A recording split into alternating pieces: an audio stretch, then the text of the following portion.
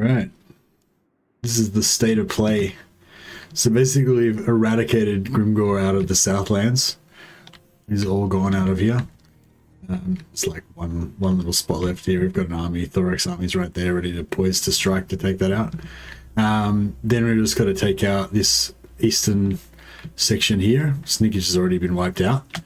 And Krokgar's taken over this little section here.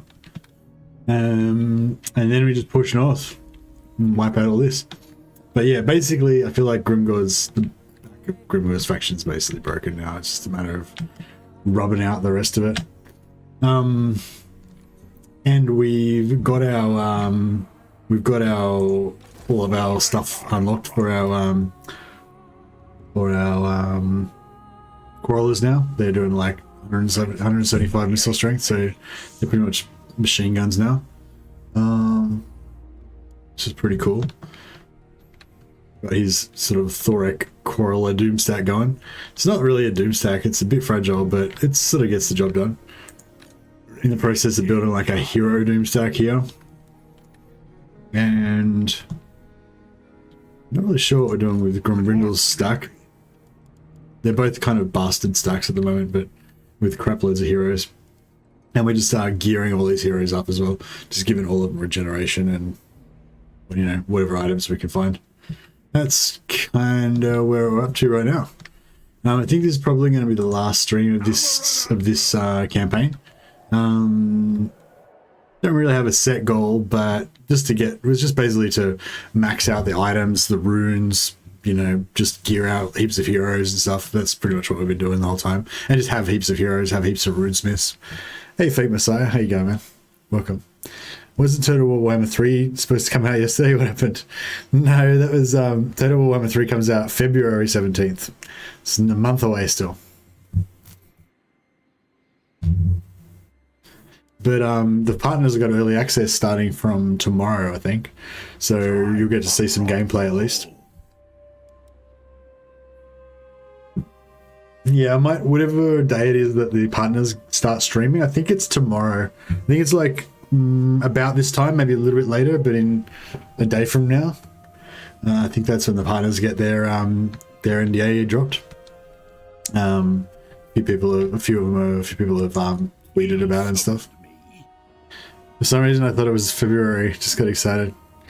Yeah, no, it's still like a month away. But yeah, we're gonna have lots of early access, people like showing off the game and all that kind of stuff. So we're gonna get to see a lot of it before February. I think we're done on this turn pretty much.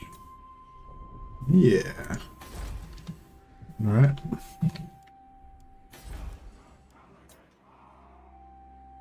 Let's check if any buildings I want to throw up.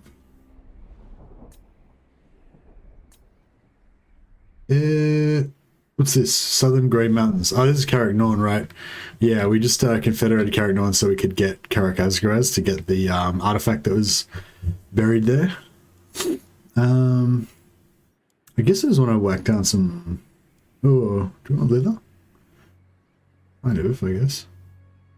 I kind of just want to whack down some walls just so we can make sure we don't lose this anytime soon.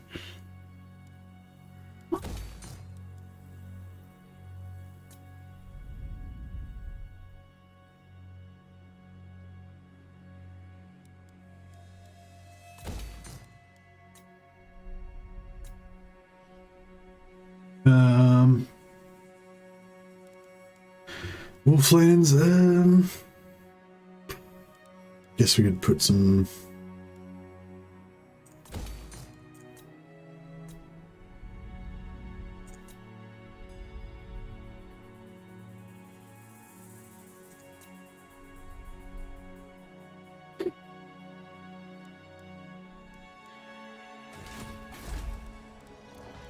Yeah, this is got a pretty good ballot garrison. We'll just let these rebels, let them come. Bring it. There we go. Famous, I've been trapped in a time vortex. Yeah. Gonna try it in Game Pass and decide if I want to buy it when Mortal Empires releases. What's Game Pass? Is that like Xbox or something? This means I've got some time left to enslave the High Elves. You're playing as Dark Elves? Enslaving High Elves as Dark Elves is kind of one of my favorite things. Non-aggression pact with Balthazar Geld. Yeah, I mean, why not? Guess so.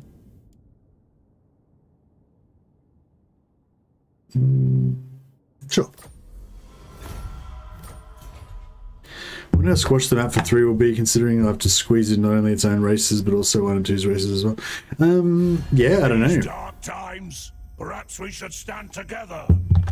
Like the way the kind of vision I have for the Mortal Empires campaign, or the way I see it, is that I'd like the map not to be squashed. I guess is what I'm saying. Now, I mean, like I feel like some people like to do full map completions sometimes, or you know, I don't think maybe people like to do it all the time. Some people maybe like to do it occasionally, but it's like most people agree that full map completion is, you know, very tiresome, takes way too long, and it's not really that much fun to do. But like my thing with Mortal Empires is I don't want to use all of the map. I just want like the whole world to kind of be there outside of my area of play, outside of the periphery, you know. Yeah, so I don't know.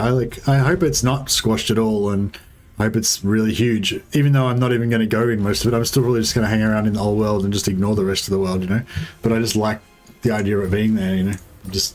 I don't know. Yeah, I've always been like that. Like, I just like even in like Rome, I would never play any of the other campaigns except for the Grand campaign. Like when the new DLC would come out, they would have like a new campaign, and it would have like a few extra items for the Grand campaign, a few extra like units for the Grand campaign. That would be the whole DLC. Would just be those few extra units for the Grand campaign, because I'd never bother playing the like new mini campaign or whatever, you know. Because yeah, I just like having that like big world, even if I'm not even going to explore it. Just like the idea of it being there. For vengeance! For Karak! This'll do for start. I tried my hands at Marathi after Legends Guide. Oh yeah, how did that go? It go pretty well? Is it a lot easier? How about the map being a globe with no squashing needed? How cool would it be if it's the it would be if it is the globe. Did we figure out whether the demon leak was like a legit leak, or if it was a hoax or what? I mean, I assume it's legit. It looks pretty real to me.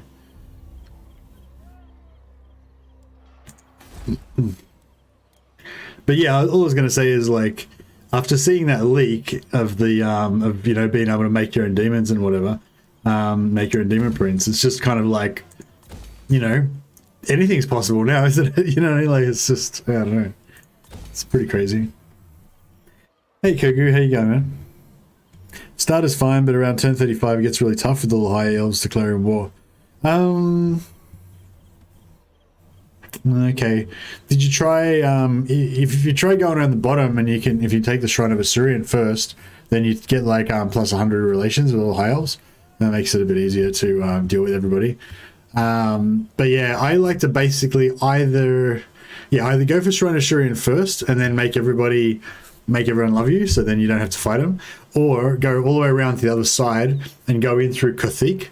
If you attack in through Kathik and you to your resistance and Grace, you've got like all heaps of ports where your Black Arcs can support you, and it's really hard for the high elves to get rid of you. But yeah, if you just kind of come across the way you would expect to kind of come across, it's sort of hard, yeah. On it, but there's 3 Kathik and 4 Etane stacks in the way, and I skipped Lightning Strike. Oh, that was an interesting strategy. Did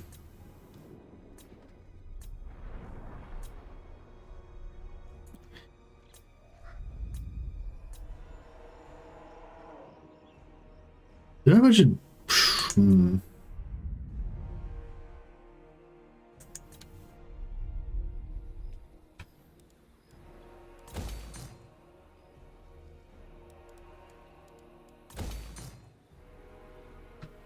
What the fuck? Mal's Darkblade. What the hell's he up all about now? He's just Malice Darkblade's entering the fray.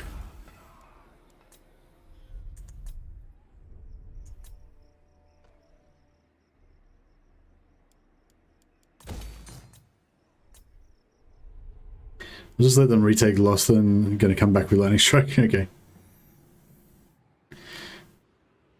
How much use is the Shrine of Asturian if all of the legendary, all of the high elves are all at war with me?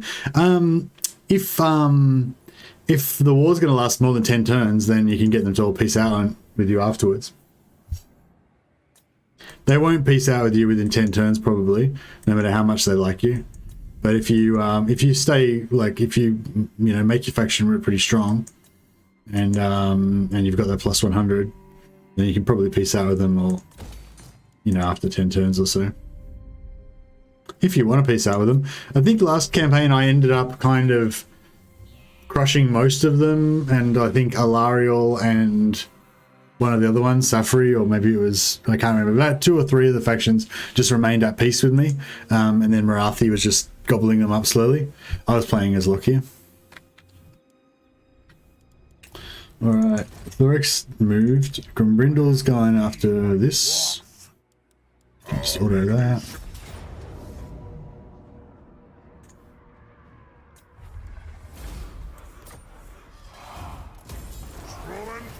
Oh, actually, we wanted to occupy that, didn't we? Oh, okay, no, we don't need to occupy it. Okay. Oh. No, we may as well. We should occupy it. How can I help? The dwarfs need me. You know who I am. Ruined that place a little bit. Oh, Zuthbar's tier 5. Sick. So when it takes Zuthbar, it'll be tier 4. That's pretty good. The other guy should be over here. Somewhere. There he is.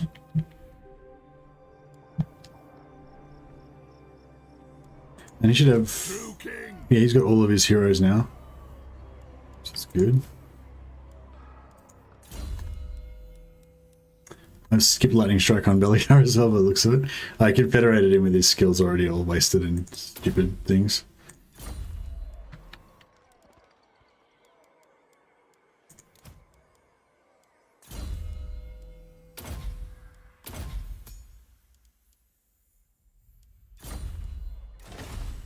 Just gonna keep getting more and more Iron Wardens tankards.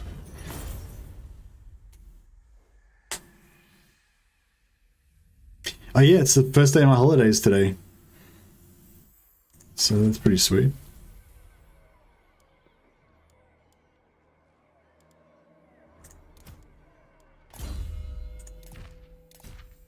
So yeah, I was kind of like in the middle stage. It was about 1 o'clock in the morning. I wasn't like super tired, so I thought I'd probably have trouble if I try and go to sleep. I won't be able to sleep maybe. But then, when it comes around to 4 a.m. when I normally would start streaming, I'll probably be pretty tired by then. So it was like, yeah, I may as well just start streaming early. So that's why the early stream tonight, if anyone was wondering. Carlos is doing THOREK'S Warhammer 3 campaign. What?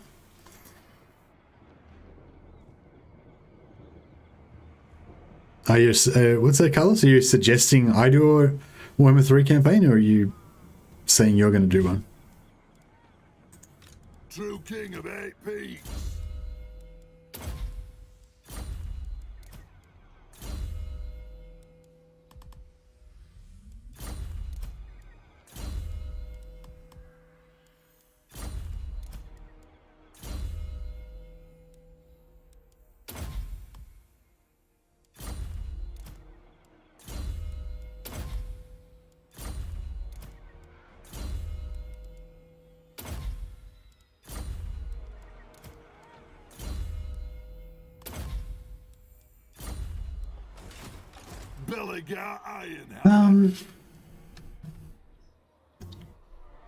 Well, we could probably leave Grombrindal to take Zuthbar.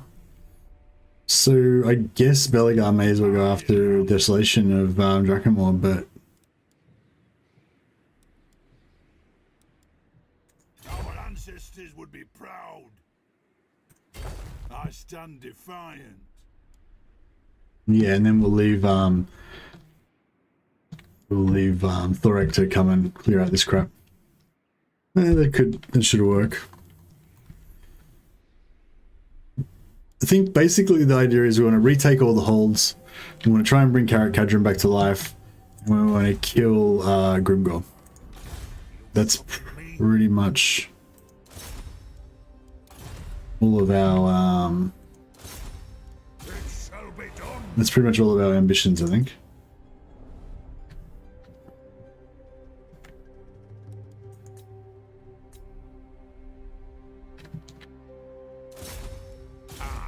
That is an agreement.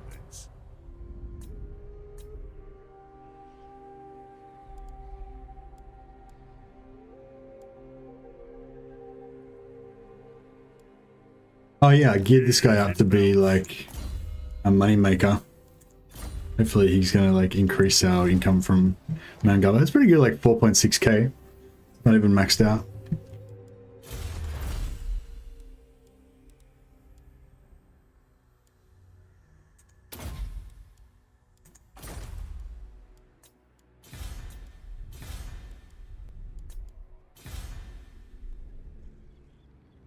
Shit. Yeah, Thor can sort it out if the rebellion gets too bad, I guess. Alright, it's all under control. Aye, lad, what can I do?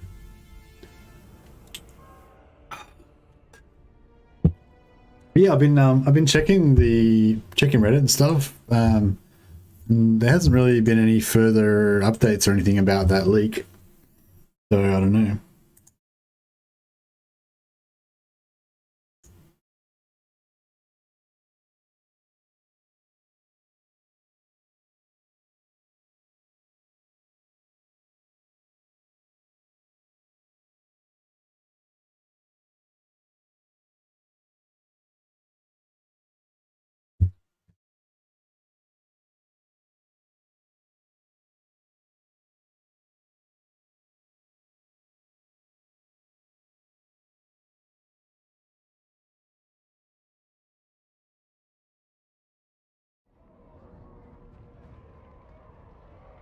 Hey Dan Offensive, French YouTuber said that CA picked which faction he could show off.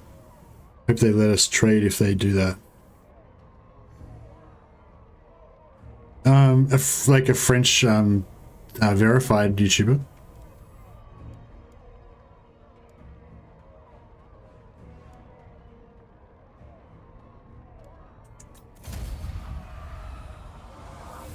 Was it somebody in the partnership program? Because if it was not a partnership program person, then I wouldn't really think it's necessarily relevant to us.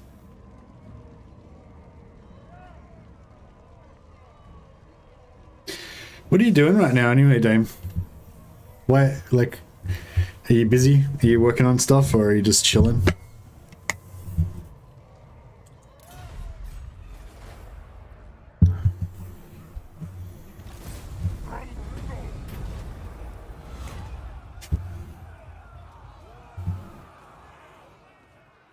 That's true. I bet they give Corn to Legend just to piss him off. Yeah, maybe. That'd be funny.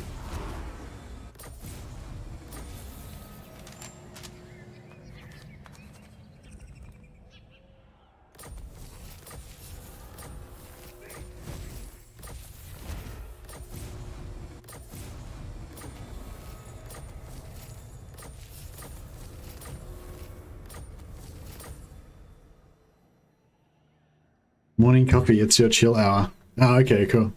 I was just gonna say, if you feel like it, you can give us a call on Discord and we can have a chat, and that way you don't have to be crippled by the text.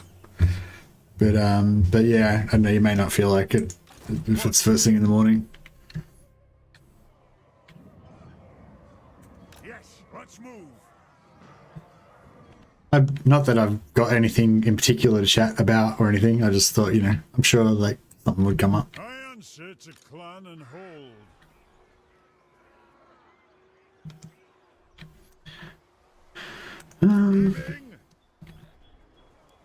I am the White Wall. I love how far you can underway when you've got good movement. It's very cool, just like underwaying like across the whole fucking map. Dwarves don't get, yeah, dwarves, all dwarves get is the rune bearer. I kind of wish that you could get more It shall be done. stuff for them, but But our I don't know who's the underweighing faction that has the best movement. Probably is dwarfs actually, isn't it? I don't know if greenskins get any followers or anything. Boyfriend is asleep in the room plus dangerous territory to accidentally spill beans. Oh really? I don't even know any beans. Do you know beans? What beans do you know? Spill. No. Yeah, no, fair enough. Just yeah, just we were having that chat yesterday, and I don't even know what, I don't really even sure what the issue was with the conversation that we had, but Legend told you a secret. Ooh. Well, yeah, you definitely can't spill those beans.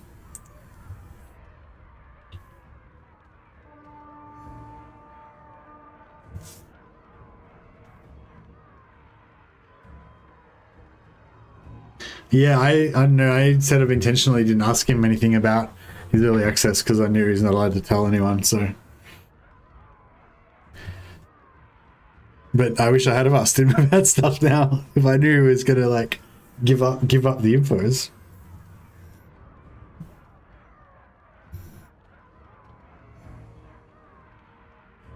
Anyway, what are we doing? I'm attacking a siege place. All right, cool. Let's do that. Getting hot already. I went back in a sec. Chair stream. I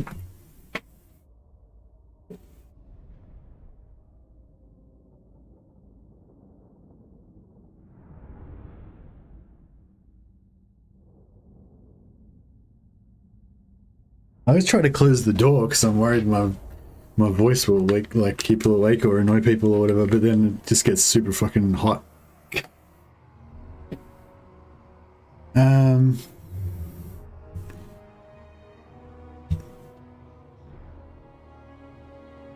Legend told you a secret about his content, but it's not Warhammer 3 content?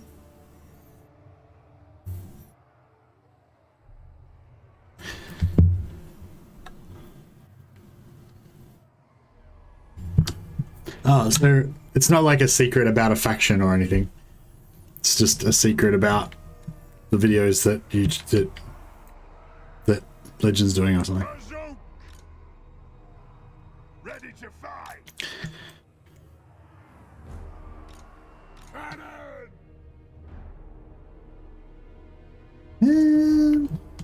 I don't know, I guess we go over this side, do a bit of left side action. Oh, actually, what time? It's like warp bomb time, isn't it? Fuck. If you like hide all your dudes, can they see us in here? Probably. No. You like hide all your guys in here, and then put your heroes like way up front. Will they just drop it on the heroes? Just turn everyone's fire at will off so then they'll shoot each other.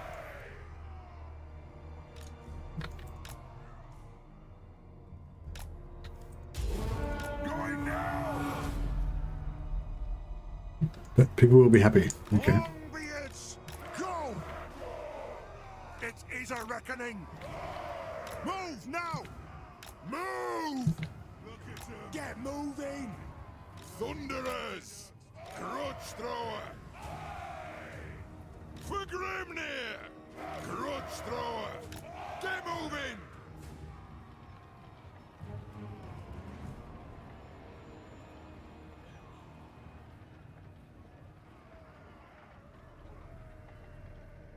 If you detach the artillery crew and hide them in other units, the AI doesn't target them with menace. That's cool. Well, I've found as well, like, sometimes if you just, like, charge in with your heroes right, like, way out the front, they don't go for, like, units that are really far away. But I don't know if that's always the case, but yeah, check out these guys, they're all hidden. So, given that they're all hidden, and they're all really far away from the action, maybe they'll just forget about them.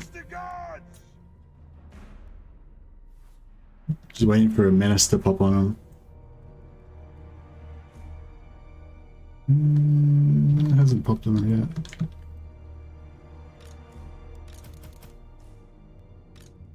yet. Good tip there, John Dillinger. I'll have to try that out. Alright, we should be melting them pretty good.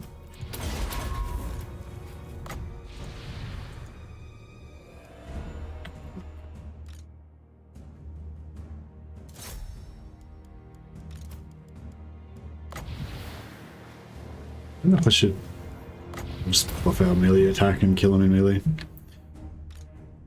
Smashed.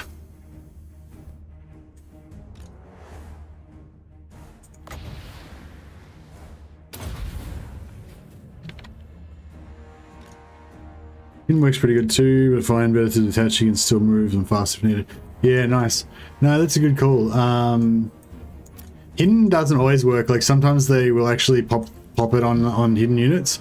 But yeah, I noticed that if they're hidden and they're far back towards the edge of the map, and then you have your heroes and other guys that are like immune to Warp Bomb are right up front, then they seem to go for the heroes. Yeah, I've just got them buried in there to defend the crew. But if they do like Warp Bomb on me or something, then that could be pretty rough. But I don't think that they are going to do it. Oh wait, my artillery is not hidden anymore.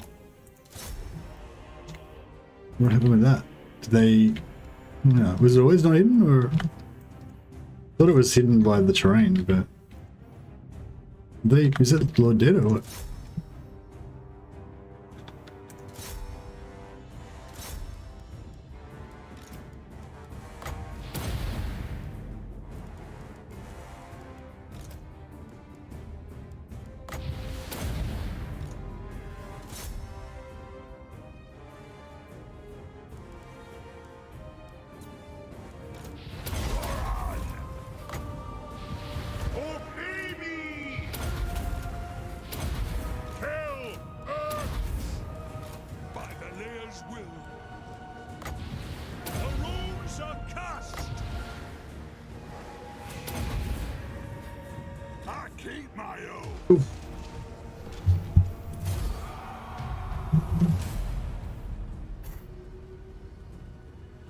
Armed and ready.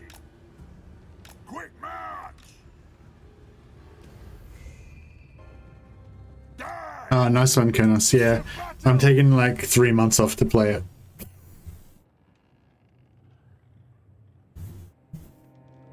Yeah, I quite often like take out a week off to when a new game comes out to just because I don't really like, you know, having vacations or anything. I just use my leave for like gaming, basically. I don't know. Sometimes I go away with the wife somewhere or something.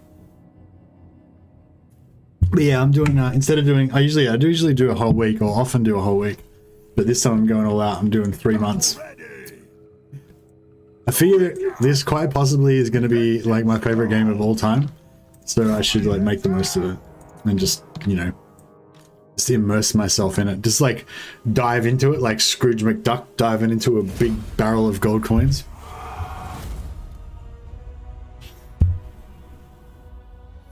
But I'm sort of worried it's not going to be the ultimate like total wargasm that I expected it to be, because possibly Mortal Empires won't come out during my 3 months leave. So I'm sort of thinking like maybe I screwed up. Maybe I should have just taken like a couple of weeks or something and then, you know, save the rest so that I could take like a week off every time a DLC comes out or something.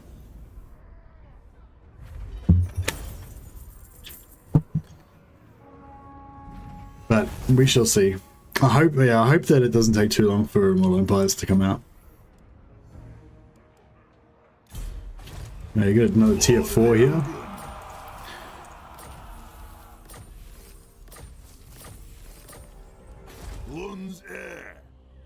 Total wargasm, exactly.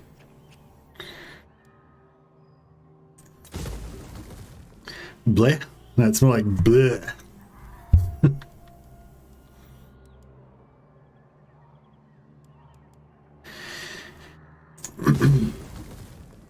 Oh wow. How much can we get a rebellion if we... No. Oh, actually, if we drop all of our public order shit, we might be able to get a rebellion straight away. That'd be pretty solid. No. shit. This is gonna take a while. Actually, no, maybe we don't have any public order stuff. It's just all these Thanes.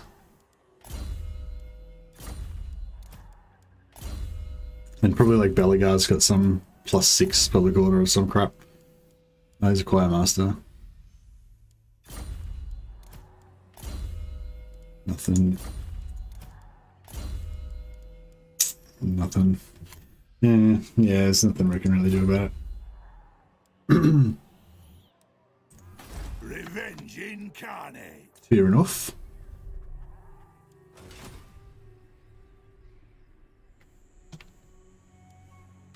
Thorek Ironbrow. Oh shit, that doesn't have a very good garrison. I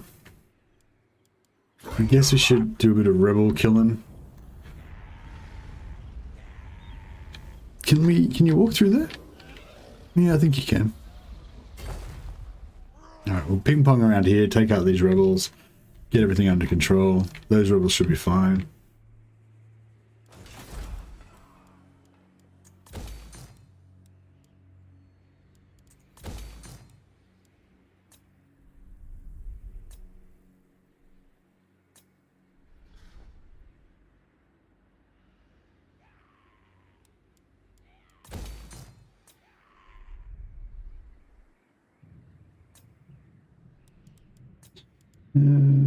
Where's the Karak?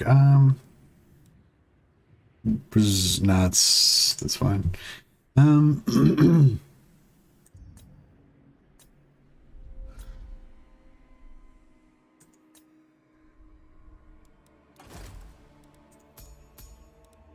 I got a master engineer. Shit. All right.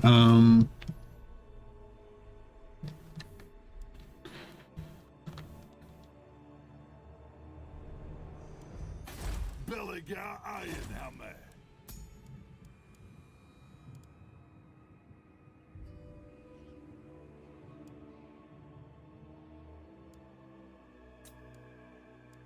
Ready to do the guild's bidding. Oh. We got so many engineers. Seems like a lot. Hey, Ross Evans, there you go.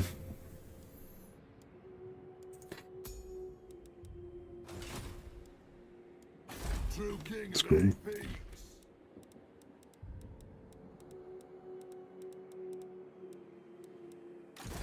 Summon me. It shall be done. What are we doing? Where's the question mark? Oh, there it is. Try. Luckstone. Yeah, not bad.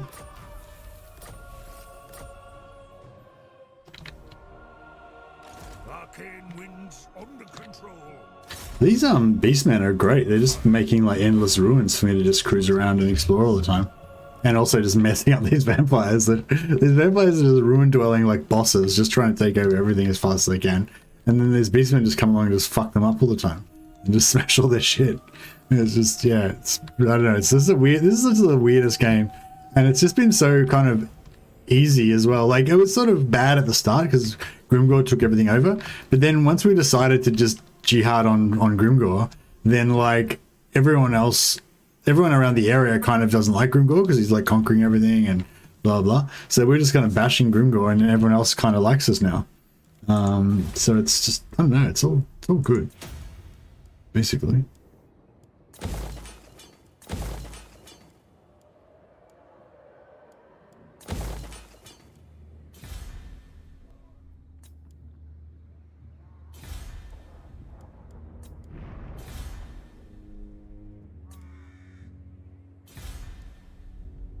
Yeah, I think I'm looking forward to the holiday content. Ah, nice one, Ross Evans. Yeah, I plan on doing lots of content. I'm not sure if I'm gonna go. Yeah, I don't know. I really just don't have any plans yet. I just like, I want to immerse myself in a lot of Warhammer, but like, I don't know whether I want to just go like all out obsessive on YouTube, or I want to just kind of do the same amount of YouTube but like get more sleep and like be healthier and eat food and, you know, hang out with my wife and stuff. Or if I want to Yeah, I don't know. There's a lot of different ways I could play it, you know. I think it's pretty safe to say there's going to be more content than there is normally. And hopefully there'll be more exercise as well, so that Mercy can live longer. THOREK'S always tough in the beginning, but it gets so much better once you knock out Grimgor. Yeah, Grimgor is, God damn it. Bricks. I feel like I probably wasted growth on that too. How much money are we getting? We're making 13 grand a turn. I could just have another army, couldn't I? Yeah, I probably should just get another army. It would just kind of make everything a lot faster, wouldn't it? Because our 3 main armies we've got now are all pretty rock solid for conquering, like for taking on strong enemy forces. So we just need like a garrison force for like knocking out rebels and crap. Make sure that you enjoy it all. Yeah, I think I will. But I think, you know, one of the key things with enjoying stuff is, you know, not trying to have too high expectations, you know. So, you know, if I try to, like, you know, think, oh yeah, I'm going to do heaps of stuff and I'm going to exercise heaps and I'm going to, you know, train heaps and I'm going to also, like, just play shitloads of Warhammer and I'm going to make heaps of content and do heaps of stuff on my YouTube channel and I'm going to have heaps of time to just relax that I never get to normally do enough of, you know. You know what I mean? If I just like be like, you know, I'm just going to do everything, then it's bound to probably be disappointing and so, or, you know, to feel like I've failed in one of those areas or something. But I mean, I should just auto resolve, shouldn't I? I really like just beating the shit out of greenskins, you know, just like bullying them. Just when I know that I have like no chance of losing, but just go into the battle anyway and just flog them. But yeah, I guess it's unnecessary. All right, we'll resettle Crag Truman. Claim it for the throne. Since we're right here. What's this? Garrison like? Fucking, it's so annoying that we don't have the grudge thrower. Like, yeah. At least this one doesn't have like miners in it. Ironbrow. So just wait for Mortal Empires. It's probably the only mode most people wanted anyway. Yeah, for sure, for sure. I'm talking between getting the game on release or wait till Mortal Empires. I'd get it on release because, like, that way you've got, you know, a month to like play all the new factions, try out everything. Like, release is a different experience from like normal Mortal Empires playing. It's more about just like dipping your toe in the water, taste testing all the different factions, trying them out, trying out the new mechanics, you know. And you know, there won't be as much depth of content as what you used to, so you'll probably like run out of stuff to do after a while. But that's okay, like, you know. I'll do it. I think that's okay.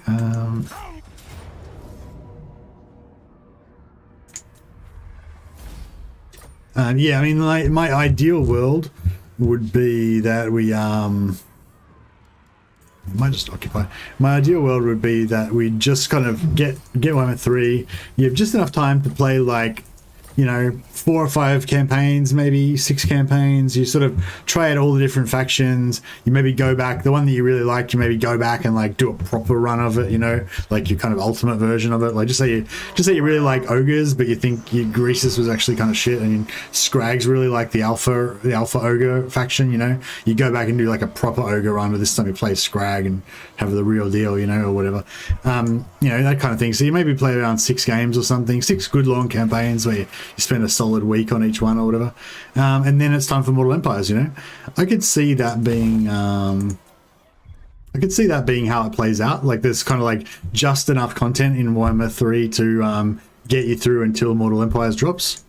Somebody said that that Mortal Empires is going to take a bit longer to drop than this time than it did before. I think before it only took about a month or like less than 2 months, I think, if I remember correctly. So I don't know, I'm a bit worried by that. If it's going to be longer, like if it's going to be like 4 months or something before Middle Empires comes out, that's pretty fucked. I don't know. I mean, it is what it is, you know. They can't magically make it come out when it's not out or whatever, but yeah, I don't know.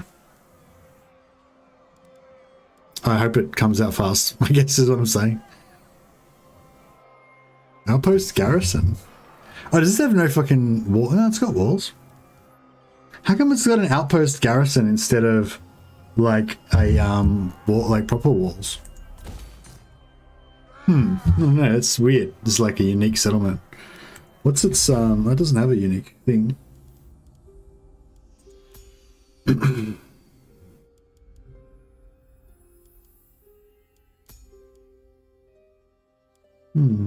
Yeah, I don't know.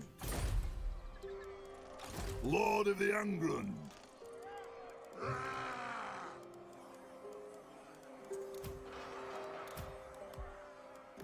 Revenge incarnate.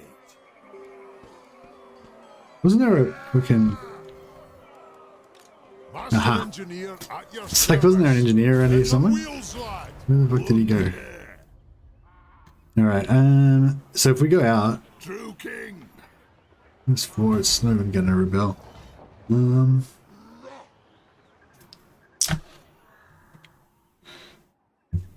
All the new settlements are buggy. Oh, these ones that are added on extra. What was your routing for this Volkmar run? Hey, Russ Volkmar. Oh, like, what did I do? Oh yeah, I could give you guys a quick recap for anyone who wasn't here from the start. So, you know, you start off here, you boost up here, take Lost Plateau, take Mount Arachnaros. Then, depending on where Queek is, you basically, like, you know, do, like, I took out Karak Orad straight away, just as Queek was taking Granite Massive. And then I came back and, like, I think I ambushed him or something. And you basically just bash Queek. And then what you could do is kind of go east and attack Krotka. But I don't know if people would necessarily recommend that. What I did is, as soon as I took out Queek, I just completely abandoned this bottom area. I didn't abandon, I just left it here, and I just took Thorek on a rampage. Like, I didn't conquer, I just sacked. I just went through here, I sacked Misty Mountain, came up here, like sacked Karak or something, you know, sacked some more shit over here, wandered over here, came over here, sacked some things over here, and then walked over here and took out Myrmidian so I could get pottery. Because as soon as you get pottery, then you can start making Iron Warden's tankards. And Iron Warden's tankards are like super powerful for dwarves because, you know, as you know, like healing, basically the power of healing is multiplied by the toughness of the character. You know, if you've got a really high durability character, then every hit point he's got and every healing point that you do on top of that is sort of magnified because his hit points are kind of worth more.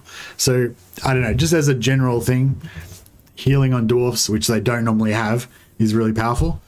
And so yeah, anyway, I just beeline for Myrmidons, took it out so that I could get clay, and then I just kept roaming around, just smashing things, leveling up my heroes, getting more and more Iron Warden's tankards. I think I got about 30 of them at this point. No, probably not 30, probably got about 20, 50, maybe, nah, probably like 14. I've probably got about 14 Iron Warden's tankards, I'd say. Is that a guess? But it's a lot. Like, all these guys have got Iron Warden's tankards. Almost all of these, except for like 2 of them, have got Iron Warden's tankards. And all of THOREK'S 4. Oh, okay, so it's not that many actually. So it's like 4, 5, 6, 7, 8, 9, 10, 11, 12, 13.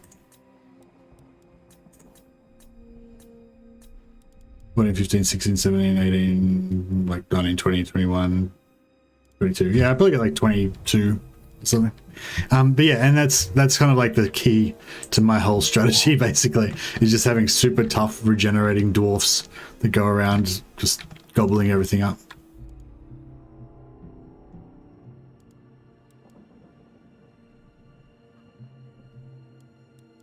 Very well, I will do as you ask. I probably should go on and get Silver Pinnacle first, shouldn't I? That way I can just get that artifact unlocked. And also it's got walls, so it's got more chance of staying up. Alright, where can we recruit a decent army? We got guns and crossbows. So yeah, I guess, yeah. Oh, actually, I want to get some Ironbreakers. Did we end up building... Hey, this thing's got Ironbreakers. About here. Oh yeah, here we go. We've got Ironbreakers, guns, and gyrocopters. It's a pretty good combo.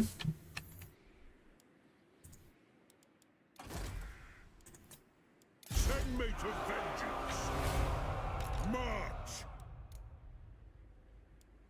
The High King acts. It is time.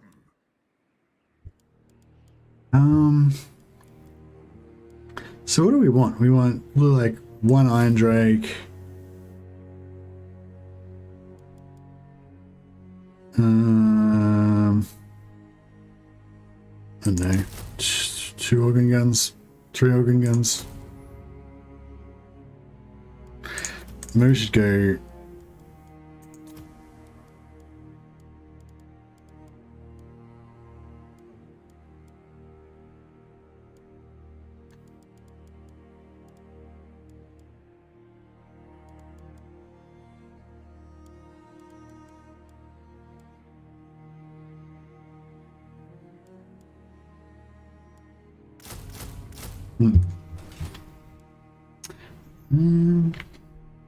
One Iron Drakes, 18 organ guns, easy. Lol. The one in Albion is a mess. Yeah, like no walls, and they're all screwed up, hey? Oh, the main one's got walls, isn't it? But the other little one doesn't.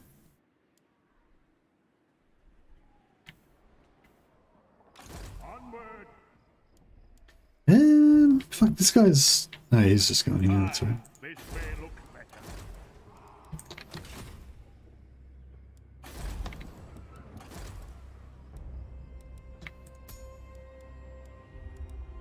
It's the wrong...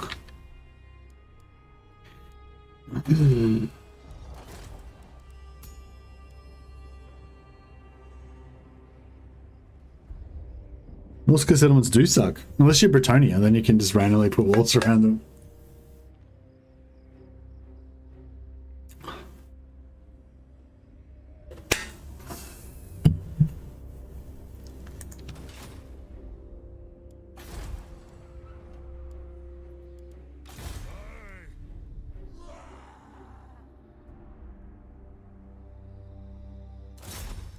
The rune's duty is never done. So be it. In Skaven, I wanted a good ruin search.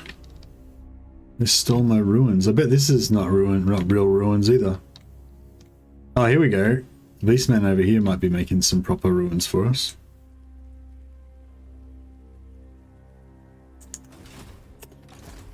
For the 13. Yes, yes.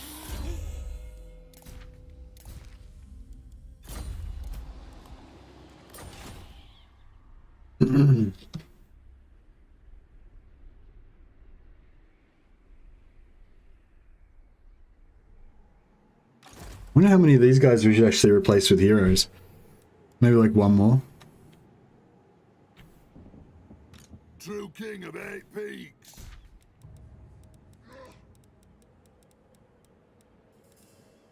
I wonder if I should build like another army as well. Just like a backup army, like here, or maybe here. Our income's going to take a hit.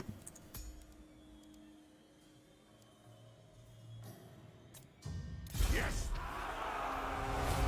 Vengeful Runelord.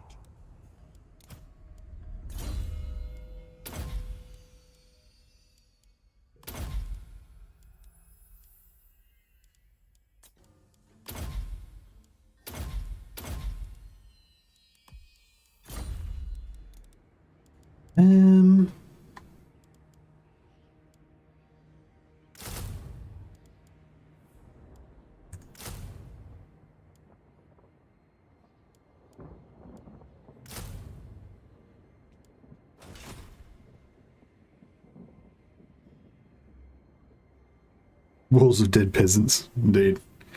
Build with their bones. I am the White Dwarf.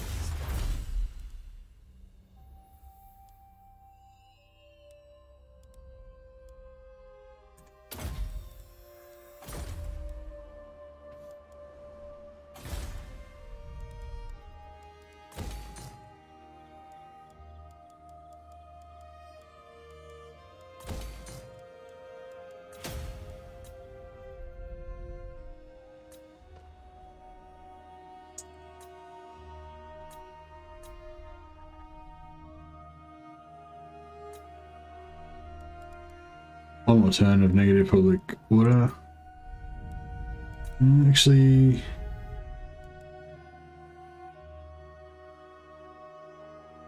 7,000. It's pretty expensive, isn't it?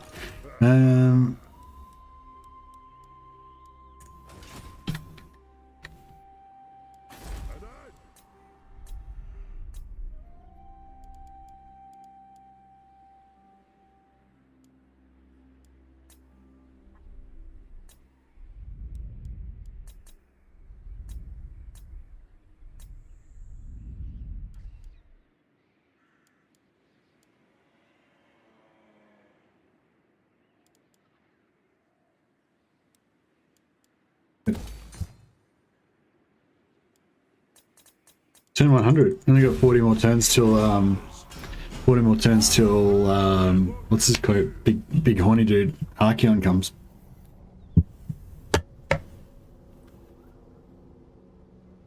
We might actually be able to fight Archeon if we keep wiping our Grimgor all the way up to the north.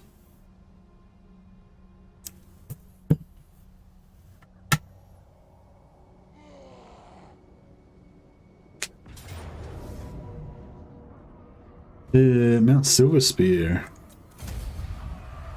No, did Belagar let him get behind us? Oh no, this is okay.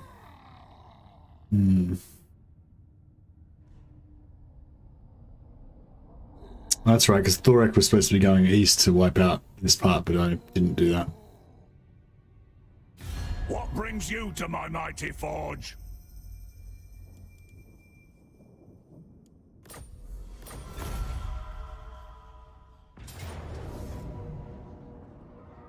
Brink Hills is fine. We wanted to lose that so that hopefully Barrack Bar can eventually take it off them.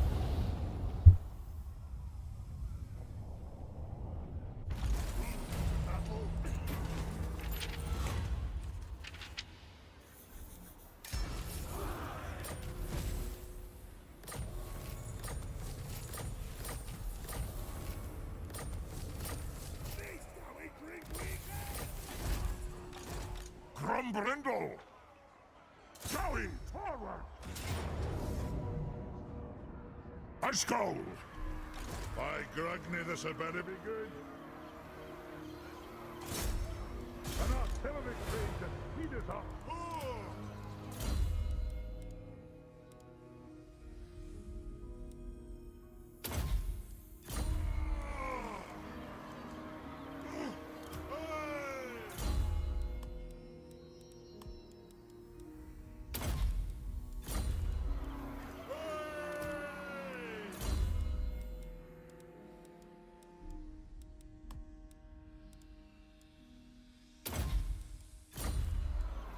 I probably don't really need to worry about leveling up for this, do I? Oh, that's right. We're going to make this guy a Gyro Bomber Doomstack.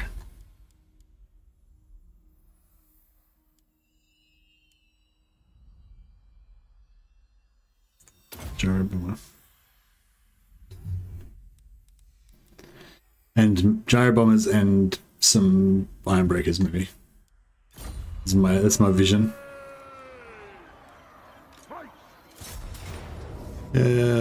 Yeah, I guess we'll just do it. Oof.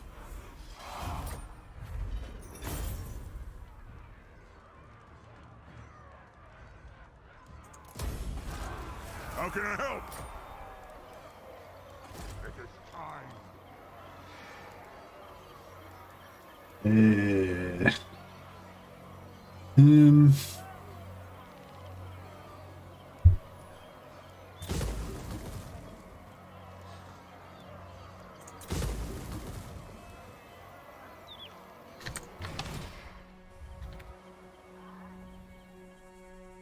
Yeah, he's kind of too far away now, isn't he?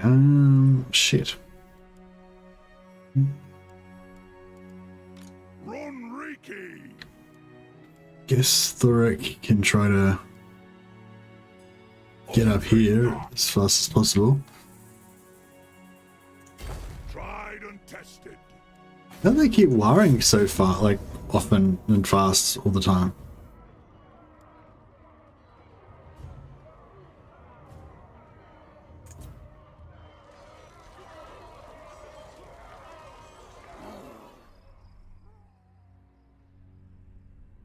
Aye!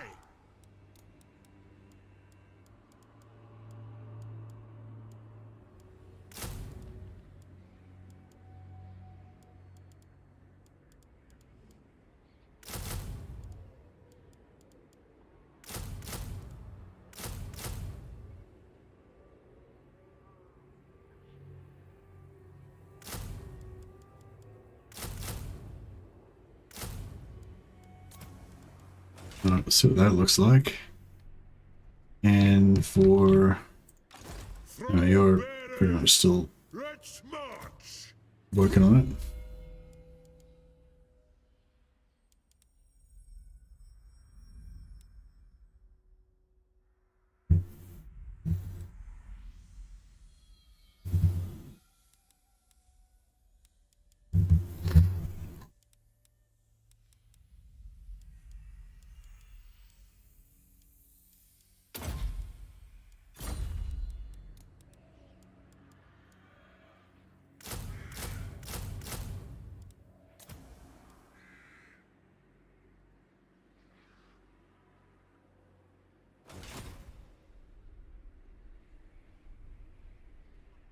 Oh, can you recruit gyro bombers from the...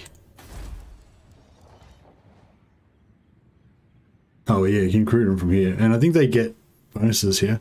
+6 for artillery units. Gyro bombers don't count as artillery units, I don't think. Do they?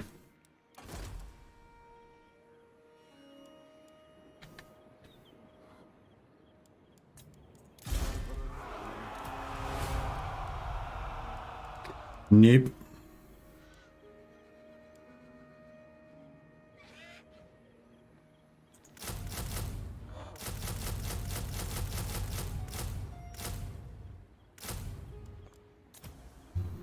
How many is that? 16.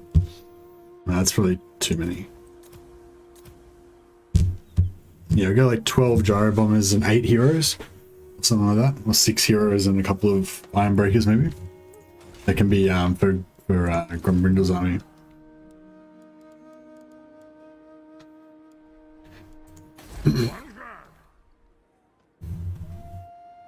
Gyrocopters and bombers are war machines. Yeah. There you go, Thorgrim Grudgebearer. All hail. Hail to the king.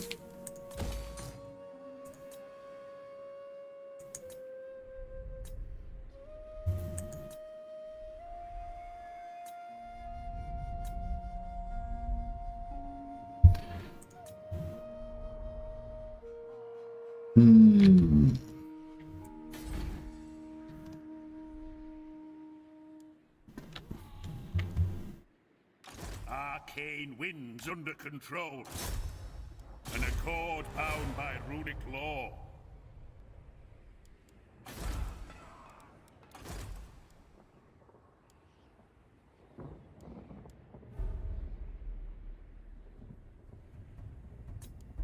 Ready. So be it.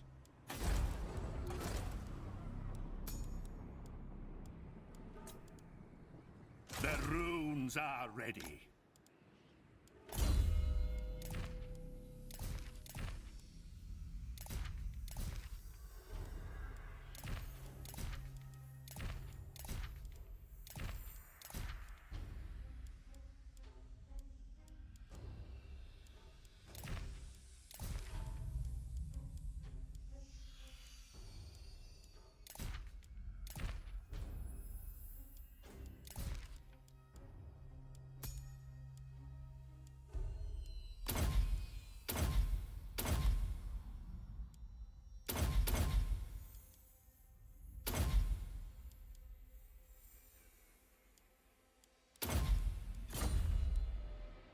Agreed. I've cast it shall be done. You summoned me. Aye, it is time. Rain.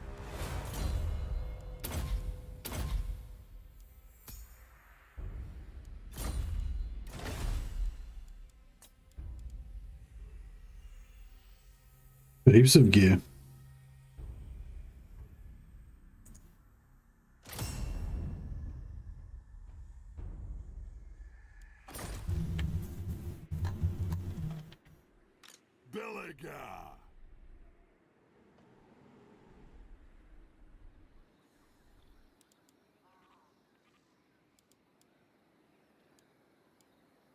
Checking everybody's got tankards. He doesn't.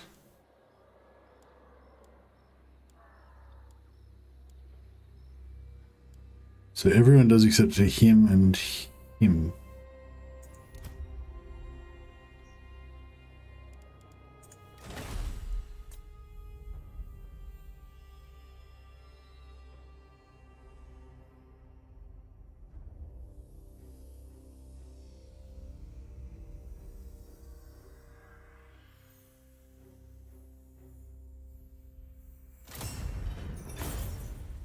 Hey Maloan, there you go, man. Welcome, welcome.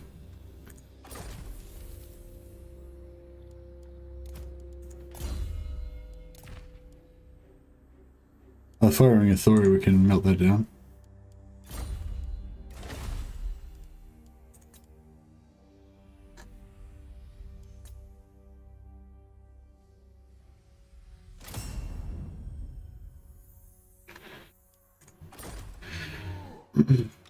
I stand defiant.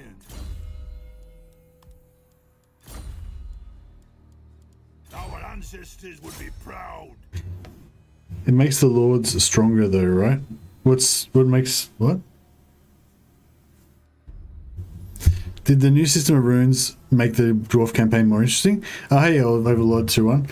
Yes, 100%, 100%. It makes the lords and all the heroes much stronger, and it also just gives you something to do kind of throughout the game, because the dwarves are kind of give you that feeling of being slow because they're because of their growth, you know, restrictions.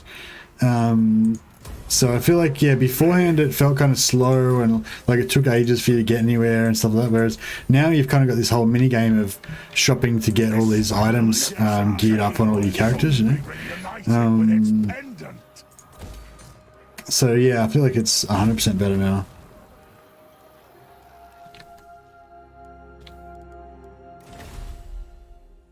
Oh cool, we got our ancestor hero now. The pendant of a true Dowie warrior. Where does he come out? Where did he pop out?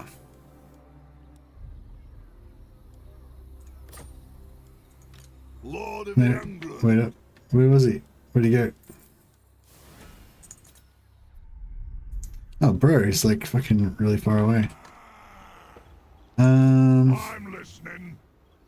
We don't want him in this army. We've got a full house here. Spongy affectionate, yeah, I can't notice. It's pretty cool. There's a ghost hero with a two-handed axe. But I feel like obviously we need to give him to Belegar so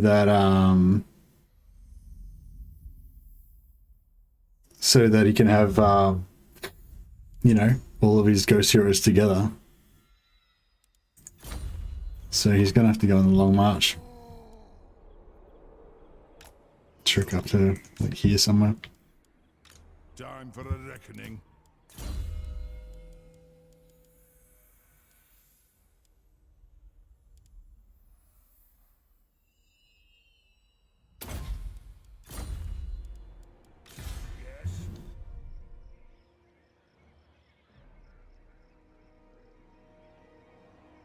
But yeah, the rune system's great. Definitely makes the doors more fun. And just, yeah, it just kind of gives you more busy work, but it's not like, it's not unimportant busy work. Like it's actually really impactful. If you get enough oath gold and the right ingredients, you can really make your heroes and everything like super powerful. Send in the reckoners if you must. I have the forge fires glowing.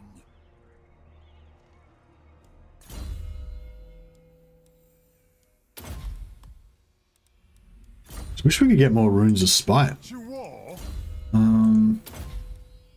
There's nothing much else I can really do apart from just backing shit constantly and getting lots of loot.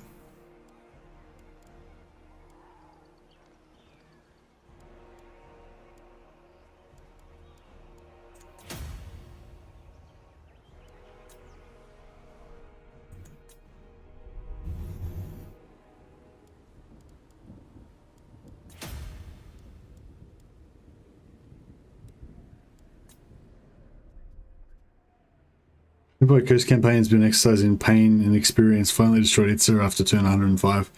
Oh, really? A lot of hard work. Well, don't think I'm going to get Grimgor by 105, but I think we've pretty much broken his back. It's just a matter of time, really. Just got to put in the hard yards and do the work. Master Rune Lord.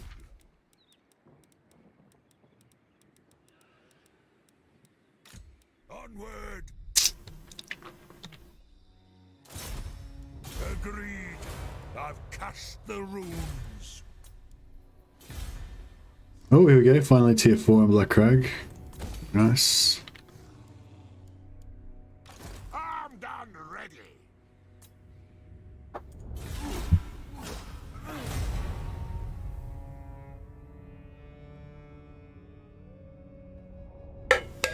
So people with early access can live stream Total Warhammer 3 straight away or just video contents from tomorrow? They must be able to stream because multiple people have said so. I've seen tweets from Lawmaster Sotek, Greatbook Grudges, Jackie Fish. Yeah, all three of them have already tweeted saying that they're going to be streaming tomorrow when the embargo drops.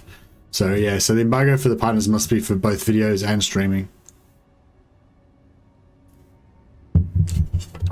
It's quite common that they'll have a limit though. Either it'll be a limit of like 50 turns or something like that, or it'll be a limit of like, you know, 5 hours or something like that, you know, a certain amount of hours.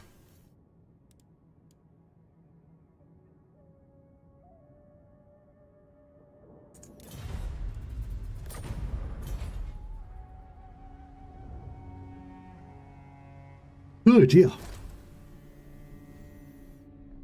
Yeah, so I haven't actually slept before the stream today, so I'm probably not going to last too long. But yeah, just thought it'd be better off to just, since I was still awake, I may as well stream before I go to bed.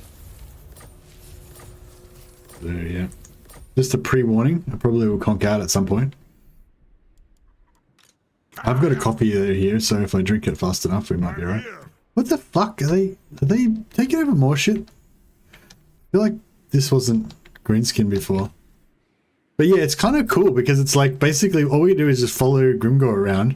He just takes over like shit, and then we just take whatever he's taken, you know? Oh, he's not at war with anyone at the moment. But yeah, whatever.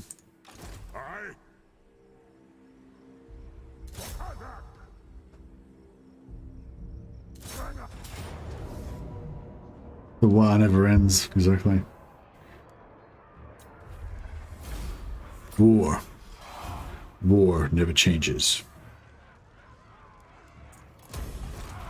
I'm ready. Obsidian amulet. Yes, please. We can melt that shit down. Boom. Obsidian amulet. Isn't there something else that had magic resist on it? Oh, there we go. So, yeah. Get rid of that. Opal amulet. I don't know. Do we like opal amulets? Not really.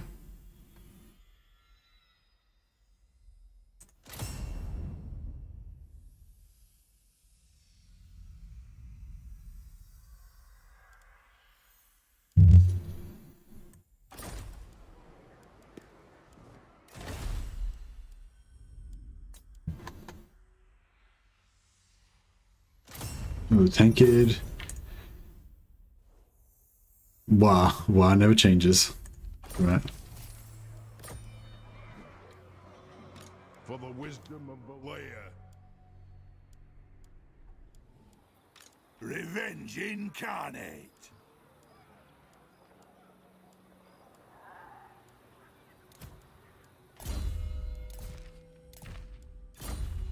Actually, we should just do a bit of a... There was a nice... yeah, that one's got 10% physical resist. Yeah, we'll just give this guy 10% physical resist. And don't have any runes, no.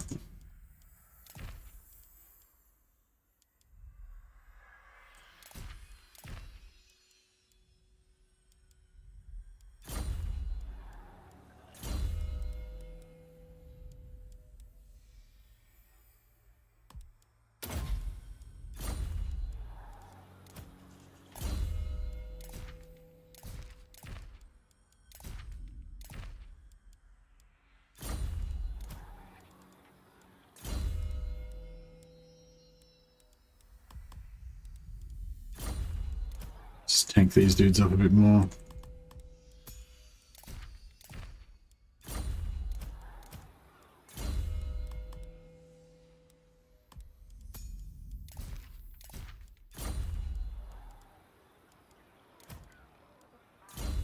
Arcanarth Stonebeard, the OG.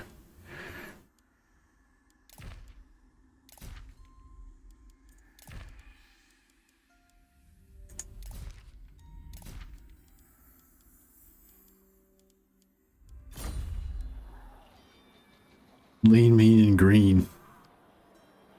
Exactly. I like a good wah. Indeed. Indeed. Lean, green, mushroom machine. True king of eight. Well, maybe, maybe. Alright, I think this little campaign to the north might have to come to a bit of an end. Fuck, it's a long way back here, isn't it? Like, I think we just... yeah, maybe it's no point coming back now. He's committed. Maybe I should just send him all the way up north. And then just work our way back down. Is that gonna work? Yeah, that'll sort of work, I guess.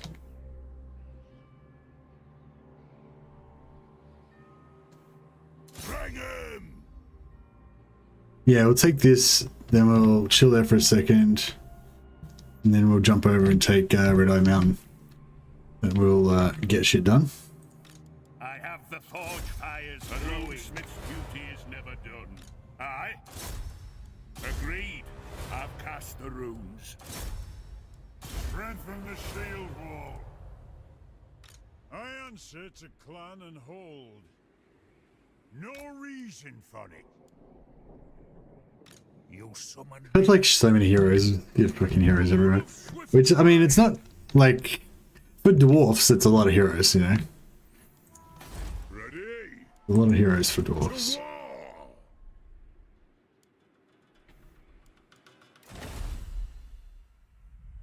Oh, I got this one as well. Oh, the heal.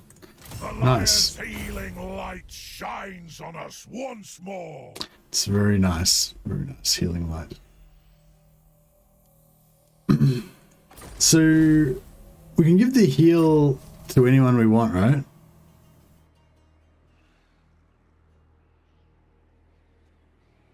I don't even know what we want to do with that heal, really. It's no good for our hero stacks because they've already got shitloads of health. Guess we could give it to Thorgrim. He can heal his mighty doom stack of...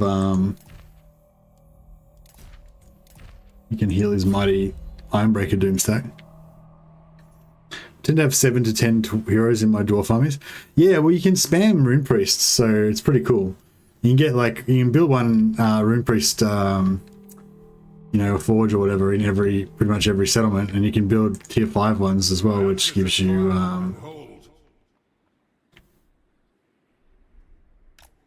two. Hey Mercy, I assume you saw the crazy leak. You mean the one from yesterday, the Demon Prince, configurable Demon Prince one?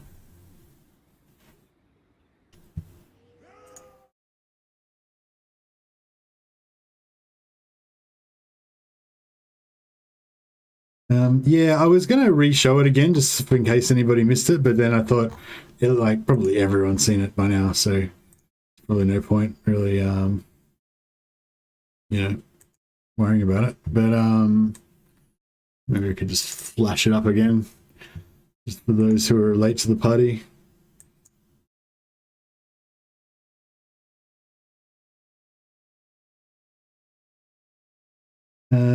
Is that everything? Yeah, it's kind of, not really.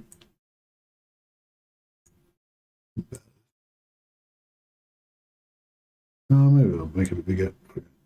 There we go. Yeah, that's pretty much it. Yeah, so you can see here, there's, I mean, I don't know if it's been confirmed 100% that it's true, but no one from CA said it's not true, and it looks pretty legit. Like, everything about the interface and everything all looks correct, and even the background, like, it looks 100% legit to me. Anyway, yeah, so it looks like there's all these slots. You can basically change out the heads, torso, wings, like create your own demon prince that looks the way that you want it to look with the qualities that you want it to get. Apparently there's sets that you can get for different parts as well. So I imagine it's like if you get all the corn parts, you get like battle-worn tail, battle-worn arms, battle-worn wings or whatever, then you put them all together and you get like set bonuses and stuff like that. Or maybe, maybe not all of them are give set bonuses. Maybe these ones with the hammer and the armor, maybe those ones are the ones that give you set bonuses. I'm not too sure. Or maybe it's saying those are the ones that we've already got set bonuses for. Like maybe this left arm that he's got equipped, which is this arm. Maybe this left arm is the battle-worn left arm. And so that little symbol's saying that, you know, it's a set with this one. Maybe, I don't know, but yeah, apparently there is sets anyway. I don't know how it works. And when you dedicate yourself to a particular god, you get more like dedication to one god. And I think maybe I don't know if you unlock these somehow or exactly how it works. But anyway, yeah, it's pretty cool. Everyone's gone pretty crazy about it. Did you by a chance to get early access yet? No, I didn't get early access yet. We're having a meeting tomorrow, I think, to tell us when we get access, or maybe the day after tomorrow. Day after tomorrow, I think. Legend posted his last saving a disaster battle for Warhammer 2 today, so guess they get to show off a lot from tomorrow. Yeah, that's cool. Yeah, so just putting old Warhammer 3 tomorrow. Oh, you haven't seen this? Okay, well, I'm happy that I showed it, yeah. The hammer and armor might mean that it can hold a weapon. Nah, I don't think that. I don't think so. Good idea, but no, I don't think so. Not ruling it out, but yeah, it doesn't. There's nothing to indicate that to me. But yeah, maybe could mean that it is a weapon, that it does attacks or something. Yeah, I don't know. But what was I going to say? Yeah, so I was thinking actually, whenever Legend does his first stream, I think it's going to be like around this time tomorrow, or maybe a bit. Yeah, I don't know. Maybe around this time tomorrow.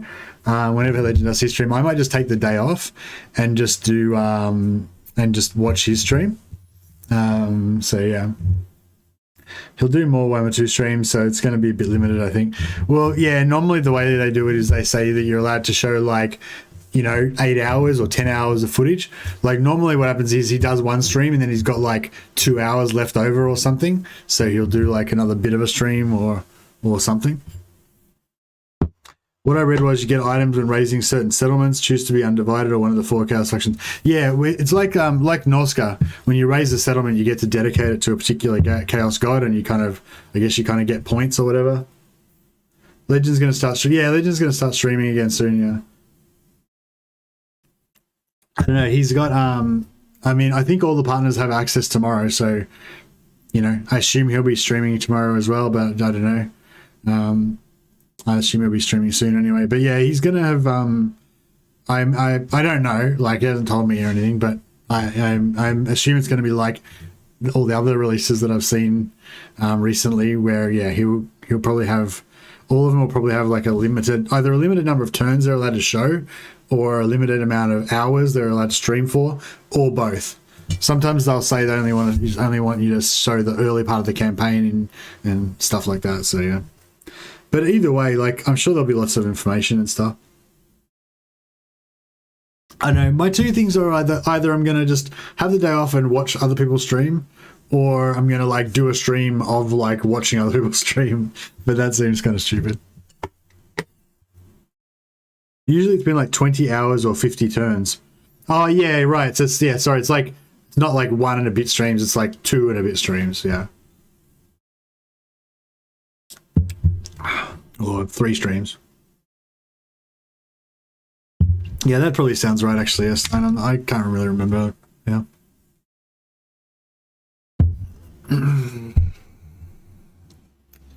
But yeah, it's all pretty exciting. Yeah, so I don't know. Yeah, if Legends not streaming tomorrow, I might watch. I imagine all of them will be streaming at the same time, like as soon as the embargo drops. So yeah, I'll probably watch. Yeah, I'll probably watch Legend if he's streaming, or I don't know. I'll drop in and say hi to Great Book of Grudges maybe. He has a name, Beak Boy. Yeah, he's called the Godslayer apparently. But you can actually, but that's not his name. That's kind of his title, I think. So I think that like the in-game voiceovers and stuff will like refer to him as Godslayer, you know, instead of like his actual name. But you can actually set. You can type in whatever name you want. So he's got the renaming button. It's not grayed out or anything. So it's like he's weird. He's like a legendary lord, but he's not legendary lord because you can change him and stuff. That's pretty cool. Yeah, you haven't seen this, Dustin? Yeah, there's a leak that came out yesterday. Basically, you can mix and match to make your own demon prints. He's got a bit of a backstory. He went into the Chaos Wastes or somewhere and tried to kill Urson, who's like the great bear spirit of the Kislevites. He's like the bear god Urson. Basically, he tried to kill Urson. He failed, but he got made into a demon prince, and now he's kind of obsessed with trying to hunt down Urson to like finish the job. The other thing is, I don't really get why he's a demon prince. Like, if he tried to kill Urson and he failed, like, why wouldn't the Chaos Gods just like discard him, turn him into a gibbering fucking, you know, chaos spawn and just let him, you know, wander off somewhere? Instead, they reward him by making him a demon prince. Seems a bit like, you know, counterintuitive. Placing ostrich beaks on demons just looks weird for me. Yeah, I think that the really thick neck with the beak like that kind of looks really weird. I'm used to seeing the long necks, like the more like vulture type heads, sort of like the Changer of Ways has.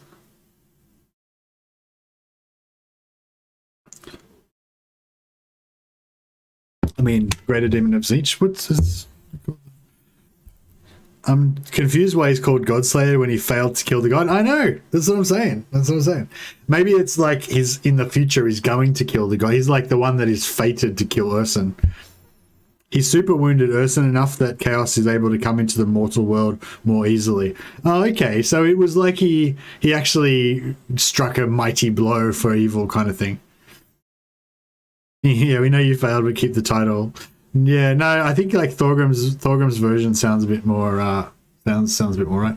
But anyway, yeah, so if anyone hadn't seen it, that's it. If you want to peruse it in more detail, it's on the Reddit. It's like everywhere basically on the internet. So, you know. But it's also in our news page on the Discord. So if you just go into the news channel on my Discord, it's in there as well, so you can check it out all up close and personal. There's lots of little details on there that are interesting.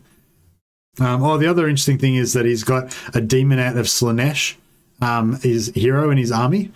So presumably he can recruit all of the different demons, all of the different hero demons. So he could presumably have like a demon of Slaanesh, Herald, Bloodletter, Herald of Khorne, you know, Plaguebearer, Herald of Nurgle, and what would I miss? Zeech? Yeah. So yeah, that'd be pretty cool.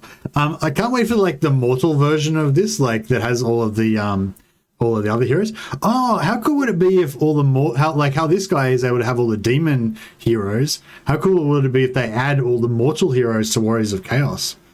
I feel like that's like a legit, like, I don't know if I'm getting too excited, but I feel like it's kind of like a pretty reasonable,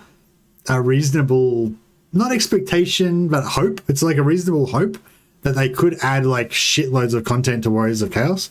Like they could leave the Warriors of Chaos basically with all the units they've got now. They've only got 2 heroes, just Chaos Sorcerer and the Chaos Champion or whatever. And then they could, as well as that, put in like the Slaanesh Cultist, the Khorne Slaughter Priest or whatever he is, the Plague Cultist and the other one? The Zeech Cultist. Yeah, they could just add all the Cultist heroes that are all mortal. They could all add into the Warriors of Chaos. And what else could you have in there? Oh, and also like the Khorne Berserkers and stuff like that. They could be like elite ones that you get if you, I don't know, favor a particular god or whatever. I don't know. Anyway, the point is, like, the roster of the Chaos Warriors is already quite big. Like, the Chaos Warriors roster is bigger than any of the Chaos Gods individually. But I don't know if they deserve it or whatever, but I just think it'd be cool, and it's not beyond the realms of possibility that they could actually add, like, you know, another 10 more units to the Chaos Warriors of Chaos roster taken from the Demons of Chaos armies. I don't know. That's just a dream. Hopefully it's going to come true.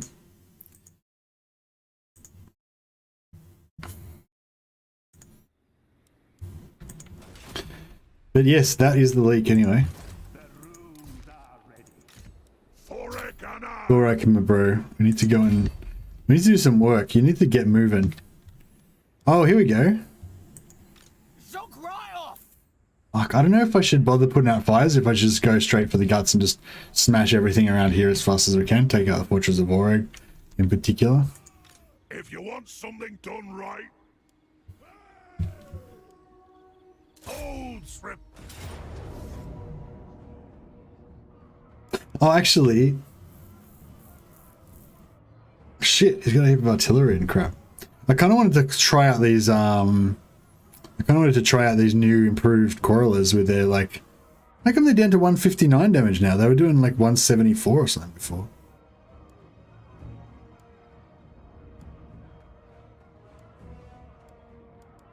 I know, I want to try out these Quarrelers.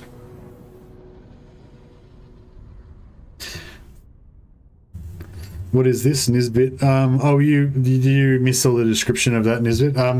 That was the new Demon Prince that's apparently going to be configurable by the player, so you can like choose what traits you want and what physical body parts and everything, mix and match.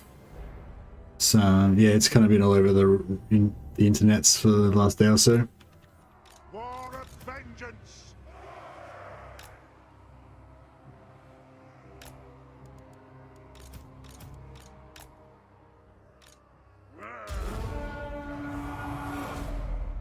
It is an order. Stop firing. Off we go. On the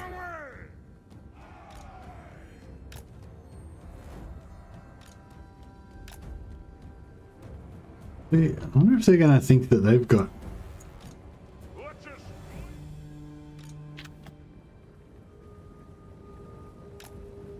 Dwarven legs.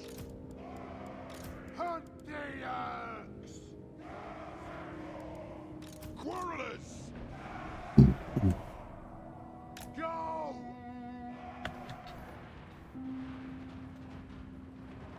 Cannot.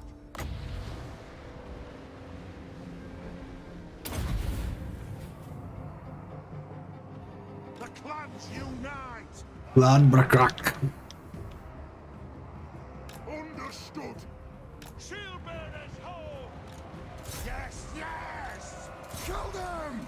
Kazook! Iron breakers! Ready to strike! Bring them down! Axes out! Go!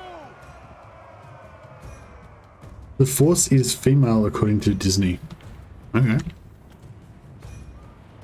I don't know, does it really matter what sex it is? I mean, it's sort of not really... I don't know, I don't... Like, how does the Force, like, display its gender properties? Ordnance ready! Go! Like, if you can't tell the difference between a male and a female Force, like, what's the difference? Or can you... Is there some distinguishing Nothing I can. property, or... What, I don't know, maybe I shouldn't even... Maybe I don't even want to know. I probably don't want to know, let's be honest. Long beards! Move off! Oh yeah, it's melting. There's some melting happening. That'll do! Oh, so much meltage. Take it aim! Aye! Close! through! Blades far! Blades fast! Move now! Thunderers! La Force instead of Lee Force. Oh, is it just a language thing? It's just like how you spell it. That's the thing. Makes sense. Walk those dwarven legs! Walk those dwarven legs! Hammerers! Reach far! Reach fast! Thorek Ironbrow! Wrath and ruin! Thunderers! Nothing can stop us! Withdraw! But what difference does it make? Like, you know, like when I think I did like Indonesian or something. No, it wasn't Indonesian. Maybe it was. I mean, I did study a bit of Indonesian, but I think it was some other language. I don't know. Maybe it was Italian or something. Anyway, and they were saying like, you know, like table was like a feminine object, but like, no, table was like a masculine object, but like a chair was a feminine object or some shit. But like, as far as I know, there wasn't really any particular quality associated with an object being feminine or masculine, right? Like, there's nothing. Do you know what I mean? Like, even though like a table is like a masculine object, like it's the table or whatever, it doesn't make any difference. Like, it would have exactly the same properties if it was le table, right? There's no actual difference. It's just because in those languages everything has a gender.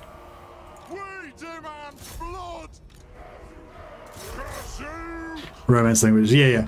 Like that's what I'm saying. Like I know, I'm aware of that concept that they have a gender in those languages, but it doesn't do anything, right?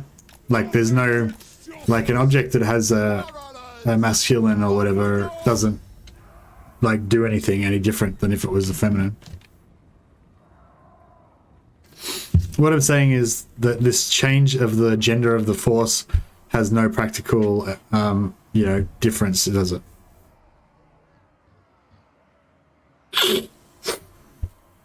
Romance languages place the words incorrectly according to my sensible Germanic. Well, in Germanic they have the genders as well, don't you? But are they just different? I think things are different, have different genders in German.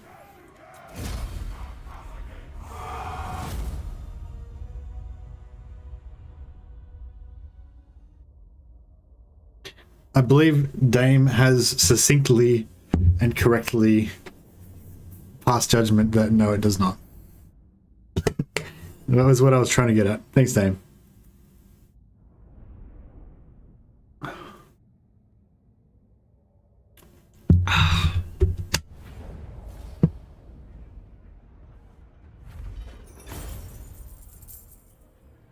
Not usually, though. If you're talking about a group of people in French, if there is one man and 100 women, use the male version to address them. That's interesting.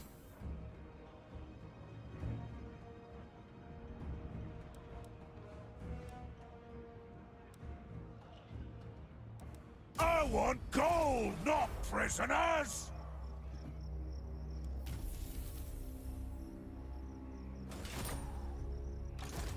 The throng is... Well, it sounds like it was a good marketing ploy to get more attention to the Star Wars franchise anyway. Which at the end of the day is kind of the purpose of most things that people do publicly. You know, the main objective is to get people to pay attention to it.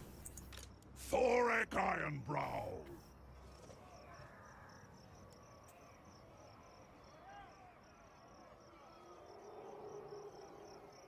Oh! Avenge the ancestors!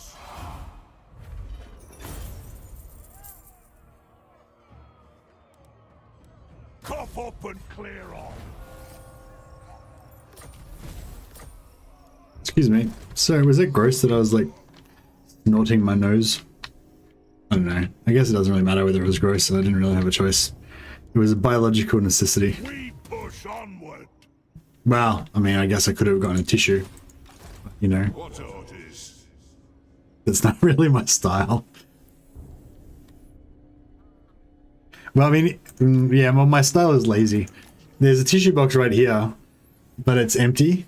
If this tissue box had have had tissues in it, then I would have used it to blow my nose.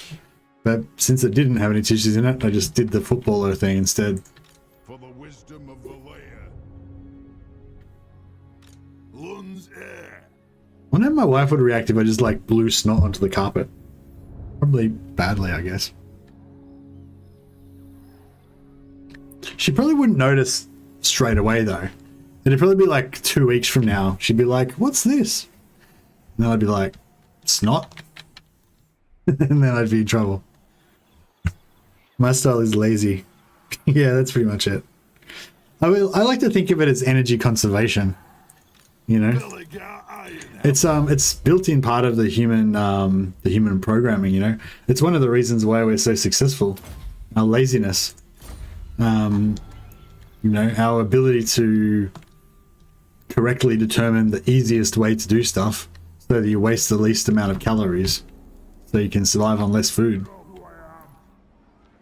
Probably not as valuable now that I've got like an overabundance of food available to me, but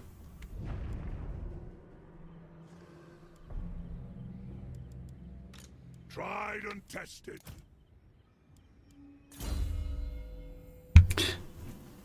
what is the point of heroes in an army when you could just get a whole unit? Hey Ryan, that's an interesting philosophical question.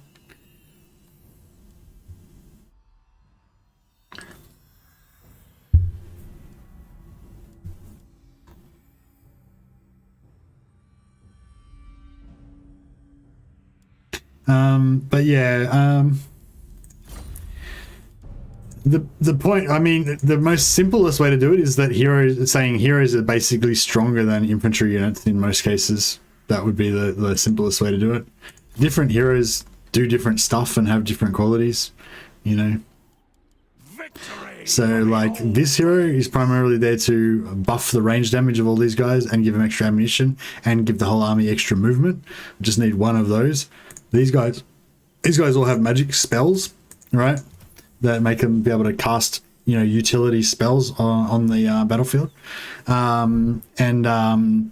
They also can do a bit of tanking.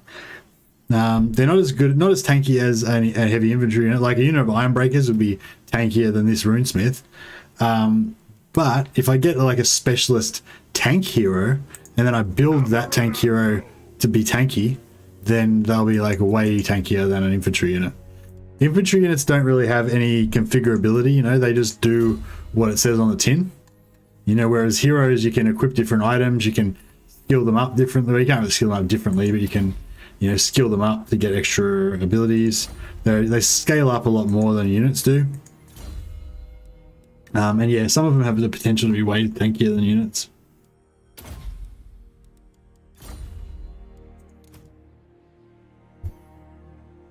Heroes' lives matter. Yeah, well, yeah, and you can make your heroes immortal as well.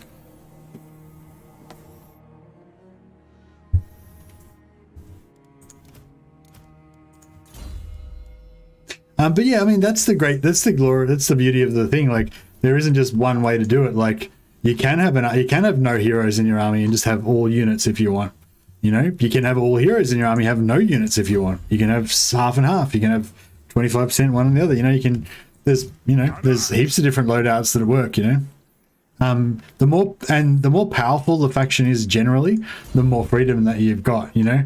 Like with High Elves, because they're such a powerful and flexible faction, you can just do whatever you want with them, basically, you know.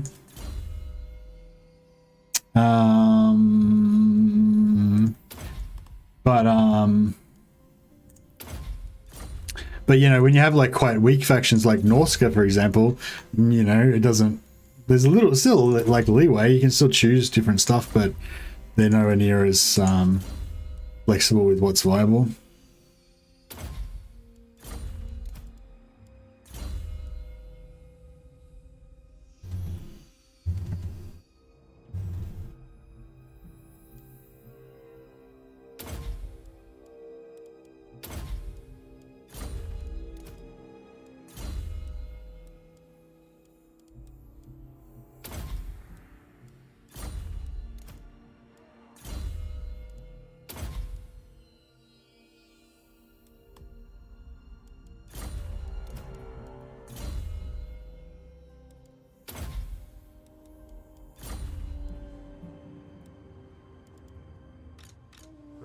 defeat me.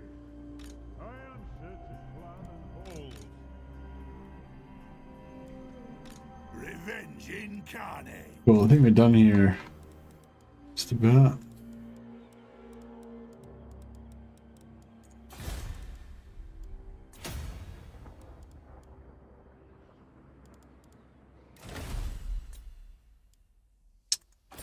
No items to recycle.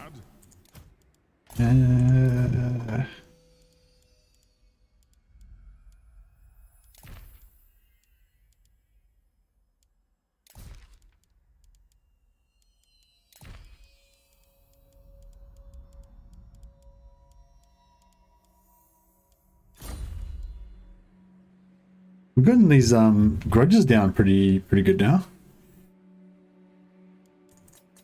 We might even be able to like solve all the grudges soon. This is mad. So you like Grudge Raker better than the rifle on engineers? Well, I think the Grudge Raker is cooler.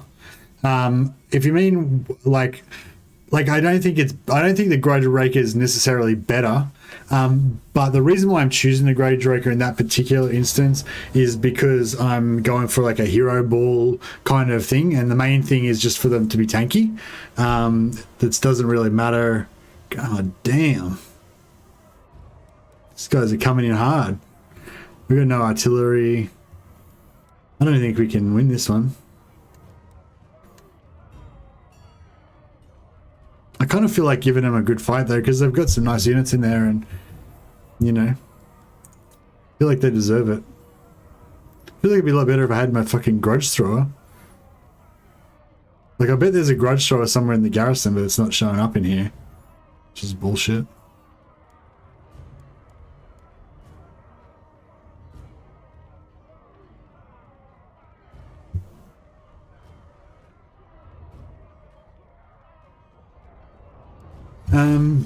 But yes, but anyway, yeah, so with engineers, I think that the sniper engineer is probably more useful most of the time, but the shotgun version is slightly tankier.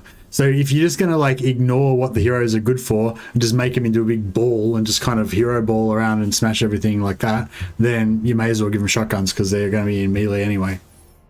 That's my thinking on it. Not really about making them super efficient. It's just because that particular army is doing the hero ball thing.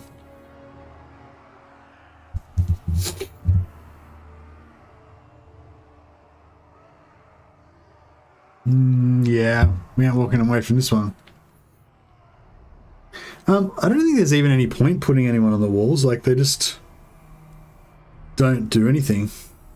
These fucking towers. Oh yeah, this town square is fucked. Oh yeah, this is not working out at all. I shouldn't have bothered even coming into this battlefield. It's not like it's all bad. Thunderers! Quarrelers! Ranged firepower ready for the ancestors!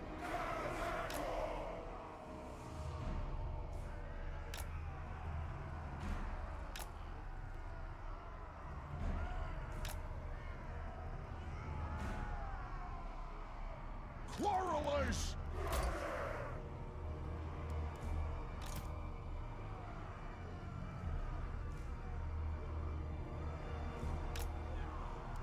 Longbeards! Iron breakers! For the Karak's encore!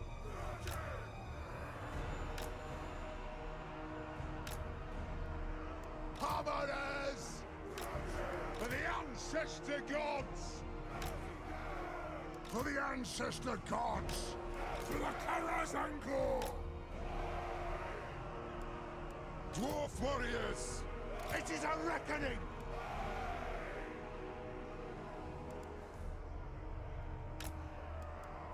Ready!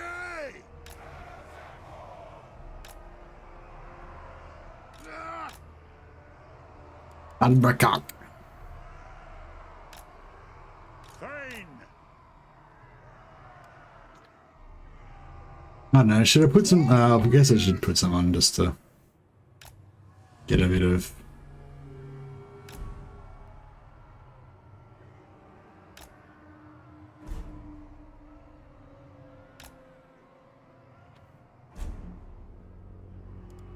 Vengeance!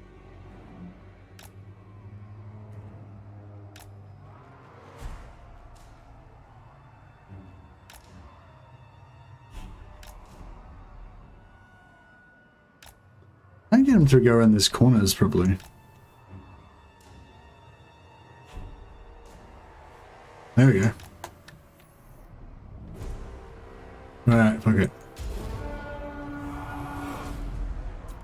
Alright, have a good death, boys.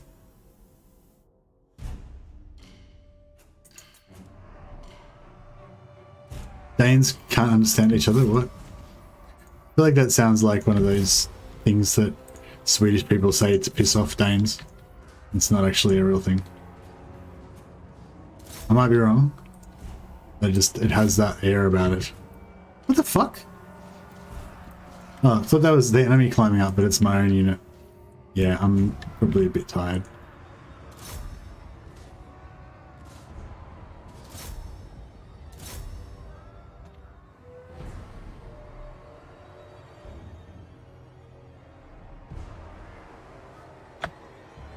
Alright, time to go, you guys. Off we go!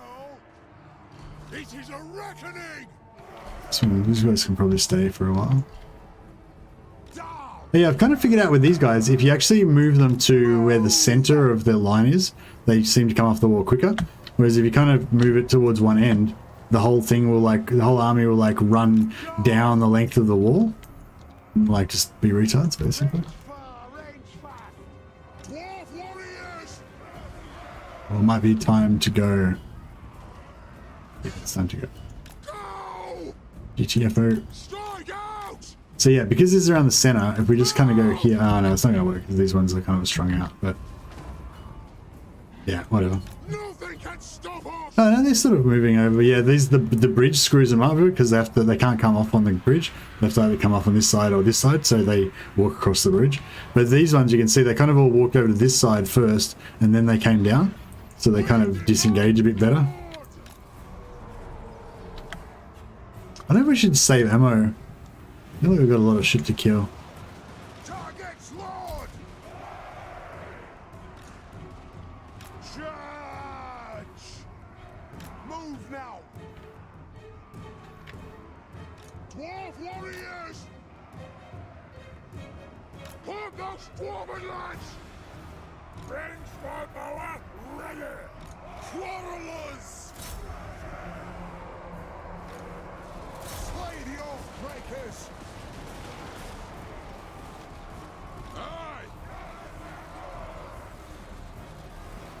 Yeah, I don't have that. I think they got screwed up.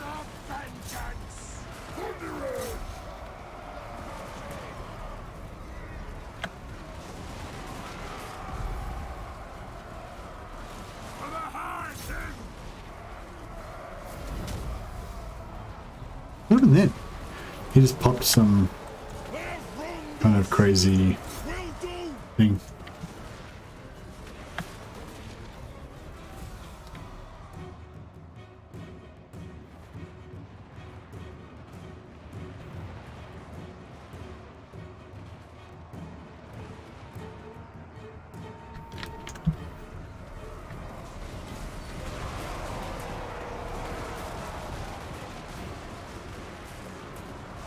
It is a reckoning! Attack! Dwarf warriors! Charge! By the gears of Super! Of the ancestors! Aye, lad, I'll do it! I let Grimgor survive too long. Quarrelers! Yes! Bring everything! For the High King! Zombies! No! Stop! Yes, Lord! The spider's done. Dwarves, ready axes! What do we do here? No. Might have to bring The clans unite! For the ancestors!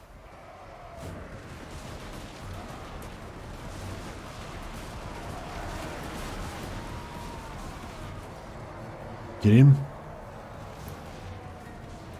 Dwarf warriors! Yes, Lord! Ammo's getting low. Let me get my tools! Let me pop this thing again. Dwarf warriors! Whoa! To me! Rimbo's nearly done. Come on. Do him, lads. I have wronged us! Withdraw! Kill him, kill him, kill him, kill him. There we go. I speak my lord's will! For the Karak's encore!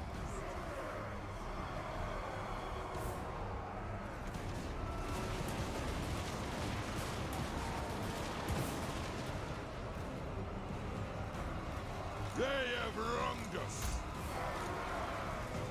Drang the axe! Quarrelers!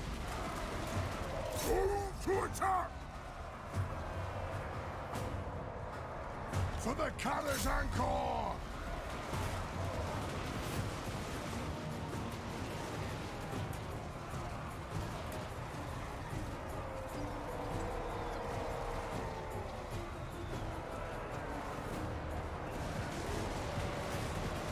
Let's start shooting!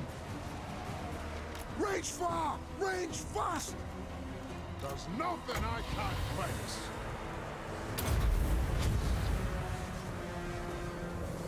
Yes! Kill them! Longbeards! Go!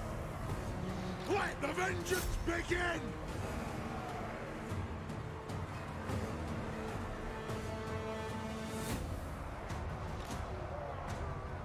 Move to attack!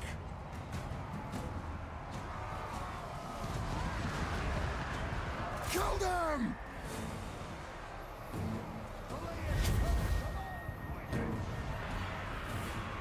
The clans unite! Thunderers! Vengeance! Put the axe! Axes out! Move to attack! Ready to strike!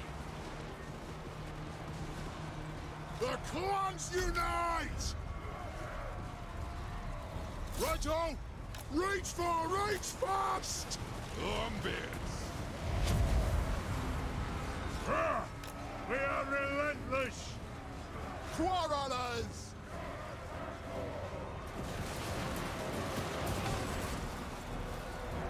Attack the axe! Come together, lads! Thunderers! For the ancestor gods! Yes, Lord! Drain them! Let the vengeance begin! Attack! Hey Alexi, how you going, man? I'm not asking about leaks. I think everybody already discussed it here or not. Yeah, no, we already discussed it all yesterday. About the Demon Prince leak or a different leak? Use the extra ammo on the engineer.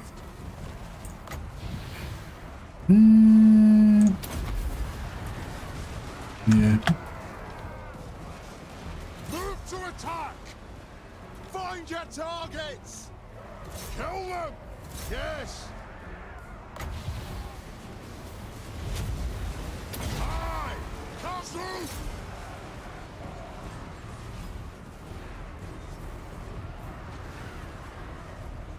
So we got a fucking shitload of dudes left, don't they? God! Drain the axe! Ready to strike! Yeah, already discussed leak. What do you think about the leaks, Alexi? The clans unite! Targets, Lord! Thunderers! Charge! Attack the orcs! Gazook! Ironbreakers!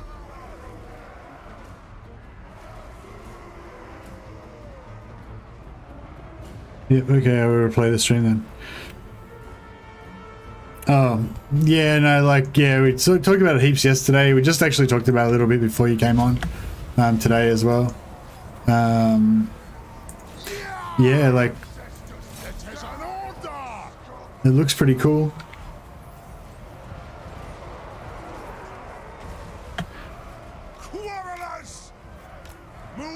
I guess, like, how cool I think it is will kind of depend on what kind of options you get with it.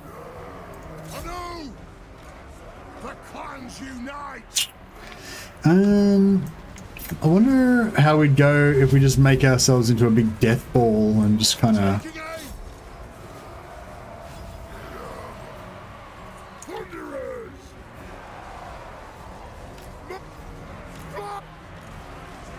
Axes out!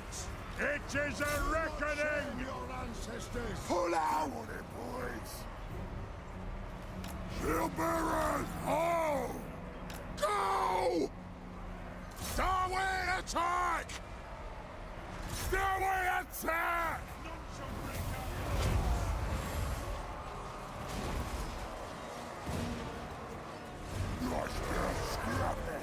No shoddy contraptions here! Quarrelers! Understood, Lord! The clans unite! I think we're just about done. Ironbreakers! Longbeard! They have wronged us! Let's start shooting! The ancestors watch! Ironbreakers! The army are ready! What happened to the fucking dwarfs in the back here? They just got wasted, I guess. Understood, Lord. Kazoo! Hammers! Thunderers! Scoff! Down! Scoff! Shield bearers, halt! Strike out! A worthy order! War of vengeance! Move! Thunderers! Quarrelers! Fucking new building is driving me nuts. The clans unite! Move now! Yeah, it's starting to look a little bit grim. They've got a lot of stuff left.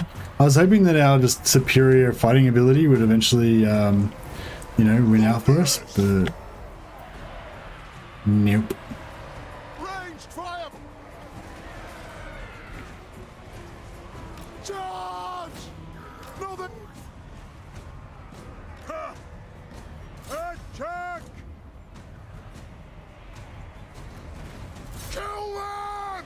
Dwarfs ready access! Ironbreakers!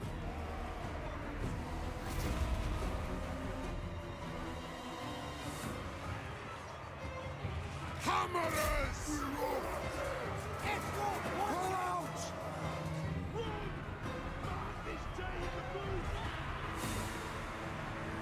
Master Engineer! Pull out!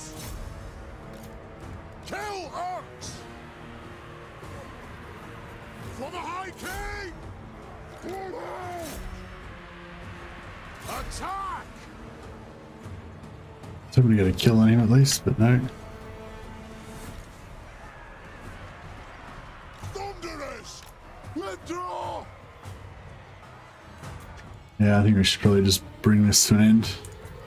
Put them out of their misery. Withdraw! Is this a battle lost? Yeah, I think this one's lost. But we'll make them pay a terrible price in blood. Let us bleed for the clan! Put those dwarven lads! So that's going down.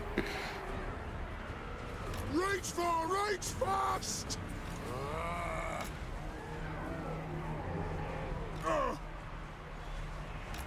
Moving out!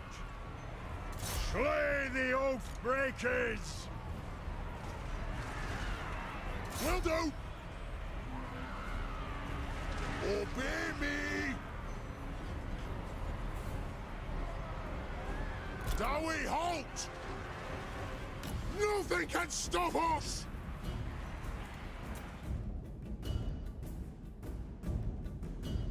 Only gonna hold out another 45 minutes, guys.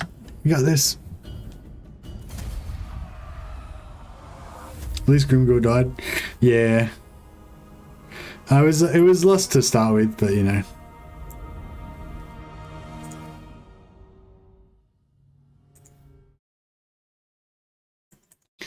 It was pretty much lost to start with. Yeah, just for Alexi. Yeah, so had you not already seen this, Alexi? Or I don't know if you're still here or if you went back to watch the previous part, but yeah. Basically, this is the leaked Demon Prince. You can mix and match different parts.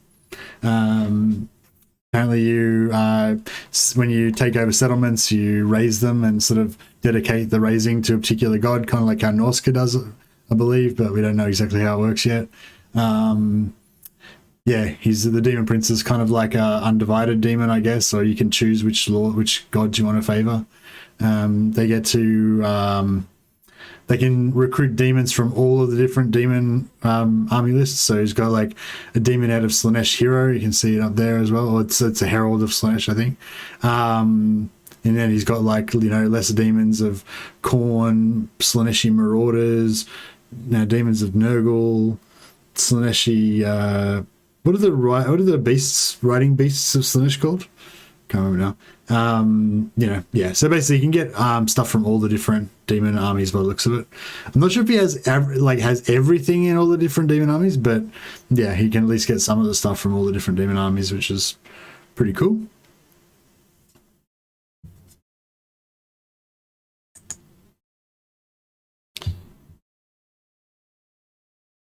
But yeah, I mean, if anyone's got anything specific that they want to talk about the leak, then I'm happy to, you know, discuss it, answer questions, whatever. But I don't think there's any point just looking at the picture, you know, over and over again. You know what I mean?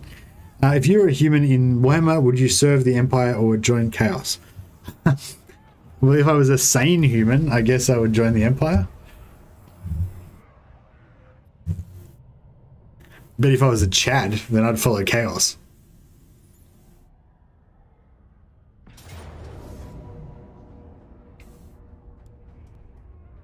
Who's this dude? Godslayer. Oh, this is the same. This is him before he turned into a Demon Prince. Same dude. Where's the fun in being sane? That's it. Only the insane are strong enough to be victorious, and only the victor can truly judge what is sane.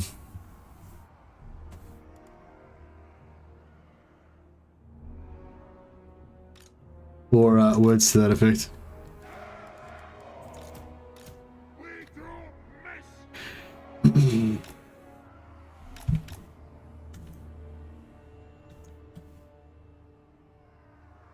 Lucky if he was in the Godslayer, he'd destroy your dwarf army. No, but the human player would probably choose all like whack body parts for him that don't go together, so it'd be fine.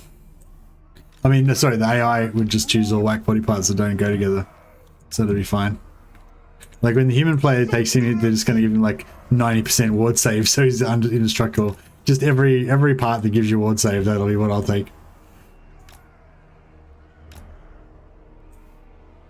What are we doing here? Oh yeah, we're just making a hero ball and just going to run over there and kill him with the heroes. Done. Forward. Slay them. Pretty sure everyone here's got regeneration, so that's good. A good start. Pump those dwarven legs! Pump those dwarven legs! Pump those dwarven legs! Move now! Plow through! Charge! Going quickly! With haste! Master Engineer! Ah, fuck it, whatever. Get in there. Get in there, lads.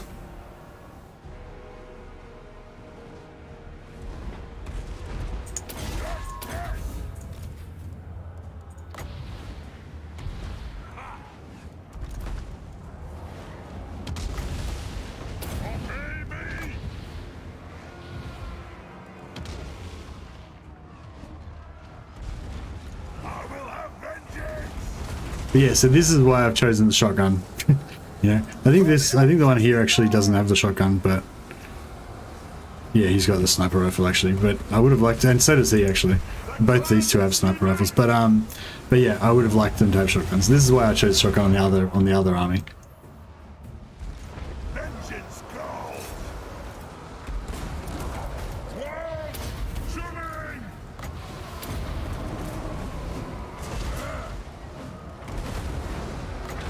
Years of softball. Armed and ready. Yes, Lord. Plow through. Move. Yes. Kasukan Kazike ha. Kill them. Fuck!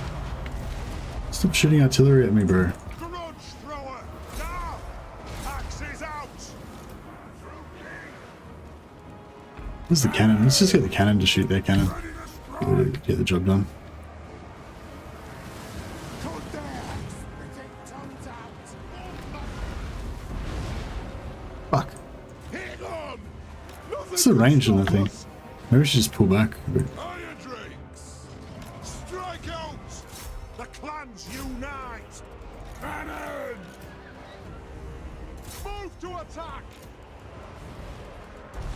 By the layer's will.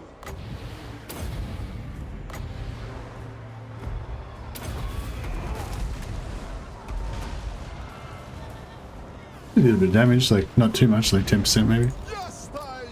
Karak. Down. Kazook. Long beards. Show us the target, Lord.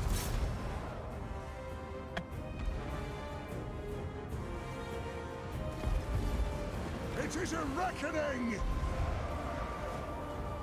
Yeah, I should have gone for the artillery onto the onto those cast walls straight away.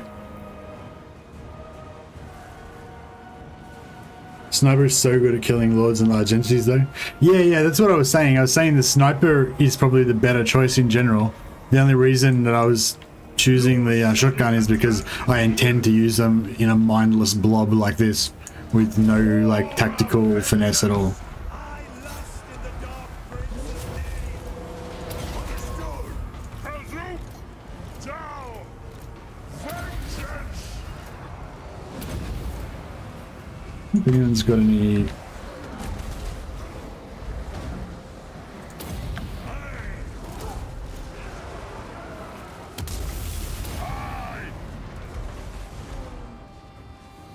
We should just rock up and flame some shit, shouldn't we? Ready to strike. Get it over and done with. Kill them. Yes. Be it ready. Attack the Turks. Stop. Grudge thrower.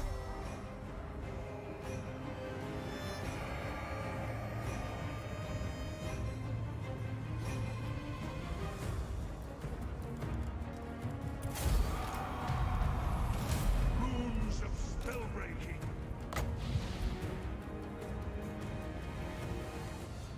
Let us a reckoning. Gears of softball. Actually, we don't need to worry about that. Alright, we'll just let our dudes regenerate a bit.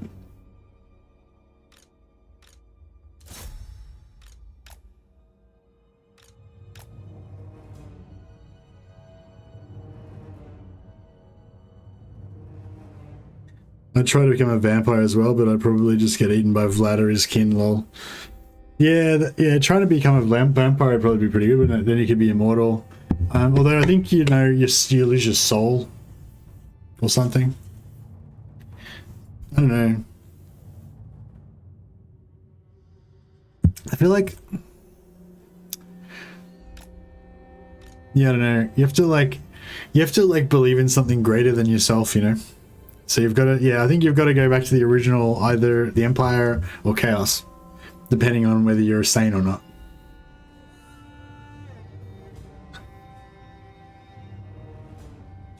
You want to just live forever and not die? You're probably better off being like a high elf.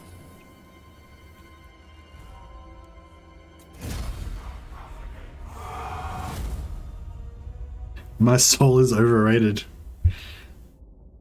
I'll be a merc like Gotrek and go around recruiting knowledgeable wizards to have infinite power. I can see you're a wizard, but what trait do you have? What's your trait? Knowledgeable wizard? Knowledgeable?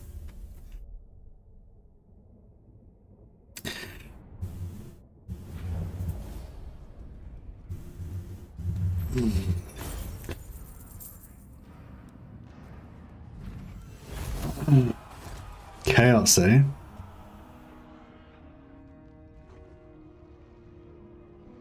Yeah, I forgot we didn't really want to push too far north because we wanted to make sure that Grimgor took on a bit of the Chaos forces.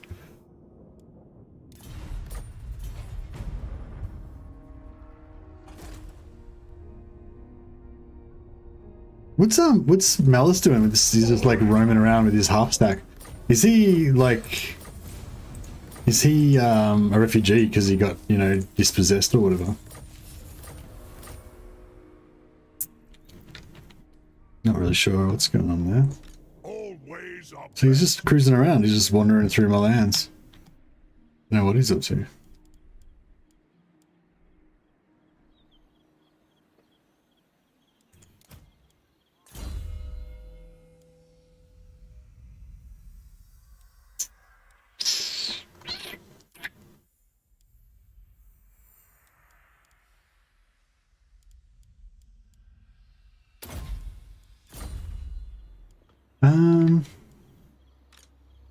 We could force march. We could jump. But which ones?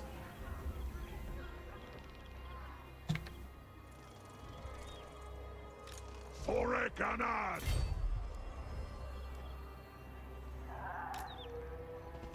Oh, I meant to jump. Shit. Whatever. Fine. I was gonna use underway to jump over there so that we could get them to hopefully attack us.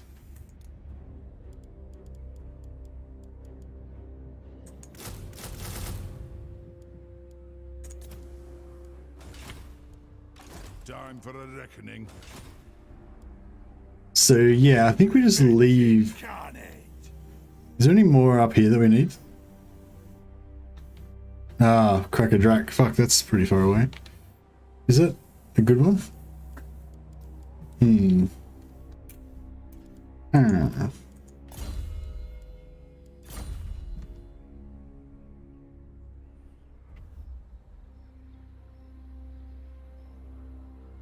Burnt cow smells like victory.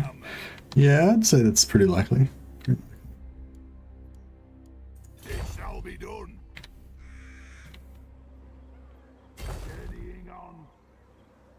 Yeah, maybe Belagor can sort of just rampage around and get all the I am the White Dwarf. all the things that we want, basically. Have my axe. I'm leaving. For the wisdom of Valea. Oh yeah, look at them gyro bombers. Oh, nice. How can I help?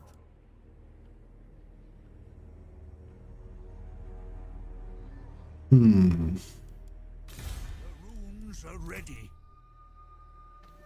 Yeah, I kind of always had this imagined sort of thing of having like a bunch of like a shitload of gyro bombers and then having a heap of like stealth engineers that are all sitting up on a mountain, and it's like the resupply station, and then maybe have like a stalking unit of iron breakers as well, just for like camp security.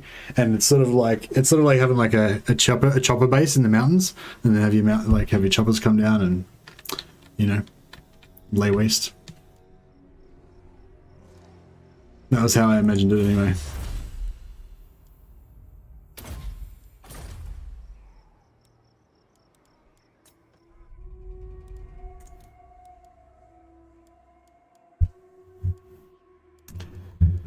All right, what else do we want here?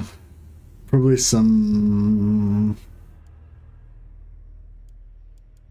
guns, I guess. And then should we go four organ guns? Yeah, like 4 organ guns and 4 grudge throwers. And then just more ironbreakers.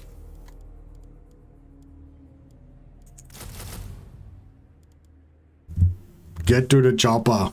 Indeed. You get it. Send me to vengeance.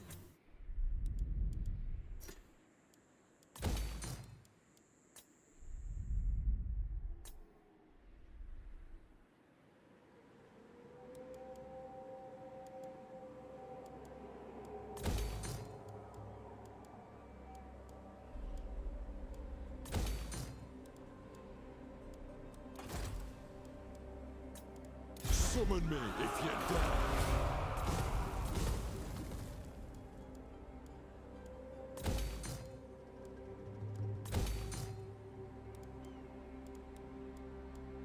Time for a reckoning.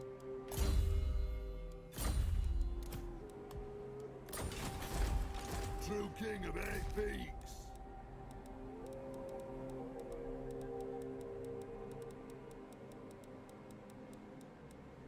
I have the forge fires glowing. Nothing to do here. Let's go. To clan honor. Yes, let's move. What's orders?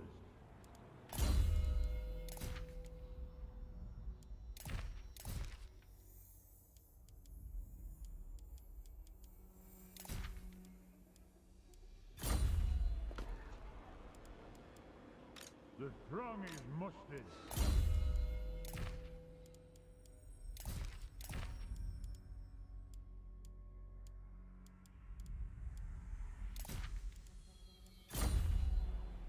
No.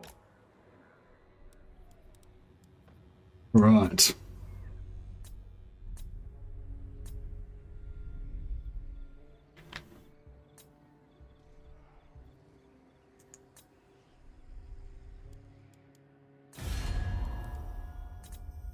We can take Karak probably whenever we want. Imagine they're up for it.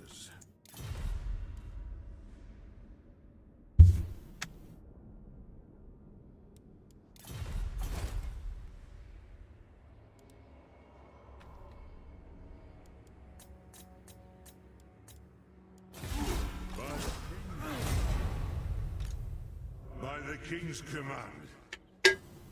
Hey Cloak Monkey, how you going?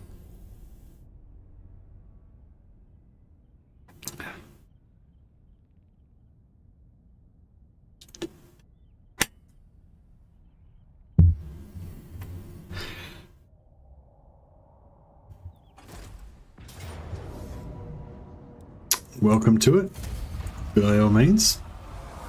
Have it.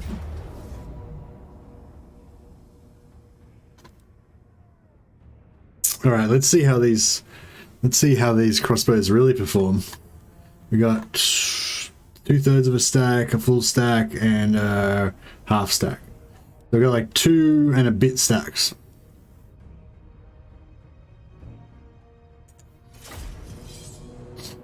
So hyped for Chaos in 103.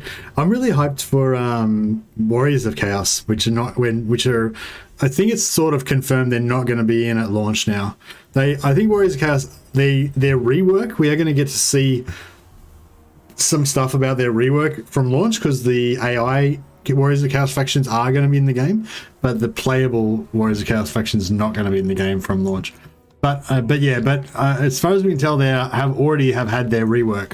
So I suspect that, you know, as soon as they're playable, we're going to be getting the rework of Chaos Warriors straight away. Like, it's going to be like already done, like a free LC rework. So that's cool. But I wonder if they'll... Well, yeah, I suppose they'll release it at the same time as the Warriors, like the Chaos Dwarfs race pack. So maybe we should do some...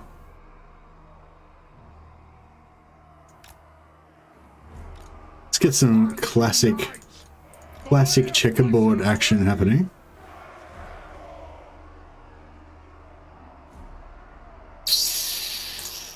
Quarrelers!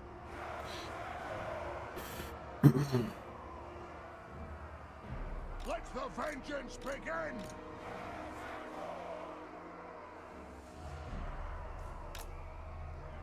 Like so.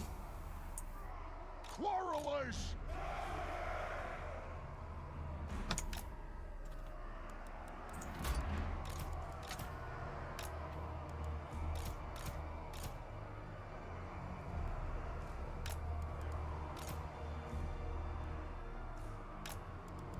Brooch thrower! Thorek Ironbrow! For the Karak's encore! Oh, we should get like Control Z. I hate it when you like fuck up your formation and then you can't like undo it. Grudge thrower! It is a reckoning! Grudge thrower! Raging target! Thorek Ironbrow! I'll do it! Get moving! Moving out! We are relentless! Right, come and have some. Come and get some, greenskin scum. I wonder how. What I wonder is how bad the current factions are going to suck in Mortal Empires. Yeah, I don't know. I kind of feel like the factions that they've shown, like the Chaos factions in particular, they all seem just like ridiculously overpowered. Pretty much, like to a greater or lesser degree. Just like really ridiculously overpowered. Like it seems like Tzeentch is going to be able to just completely mess with you on the campaign map. Slaanesh is going to be able to just take over your units and like get your armies to defect to their side and just, you know, totally screw you up in that way. Nurgle's going to have like ridiculous plagues that actually work, not like the Skaven ones, you know. And Khorne's one sort of seems like it's, well, Nurgle's and Khorne's ones don't seem like they might not be as crazy, but yeah, Khorne's version of just spawning endless armies and just flooding the world with carnage, you know, like they all just seem like ridiculous. It is a reckoning!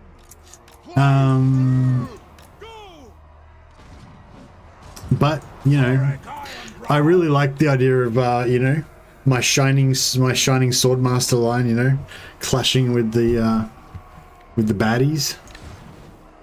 Brooch thrower! Anu! Attack!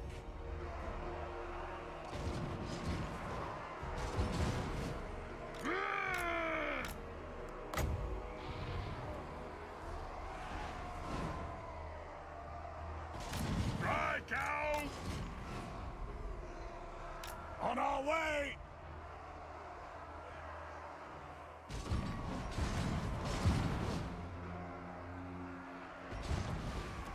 Oh yeah, I think we can definitely expect changes as the game goes on, for sure. But I mean, I wouldn't be surprised if there's quite a lot of power creep though as well, you know. Thorek Ironbrow!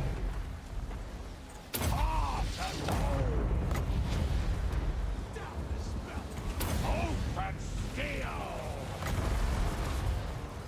Obey me! Killers! Ordnance ready! Plow through! Charge! Obey me! That'll do! Yes! Move! Ready!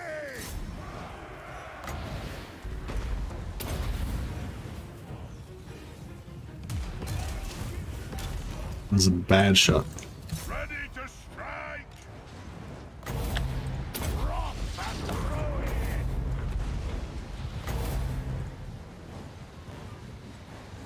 Thorek Ironbrow! Strike the room! Vengeance!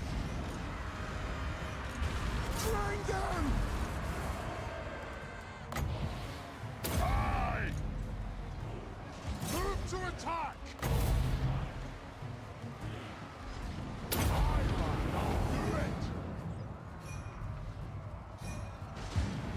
Quarrelers! Come at them! No shoddy contraptions here.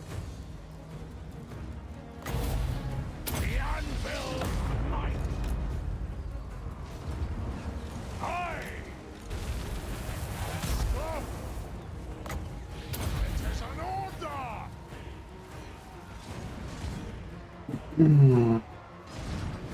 Quarrelers! Bring them down! Hump those dwarven legs! Slay the oath breakers! Thorek Ironbrow! Oath and steel! Wrath and ruin!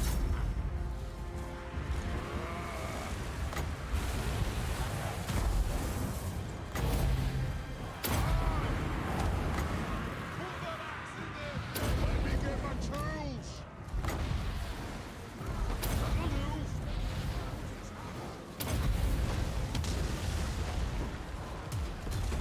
Rome almost killed your game for Total War Games. Really? Arms unite! I really enjoyed Rome even on launch.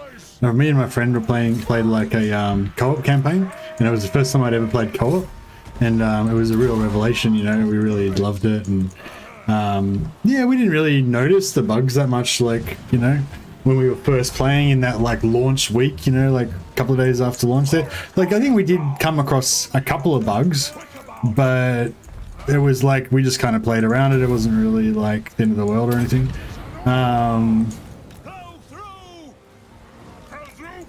The turn times were super slow as well. I guess our standards were just low, you know? Like, the turn times were super slow. We used to go and make cups of tea while the other, like, we'd both do our turns and we'd chat for a bit while the other person was doing their turn or whatever. And then we would go and, like, make a cup of tea while we waited for the end turn to happen. We'd go and, like, put the laundry on or something like that. But yeah, I guess it was, you know, it's more of a commentary on our excitement about playing co-op than it was about, you know, Rome 2's launch not being that bad. Just want to play some ogres? Yeah, I don't know. I want to play the ogre mechanics. I'm not really that interested in ogres themselves as a faction, but I don't know. I might enjoy them more once I get the hang of them, once I get to play them and stuff.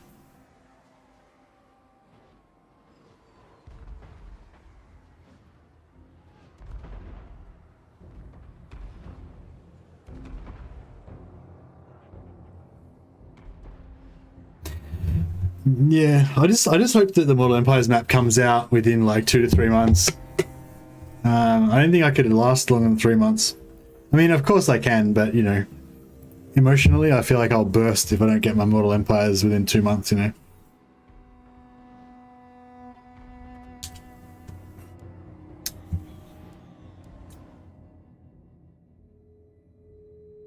The camp mechanics does sound pretty fun. Yeah, I like kind of world building, you know, and like creating your own stories in the campaign map and everything, you know.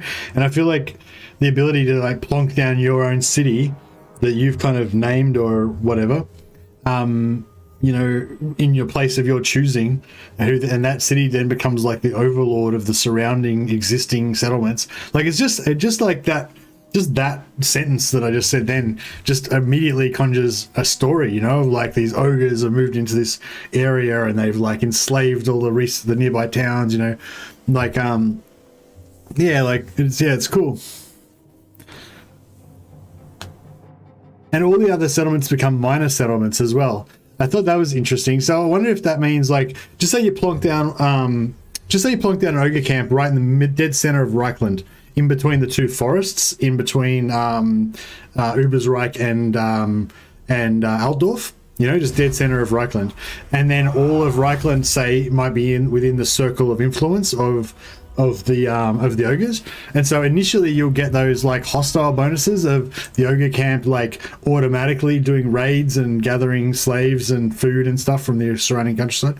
And then when you actually conquer you know, when you actually conquer all of Reichland, then you'll still have your camp in the center, kind of being like the overlord. The camp becomes like the capital, kind of, I guess, of the, and all the other minor settlements kind of feed into it.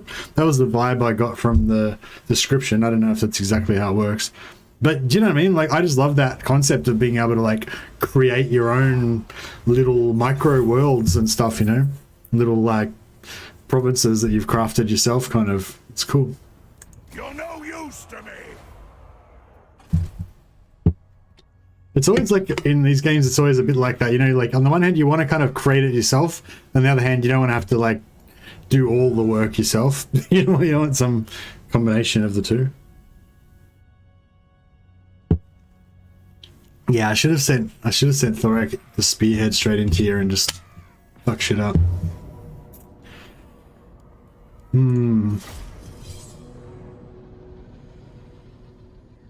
Marcus will destroy ogres. Yeah, imagine he's like just full stack of huntsmen with anti-large. I heard if you're not at war with ogres, you can recruit ogre mercs from the camp. Lol. Yeah, apparently. It's pretty cool. So when the ogres first move in, you just hire as many ogres as you can, and then declare war on them and get their own ogres to kill them. It's alright. The ogres will counter Wolfheart with oh, I forgot what they're called now. Those little green dudes. Let the vengeance begin. Are they all on this side? Is that what's going on? Oh no, there's a bit over there.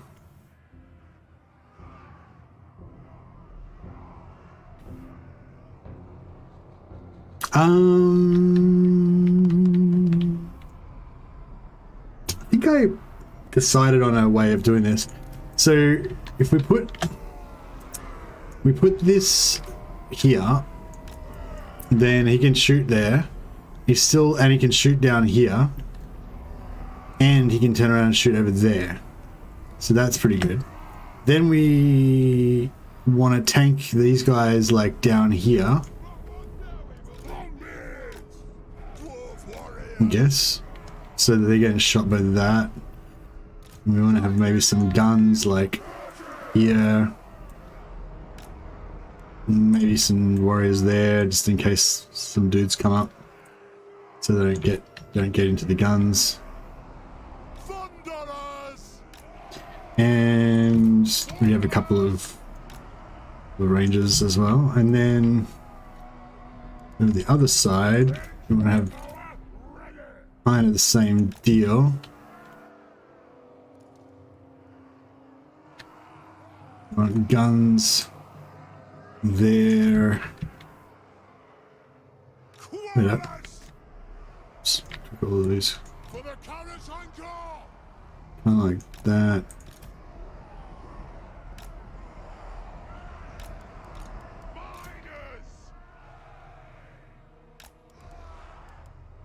Longbeards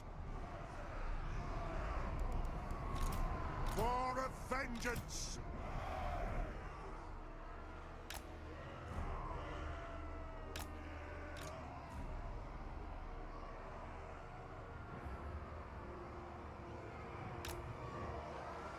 Longbeards. All right, yeah, sort of something like that, I guess. Or maybe we don't want to. Maybe we want them more here. Did you get the special rune for armor sundering on Longbeards and miners? Yeah, I did. Yeah.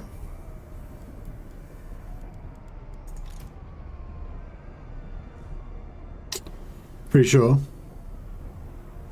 No, I don't know. Guess it doesn't work.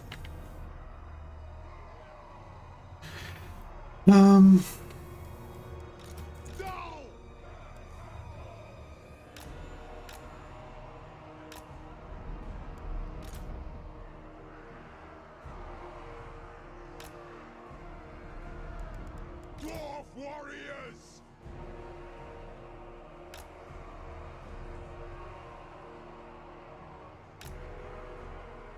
We demand blood.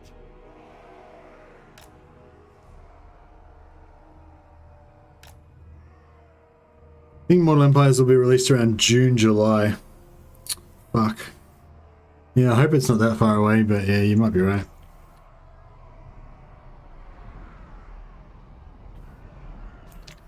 I don't know, something like this. I don't know. I'm not sure if I like. I want the catapult to be able to shoot both ways, but obviously it won't be able to shoot down there. I could just bring all this back up onto here and do it like. For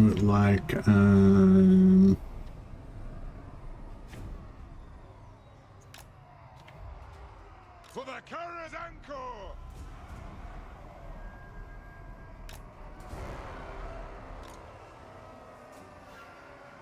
Long be it!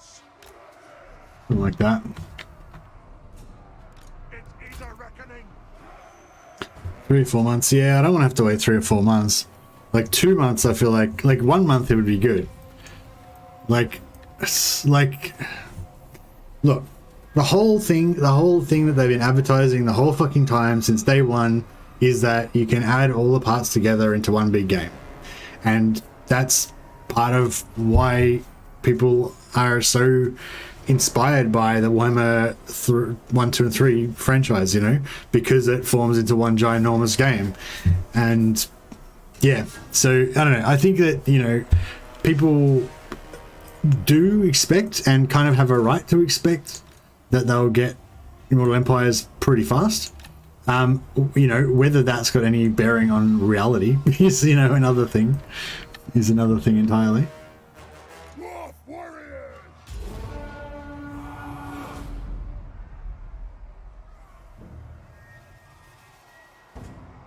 It's a big selling point, yeah. I feel like, you know, they'd almost be better off like bringing out Mortal Empires early and having it be buggy and then fixing it than like not bringing it out for ages. I don't know. I mean, I'm sure that they'll try and manage the hype train, you know, very carefully. But yeah, you don't want like people to be like getting bored with Warhammer 3 before Mortal Empires comes out, you know. Well, I mean, I would assume that you don't. Excuse me. Veterans! Get moving! Brace for, brace fast! Strike out!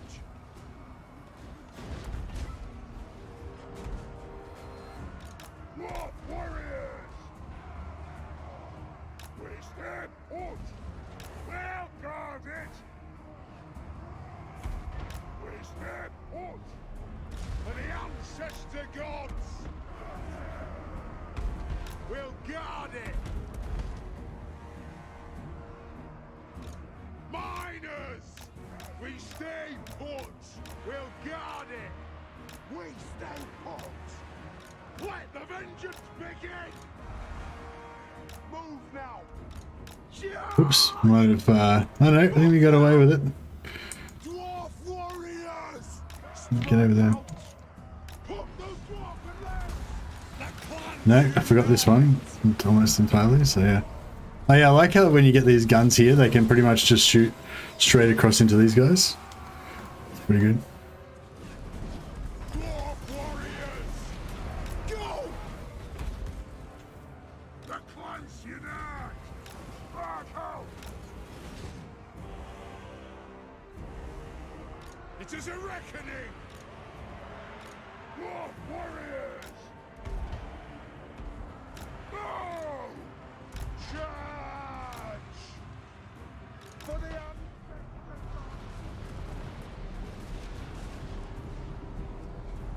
Dwarf warriors! Gods! For the Karak's anchor! Wild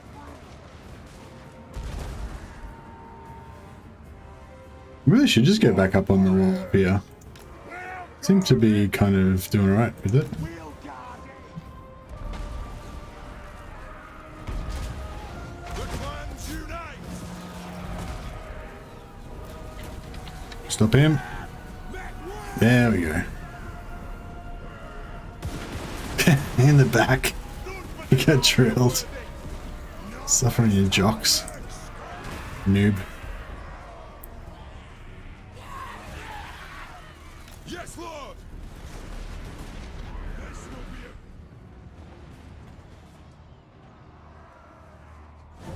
Right, see how this little formation over here is going to do. We are relentless. Oh, can somebody kill him? That'd be really good. Go. Oh, I haven't even been aiming the artillery, it's just been like randomly causing carnage.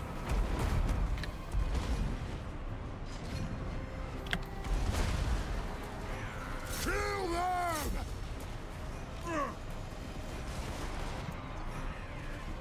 Nothing can They'll have 1 month of feedback from creators. If people are saying it's true, we can hope that by now they don't need too much more feedback. They'll smooth all the problems out. Yeah. I think Warhammer 3 is extremely likely to be great. You know, I'd be very surprised if Warhammer 3 wasn't great. You know, it may not be great like instantly at launch. They might need to fix it up a bit, but yeah, that's fine. Don't have a problem with that. ready to strike. Start shooting, lads. Long be it. Very well. Oh, that's nice actually, how they just break and then just run straight off the battlefield over there. That's really good. The ancestors.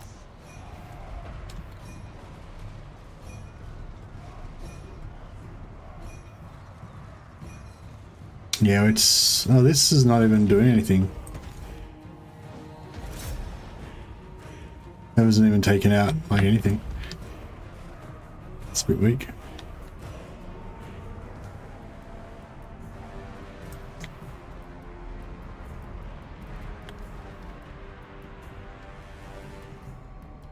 They did just postpone it.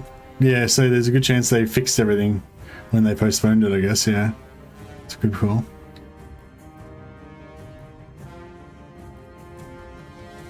Oh wow, that alarm scared the shit out of me.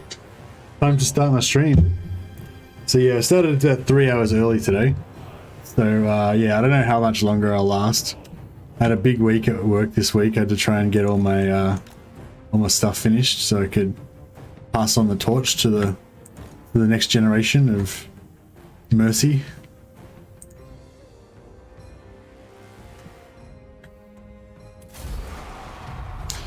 Weakling Groby. Dwarf warriors. We'll get some towers kicking. We'll guard it. Kazook. We stand put. Long heads. We'll guard it. We stay put. You off now? Yeah. Today was my last day of work. So yeah, I haven't had a nap though because I worked really late. I didn't finish work till about 10:30, and then yeah, I normally start streaming about 4 a.m. But it was like 1 o'clock by the time I'd had my dinner and stuff, and I thought may as well just start now. I've started a co-op campaign with a friend of mine. I'm playing Ungram and he's playing Imric. Who the fuck's Imric? Oh, Imric. Right. Yeah. Do you think we are a little too close to each other to start? What? Imric? What? See, playing Mortal Empires, Imric's right down the bottom right and Ungram is right at the top right. They're quite far away from each other, aren't they? No, I don't think they're too close to each other. I think, you know, I like to be like, I like when you do co-ops and especially head-to-heads, I like to be like really close to each other, like right next to each other, you know, or able to, like, if it's a direct path to sort of get to each other. Like I did a good one with the John where he played like Tyrion or someone and I played like Malekith, but I'm really good at like getting to Ulthuan like super fast. So yeah. Hey Garrett Goodison, Warhammer 3 tomorrow? Yes, there will be lots of Warhammer 3 tomorrow. I won't be streaming it though, unfortunately. So yeah, so tomorrow for you guys is the 19th, which a bunch of the partner creators have come out and said is when their embargo lifts and they're able to show gameplay. They're going to be doing live streams. A number of them said they're doing live streams. And I don't know if Legends actually announced when or what he's doing yet, but a bunch of the other ones have. But I'm having a meeting with CA the day after that for them to tell me when my embargoes are and stuff. So yeah, so I'm definitely not going to be streaming Warhammer tomorrow, because I don't even find out when I get to stream Warhammer until the day after that. So yeah, so it's going to be sometime after the day after tomorrow for me. But I'll be probably watching Legend of Total War if he's streaming tomorrow, or if he's not streaming tomorrow, I'll probably be watching Great Book of Grudges. Or actually, Turin. I quite enjoyed Turin's last time. Turin did a release type stream. He was pretty good. He did. I remember he did a Thorek one, and he kind of went through all of Thorek's like stats, abilities, items. He did a really good like rundown. So if you want to kind of like So I don't know if he'll do the same thing this time, but yeah, he was quite good last time I watched Turin's stream. It was good. I don't know if Turin's actually streaming or not though, so.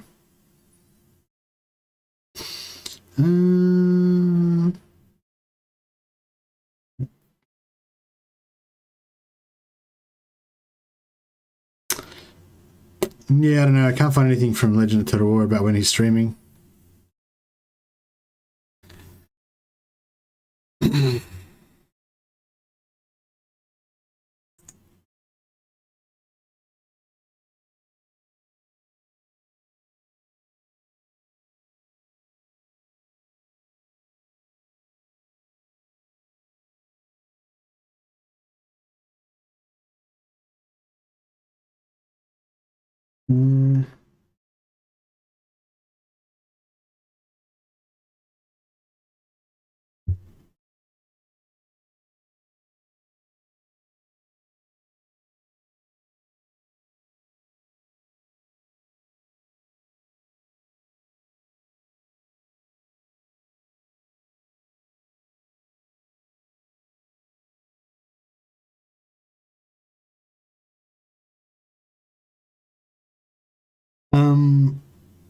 Cool. Can't talk about that, I guess.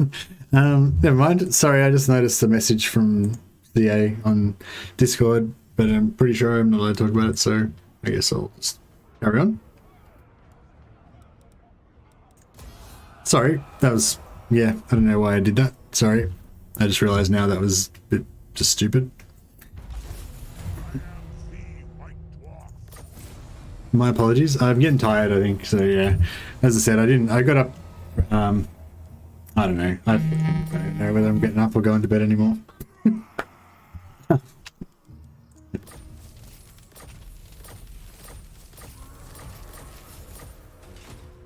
Yeah, I started streaming 4 AM yesterday.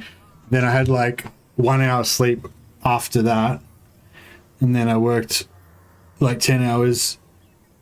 And then I started streaming again, and I've streamed for another 3 hours. So that's been my day so far, basically. Since in the last 24 hours, I've slept 1 hour. It's now 4 AM, but I'm not too bad right now. that was just my way of apologizing for just being a dick. But I'm good. I'll keep going for a bit longer. But I've got 1 foot out the door, let's just say.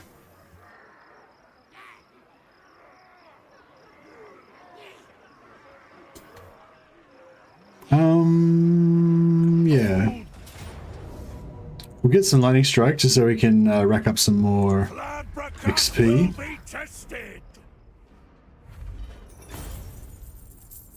Your end is nigh. All ways are best. Avenge the ancestors! I've no use for you.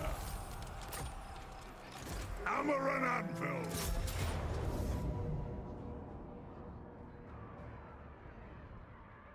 It's 1 hour sleep in 24 hours. Yeah, but it's not as bad as it sounds. It's just that, like, I would have I would have been asleep now and I would have just woken up and started streaming. But because I didn't get to bed till a bit late, I was thinking, I may as well just start streaming. I'll just stream early and sleep after the stream. So, you know what I mean? So it's not really like, it's not like I've gone like 2 days without sleep or anything. It's just like I slept early on, now I'm going to, at the beforehand, and I'm going to sleep late afterwards, you know?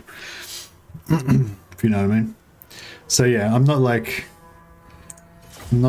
oh damn it, I meant to do auto. Yeah, I'm not, fucking whatever. Anyway, I'm getting myself in knots here. And what I'm saying is I'm going to stream for a bit longer, but probably not too much longer. That's the gist of it. And I am excited about Warhammer 3.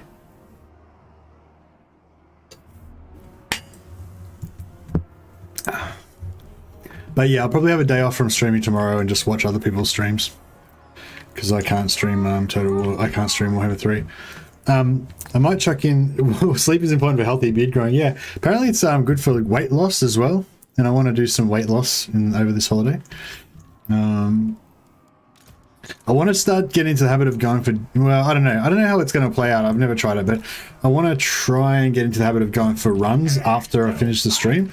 So basically, I'll do my stream, finish the stream, straight away go for a run, come back, have something to eat, and then usually after, if I exercise and then I have something to eat and sit on the couch, then I get sleepy. So then that'll bring me down from, because I get kind of pretty hyper and stuff when I'm streaming, and then afterwards I find it hard to sleep sometimes, even if I'm really tired, especially if I've had like 5 coffees, you know. But yeah, so that's my rough plan, but I haven't actually tried it out yet.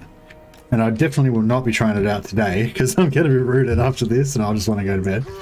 But yeah, but maybe starting from next stream, I might try and go for a run immediately afterwards and see how that plays out. Ironbrow! Attack the Orcs! Right! Let the vengeance begin! Yes, Lord! Move now! Dom Grong! Please don't run today. No, I know, I'm not going to. I can't. CBF. I cannot be fucked. THOREK'S Ironbrow! Yeah, I don't know. Yeah, like I said, I haven't really got any full plans, but I kind of suspect what I'll probably do as well is I won't do any double streams during the week, because my wife will be working during the day, so it'll be like there might be a bit of sound pollution coming across with her talking in the background and stuff. But on the weekends I might do double streams, you know. I might stream one campaign in the morning and one campaign in the afternoon. Do you use a blue light filter on your screen that can make you not able to sleep because it messes with the brain? No, I don't. No, I don't. Don't use any filters.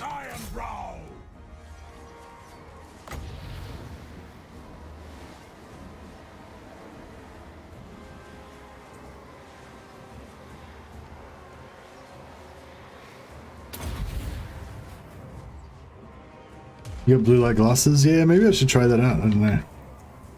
Aye! Ready to serve!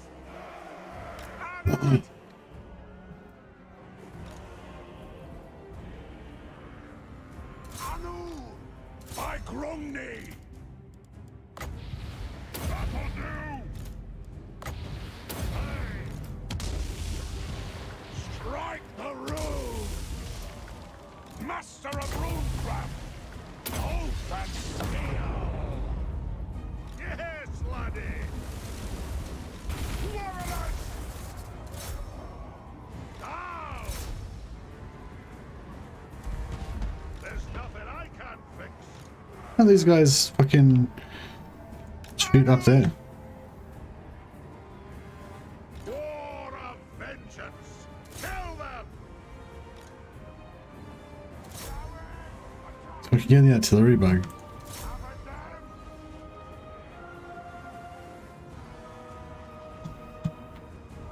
Yes, yes! Fire! Master engineer! Attack the Orcs! There we go. All worked out.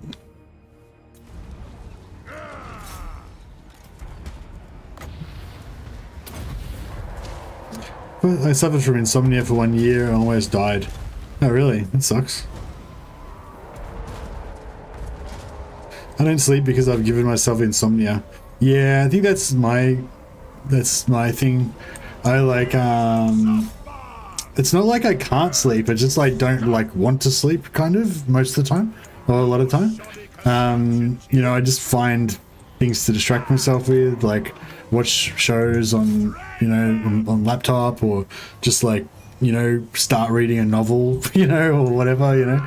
But one thing I find, if I get that body tired from doing exercise, then I don't do that, you know. Like if I'm really body tired, I'd still sometimes do it, but yeah, I'm more likely to just go to bed and go to sleep. It's pretty cool.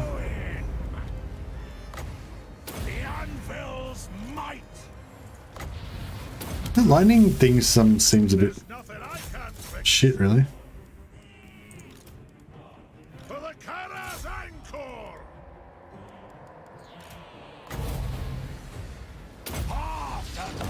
What do we get if it does anything?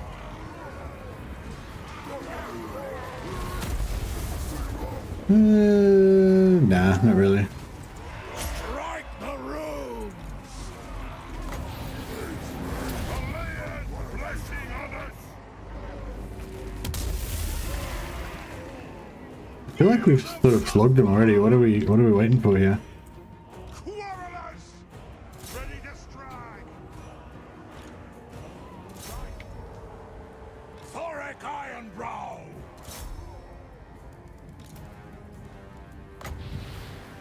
Obey me.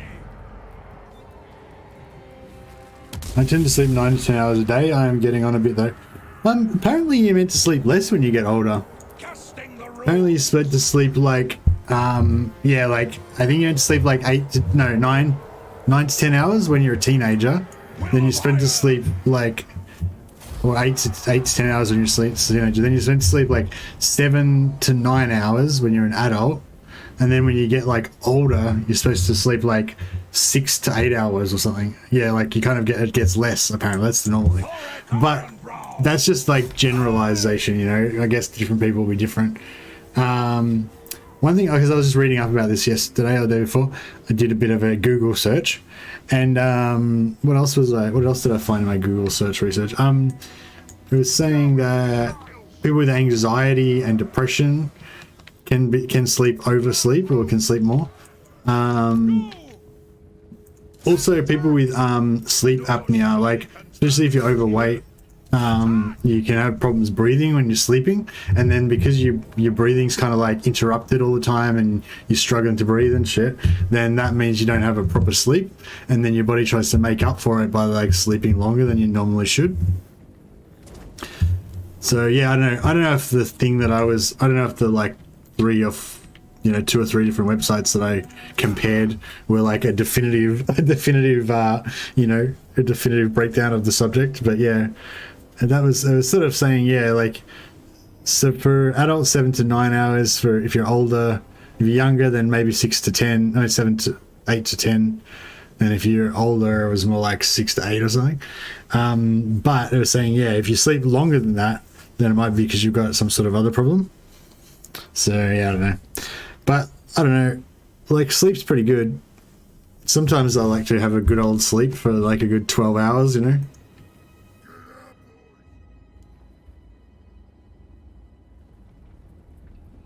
One of those grim dark explanations. What do you mean, like that you've like got some terminal nogal cancer or some shit? Hopefully not.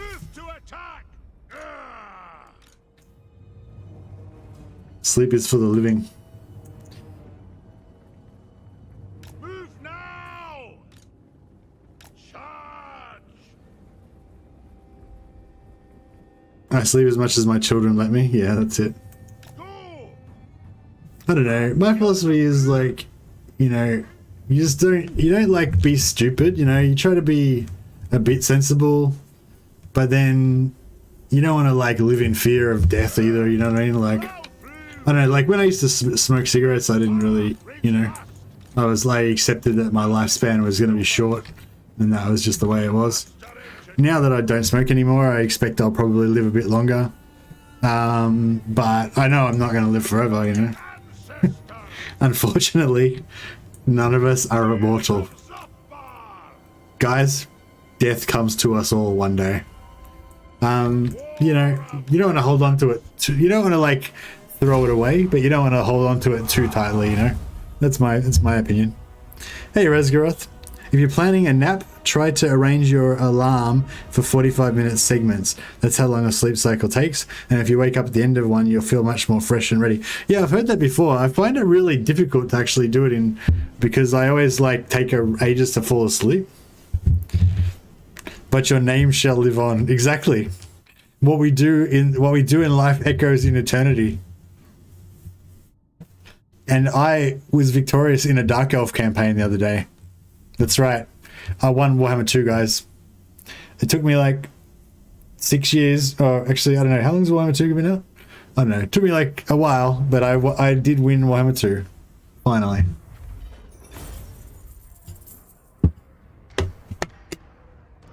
Only short campaign victory though. I got bored after that.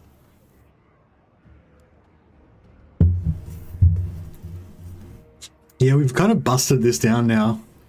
Probably not hardly worth even having it. I don't feel like Crookback Mountain was like one of the original holds, you know, that we needed to reclaim, so I'm not too worried. If you want something done right,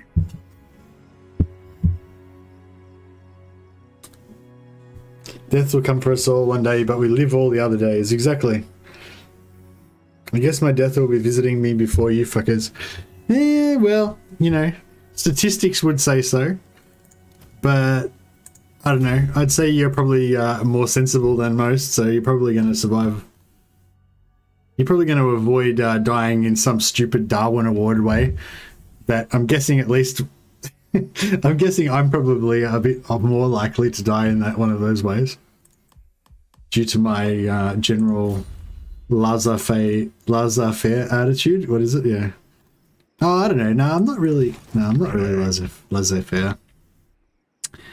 Isn't it a pun towards Brokeback Mountain? I know. Every time I see Crookback Mountain, I think Brokeback Mountain, but I don't want to say it because I feel like it was politically incorrect. But yeah, I feel you. for clan honor. Onward. The dwarfs need me. Let us begin. Grumbrindle. I want my fucking... My axe thirsts for war.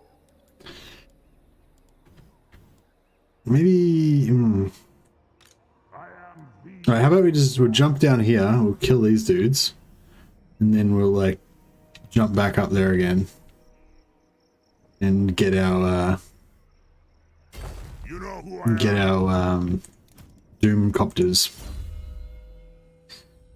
I only continue to live because I'm more afraid of death. Well, well, whatever works, you know.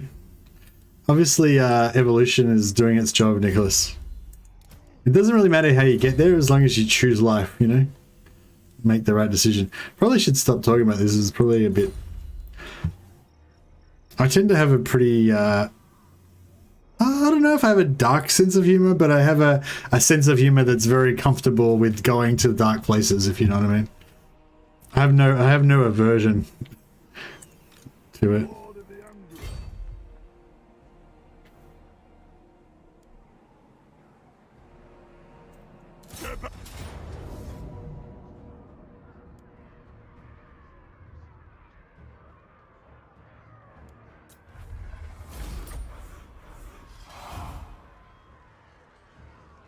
Why would you want to go to your death without being drunk so you don't have a mid-death crisis?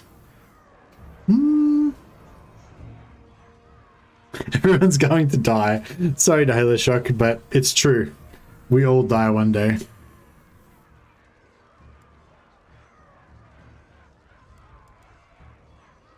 That's a nice sack, but... fuck it, I'll take the loot. We'll let it rebel, possibly. We've got another artifact. So many artifacts.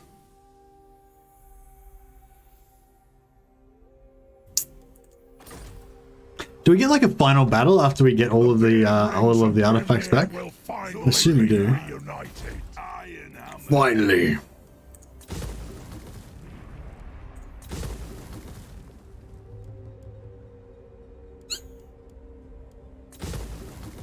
True king of AP.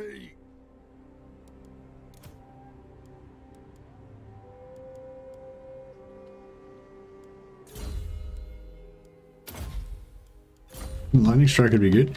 Where are these chaos armies? Did they all just fucking... Where are they? Well, didn't like a crap load of chaos armies just spawn here like 5 turns ago or something? Oh, maybe it was turn like 95 or something. Might have been 10 turns ago. I don't mind dying. I just don't want to be there when it happens. Yeah.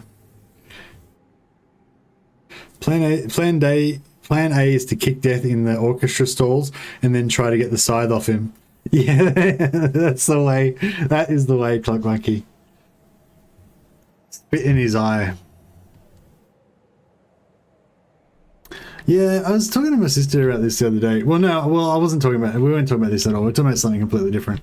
But yeah, like, I feel like, you know, well, I don't know. I was feeling a bit bummed out, I guess. Like, things were getting on top of me a little bit, you know, and like. And then it sort of struck me that, you know, you can just kind of have, like, you can choose how you feel, you know what I mean? Like, if you're in a bad situation or you think you're in a bad situation or whatever, then you can feel kind of like a victim and like, oh no, there's bad things happening to me, life's really hard, I'm really weak and fragile and, you know, blah, blah, blah. Or you can just think, fuck that, I'm invincible and fearless and, you know, fucking... I'm just going to go down swinging. I don't give a fuck, you know? And like that, then, you know, you feel a lot better about it. You know what I mean? Like your chances are no different, but, you know, you feel a lot better about it. So, I don't know. I think it's, you know, I don't know. It's just morale, I guess. But I don't know, yeah. So, yeah.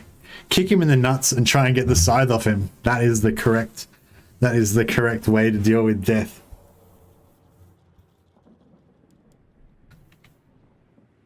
All dwarfs know this. And Clock Monkey. Vengeful Runelord. You summon me.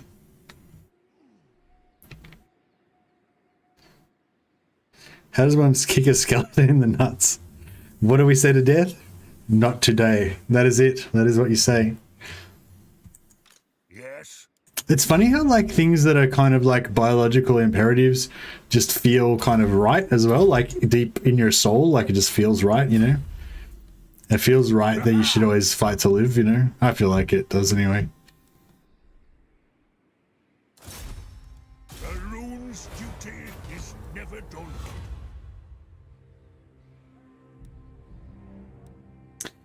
Right, that one's...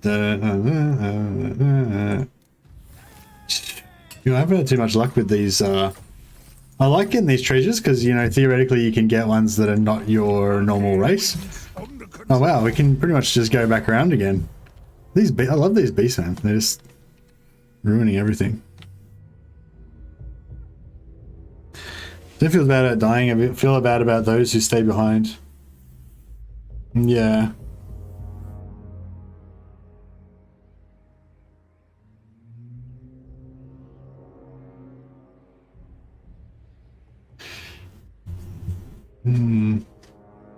Yeah, you want to go while your blood's up and you're pumped up. You know, you don't want to go after when you get tired and weary and fucking depressed and shit.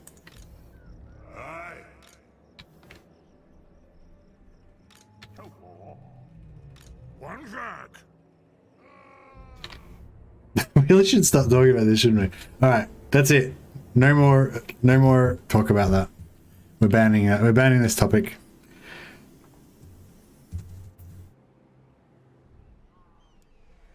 Unless it's in the context of Vikings, that's fine. Or, you know, dwarf slayers.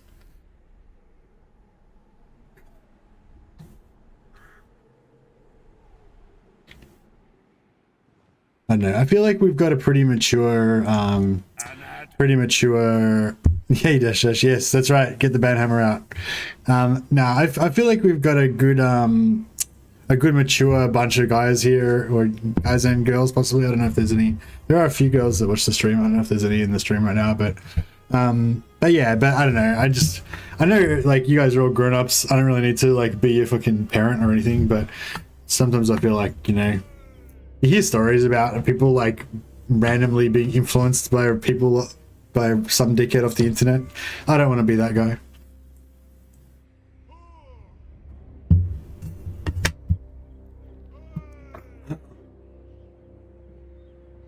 Unlike Texas, death only comes once. Valhalla! Tonight we drink with Odin! Tried and tested. It is time.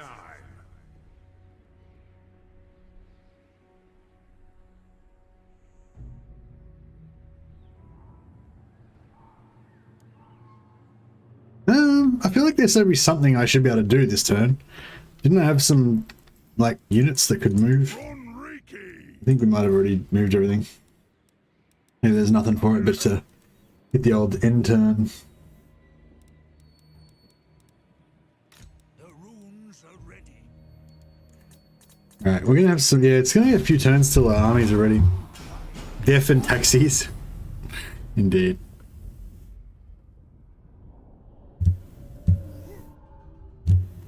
Deaf taxis. It's good privacy. Good idea.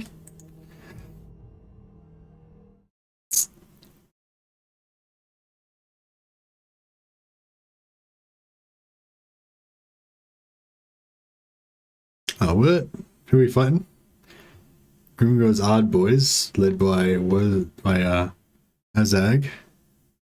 What's this army like? Blah, blah. Yeah, this has got, we got full, everybody's got tank heads, so they're moderately tough. Yeah, this should be pretty easy, right? We could actually auto it. I think we can. I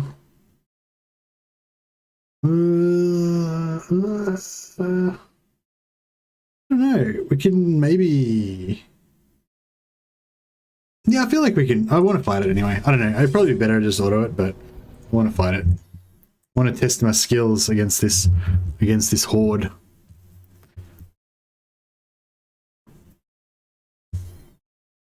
Actually better to auto? Yeah, I think it probably would have been actually better to auto, but I don't know. My hubris got the better of me.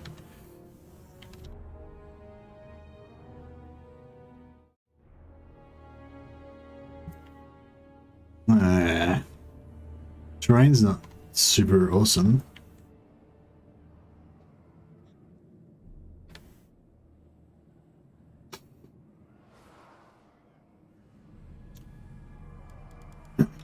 Clans unite!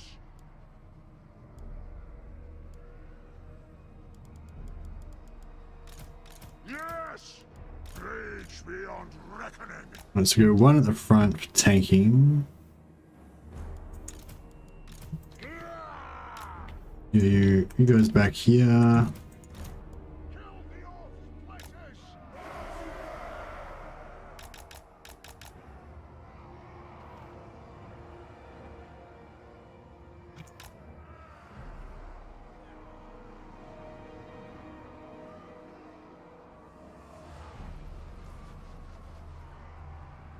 Thunderous!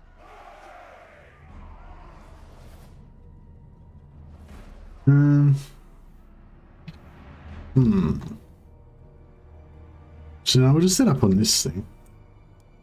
Let us bleed for the clan! Thunderous!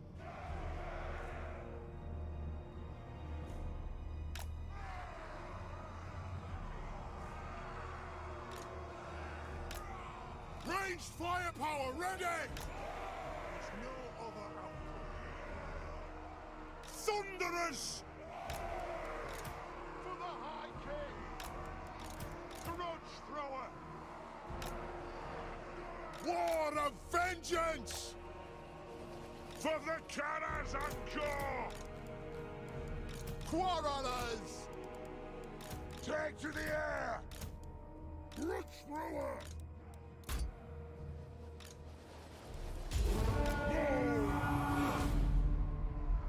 for the Karak's anchor! Off we go! Grudge thrower! Off we go! Moving out!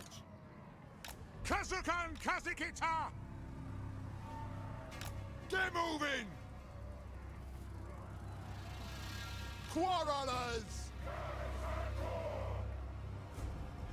Plow through! Kill hooks! Nothing can stop us! Range far! Range far! Range fast! Where's the bots at? I don't know. Have I got oh, I might have do I have what's it called on? No, I don't have it on, do I? I was gonna say I might have the sub only on, but I'm pretty sure I turned it off because I just feel like it discourages people from watching the stream, you know? Like I feel like if you're a really big streamer like Legend or Total War or even like Damon Anticity, you know, I think like, you know, people will subscribe in order to get into the chat. But I think if you're a bit of a smaller streamer like me and like anyone smaller than me, I think maybe it's not a great idea to put sub only on, because maybe, you know, people might kind of drop by and be like, oh, what's this guy? Maybe he's new or whatever, and they might have a bit of a chat. But if, you know, you like won't let them chat to you unless they've already subbed, they might be like, oh, well, fuck this guy, or, you know what I mean? Like, I don't know, that's just kind of how I feel like it might be, but I don't know. Ever thought of underway battles as a genius? Ah, yeah, I think underway battles are pretty cool. Pretty cool. What do you like about them? Just the overall vibe, or the like the layout, or?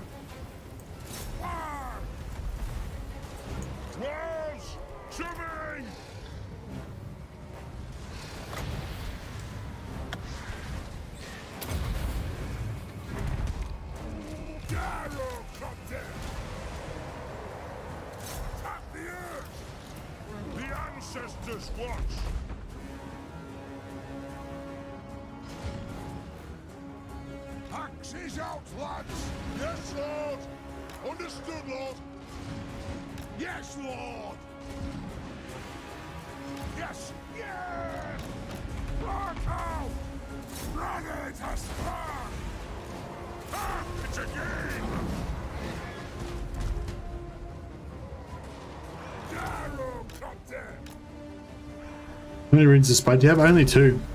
I only got the one that I got from that I could build, and the one that I got from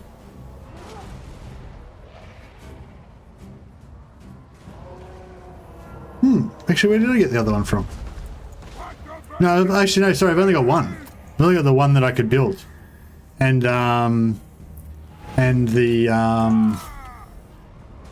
yeah, the one that I could build, and THOREK'S got his one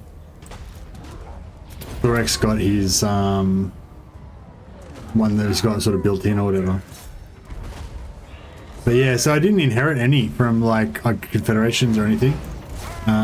So it was really shit. Ooh, get out of there. I don't think we're gonna 1v1 with Azag too good. But you know what? Azag is not gonna 1v1 with 400 Thunderers either. So you can enjoy that shit. Don't let him take it out. Just gotta get in range. Now these guys can regenerate if we can stop getting fucked by these Black Orcs with armor piercing and shit. Oh no, it's the giant. Fuck, we need to get back and kill that giant.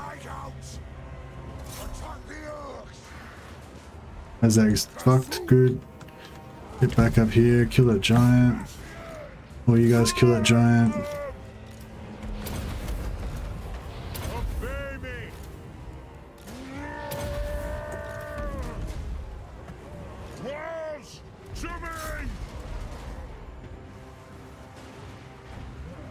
Yeah, see, if you have them, if you leave them back far enough, then they actually, the enemies don't really go for your army too much. This might be a bit overkill, But you kind of want it so that just the occasional unit will kind of come down.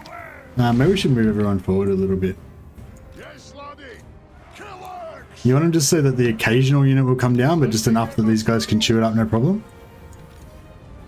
Axes out. You can die. I don't want to take another hit. The white dwarf. Fuck, I don't know if we can handle Come back. this. Over. Got him. Moving. I got another giant coming in. Yeah, we cannot handle this giant.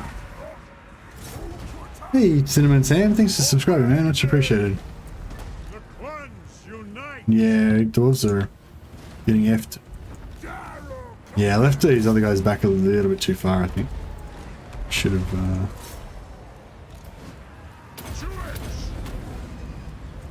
yeah, he's gonna die. Bugger! Oh well. He probably wasn't that high level. If he's low enough to get killed, then he wasn't, you know, he wasn't high enough to be immortal, so it's no loss.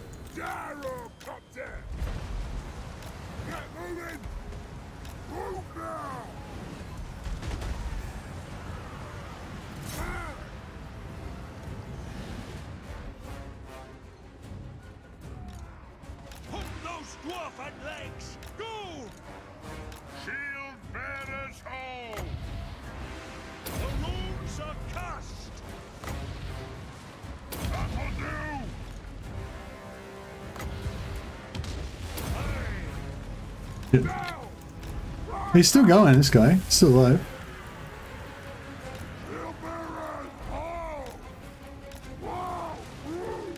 We're gonna lose those guys in a second.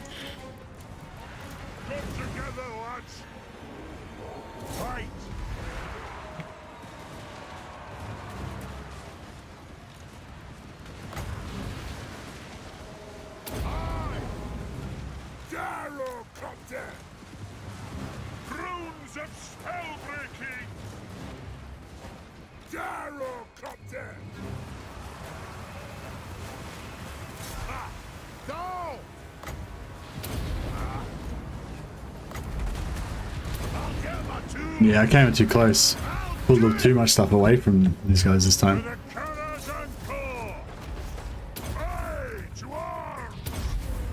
Oh, what happened to the... Did he die? Oh no, he died. Man, oh well. Moment of silence. Yeah, what would have been better, yeah, for sure, for sure. Anyone interested in Medieval 2 for Android or iOS? No, not really. Like, I feel like that would be really shit. Like, I hate playing games on phones. Like, I don't know if it's just me, but like, I just love having the control, you know, of having like an actual computer, keyboard and mouse to be able to just click on what you want to click on and be able to play the game properly, you know, like, I hate fucking phone, like, crappy little interfaces. I hate even playing games on laptops, you know. I like to spread out. Yeah, I never got into phone games, like, you know, I know people get bored on the train and stuff like that, but I'd rather just read a book or something, or I'll read on my phone. I never got into playing phone games because, like, when I'm in my gaming mode, I want to be in my gaming cave. I want to be able to close the door and not like worry about anything in the outside world. It's like an escape thing, I guess, you know. But I guess some people like to escape while they're on the train, but I don't know. I don't really, yeah, I don't know. I just like to do it in the privacy of my own home. Like the shameful nerd thing that it is. No, I'm not ashamed. I don't have the sensibilities to be ashamed.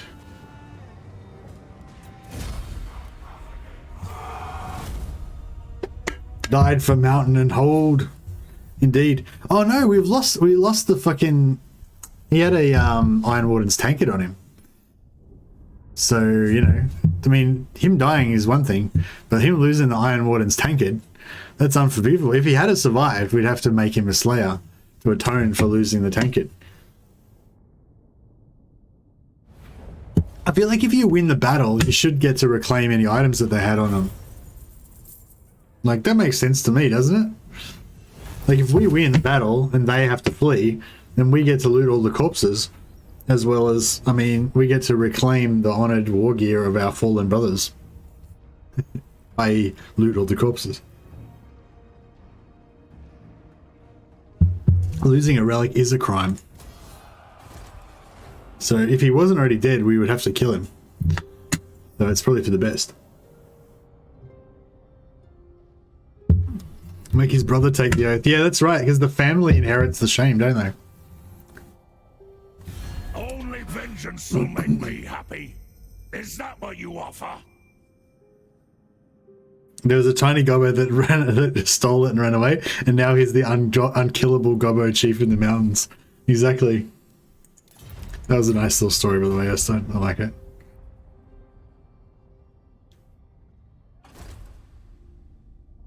Why are they still trying to make mobile gaming a thing?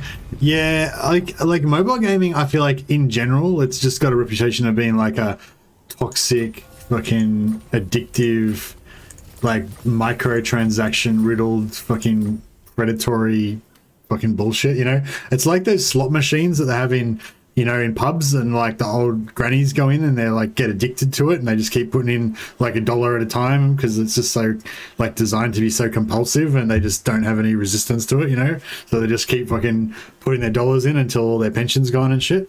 You know, that's what mobile games are. They're just fucked. That's but I know not all mobile games are like that, but you know, a lot of them are.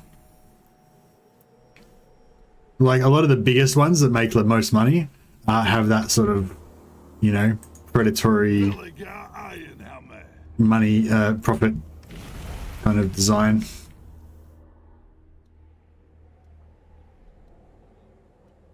I've tried to play a couple of them, ones where you're able to play for free and you don't have to spend money unless you know, blah blah. But they just like, as soon as you've got that pay to win aspect in it, it just takes the soul out of the game. Like, you know, I don't know, just philosophically, I just much more prefer the thing of like, I pay for the game because I support this game company, I trust them to make a good product, and I'm going to pay for the game to get the game, and then me and the game company together are going to work together to make, you know, the best experience out of this game that it can be. Like the game company has already done that mostly in preparation, but also they're going to patch it, they're going to add to it, they're going to bring in expansions, whatever, you know, and I'm going to do my part by learning everything about it, playing it, you know, hard as fuck, no life, learning everything about the game, you know, and like, yeah, you invest like your heart and soul into it. You don't invest fucking cash, you know, like, I don't know. That's how I always saw games. Like, I like that. I like investing, you know, time and effort into games. I don't, you know, I don't know. Like, if I wanted to just buy stuff, I'd buy, like, art, I guess, or fucking something. I don't know. I don't care about that shit. But, like, you know, I don't know. Yeah. You can tell I've been hurt before. I've been hurt by the mobile games. I'm still a bit butthurt about it. Yeah, I've been kind of, not badly, I've been suckered in and spent like, you know, like $100 or $200 on mobile games a couple of times maybe. You know, not too bad. I've had mates that have spent hundreds on them. How can I help? Let us begin. The dwarfs need me.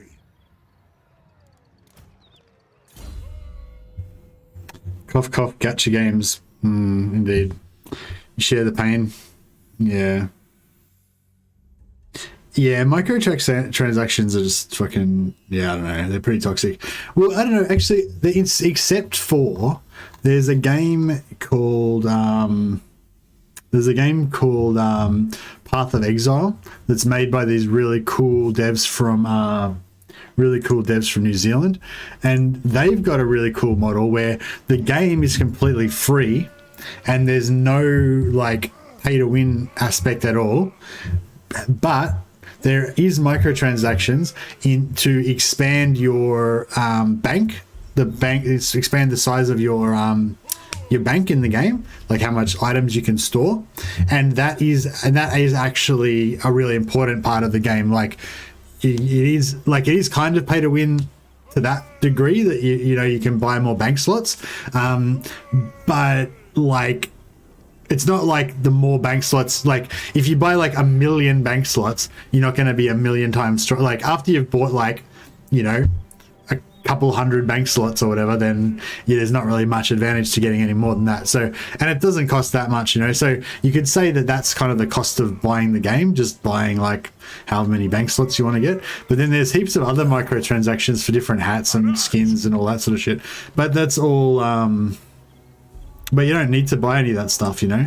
It's not like needed to play the game, and you can still get different looks and whatever from just looting stuff in the game and everything, you know.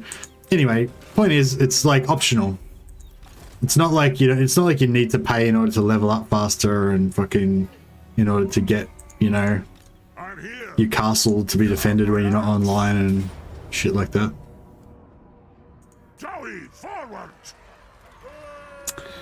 All right, I like that we had some heroes just heading in right now to replace the Fallen.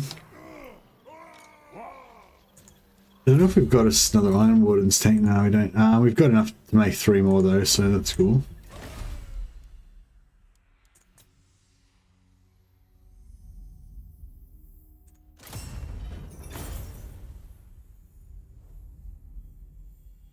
Where is the line at which pay to win begins? Well, yeah.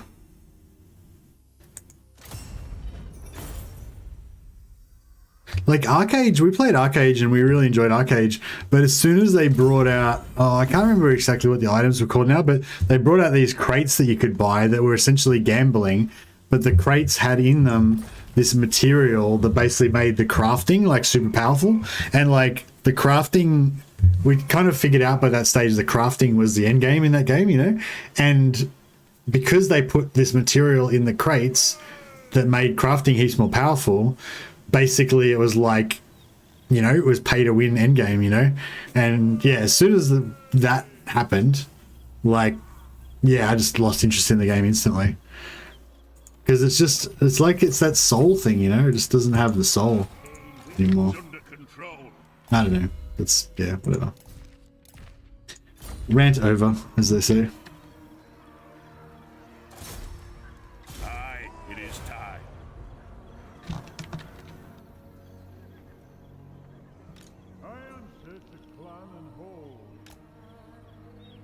A wise plan. Zogo.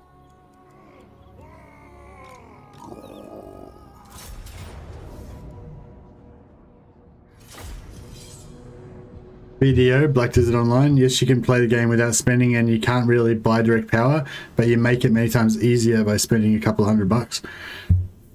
You think that's good or bad, John Dillinger?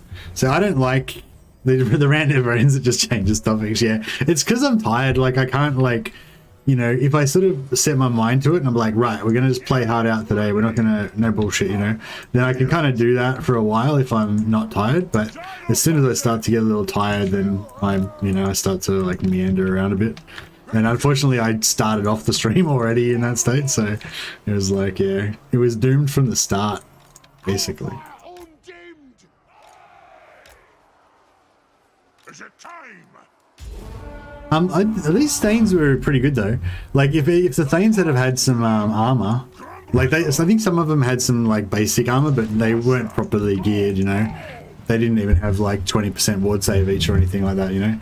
So but yeah, if they had been like kind of properly geared, they did pretty good. Like they tanked like 2 giants plus Azag plus 2 or 3 units of Black Orcs, armor piercing Black Orcs, and plus the whole rest of their army, you know. But it was those giants. The giants wrecked single entities, man. They really fucked them up.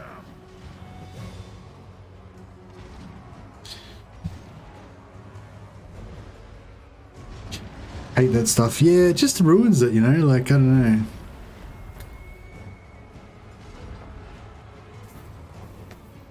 Yeah, like, yeah, that's the thing. Yeah, like, I hate cosmetics that are not lore friendly as well. Like, you know, like I don't know, like good example, but I like the Path of Exile where because in Path of Exile, or at least most of the cosmetics are, yeah, they're all kind of like they look like realistic fantasy armor, you know, which is the setting of the game.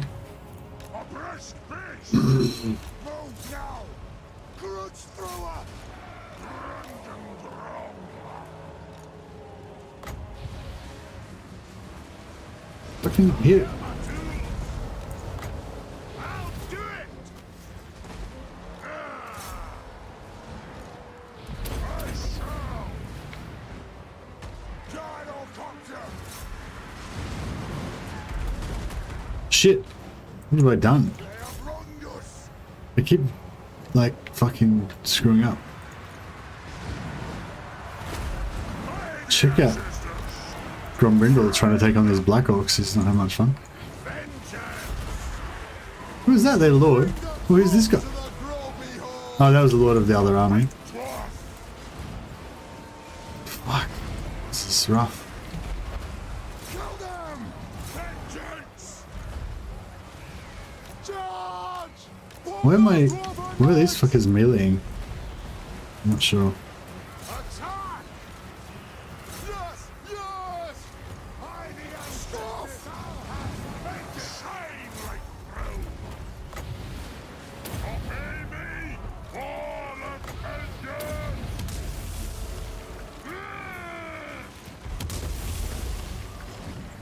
Hey! Obey me! Ready! Grudge thrower! Go! Yes! Understood!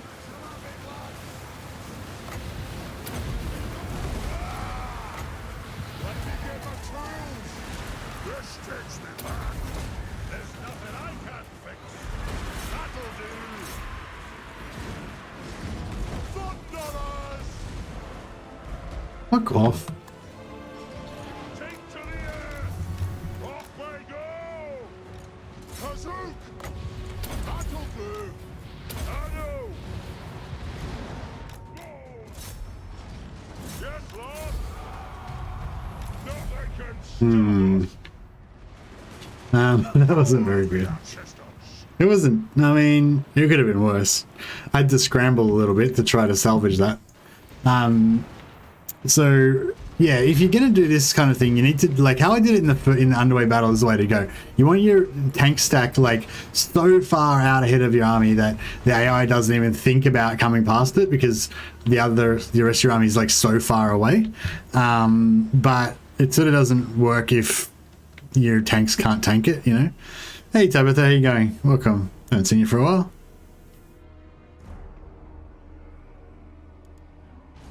Yeah, I'll fast forward this for a while. Let my regen happen a little bit. You come for the rants? I'm glad.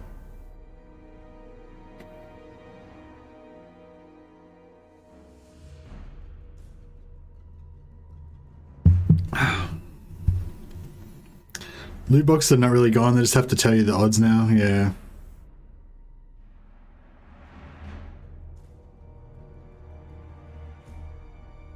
Hey, Nikito Gaming. Yeah, loot boxes are just, I don't know.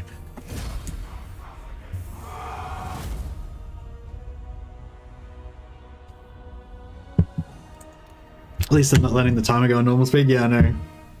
No, that's pretty poor play. I don't know. I mean, it's hard. I don't know where you draw the line, you know. I definitely enjoyed like mining, you know, just going around mining nodes, and you never know whether you're going to get like one piece of copper or two pieces of copper, or whether there'll be a bit of bonus tin in this node. You get a crit or something and get extra rare gems or some crap or whatever, you know. And like it's essentially kind of loot boxes, but it's not, you don't buy it with real money, you know. It's like, I don't know, it's hard to explain. It's like I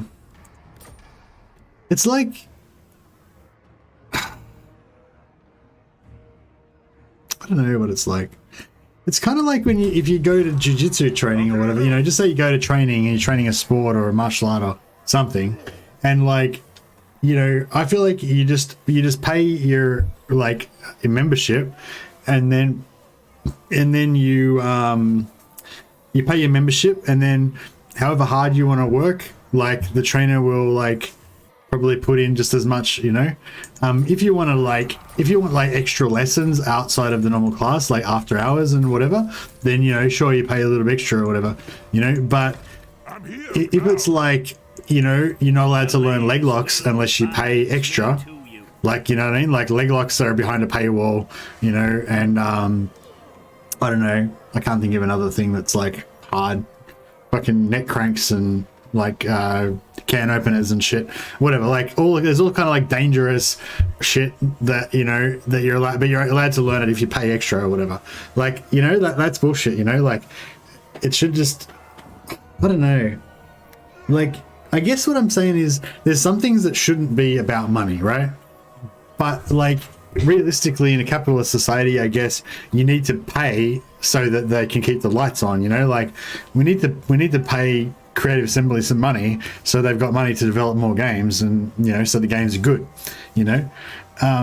So and like that's kind of just how it works, I guess, you know, like so I'm fine with paying money, but you don't want the like link to be too direct, I guess, you know. I don't know.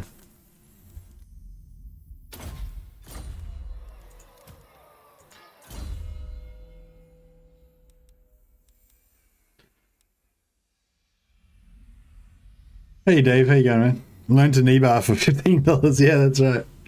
We're actually allowed to knee bar. Well, I don't know, our coach doesn't have any problem with knee bars. My coach basically says like knee bars and shit are alright. Like anything that kind of hurts a lot is okay because you know the person will tap, you know. But it's just like you know like ankle like reaping the knee and heel hooks and stuff where you twist the knee joint sideways. It doesn't really hurt, you know, until your knee gets destroyed, and so it's like really dangerous for noobs like me that don't know what the fuck they're doing. So yeah, so we aren't allowed to do that, and we aren't allowed to have it done to us either. Thank you, purple belts at my club that do occasionally try and fucking heel hook me. I'm a white belt. You're not allowed to fucking heel hook me, cunts. But they don't try to hurt you. They just sometimes they forget they're not meant to do it to you.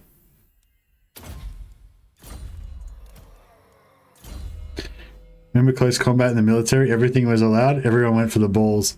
Really? Wouldn't that cause like really bad injuries? Like we didn't. I don't know. Yeah, I mean, I imagine in the military, like it's pretty. I don't know what's the word. Macho, I guess. You know, pretty like brutal and stuff. In a lot of ways, but I would have thought that they'd also be like, oh, well, we don't want the dudes to get fucking broken, and then they won't be able to be in the army anymore. But I guess they don't want to have. I guess they don't want any pussies in their unit or whatever. So. It's fine if a few dudes get fucking crippled and shit. They were weak anyway. Is that kind of the gist of it? Everybody that I know that's been in the army, either... Well, not so much that they've told me, but like other people have, like their brothers or their friends or whatever. Basically, everyone who I've known has been in the army somebody else has told me that they were in the army and it fucked them up.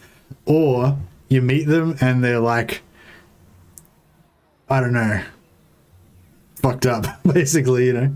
But I don't know. I haven't met that many people from the army, to be fair. Maybe like 5, you know.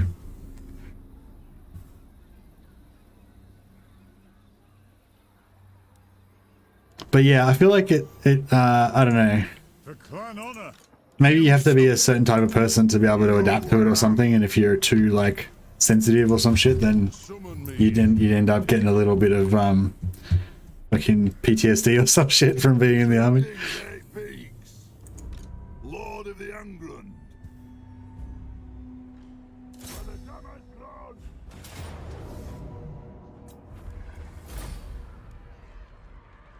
Is Krav Maga hard to learn? Yeah, I don't know. I never learnt it.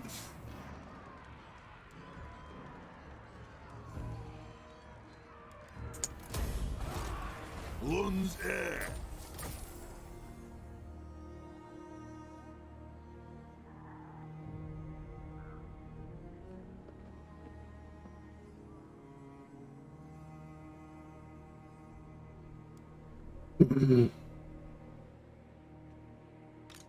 Yeah, is Krav Maga like kind of like ninjutsu? It's all about like eye gouging and throat punching and fucking snapping people's windpipes and shit, you know?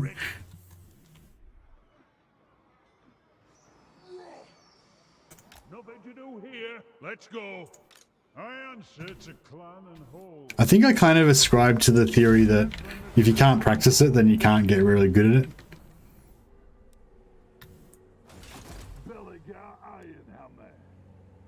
In Swiss, you only learn very basic self-defense stuff. I want to learn it. I don't see. I don't know if like deadly. I don't know. I don't really know much about Krav Maga, so maybe maybe I'm talking about it wrong. Have you been taught the preacher choke? It's the same choke that John Jones did on Makita. I don't think I saw that fight. I don't know. No, I don't know. No, I don't know the preacher choke.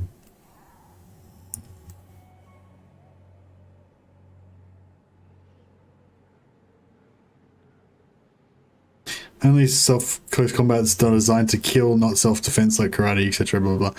I don't know if karate was designed for self-defense, was it?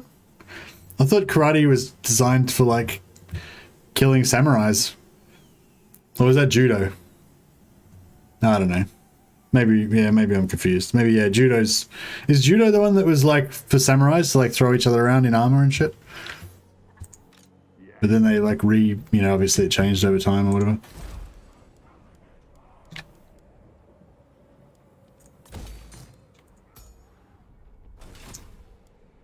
You need more armies.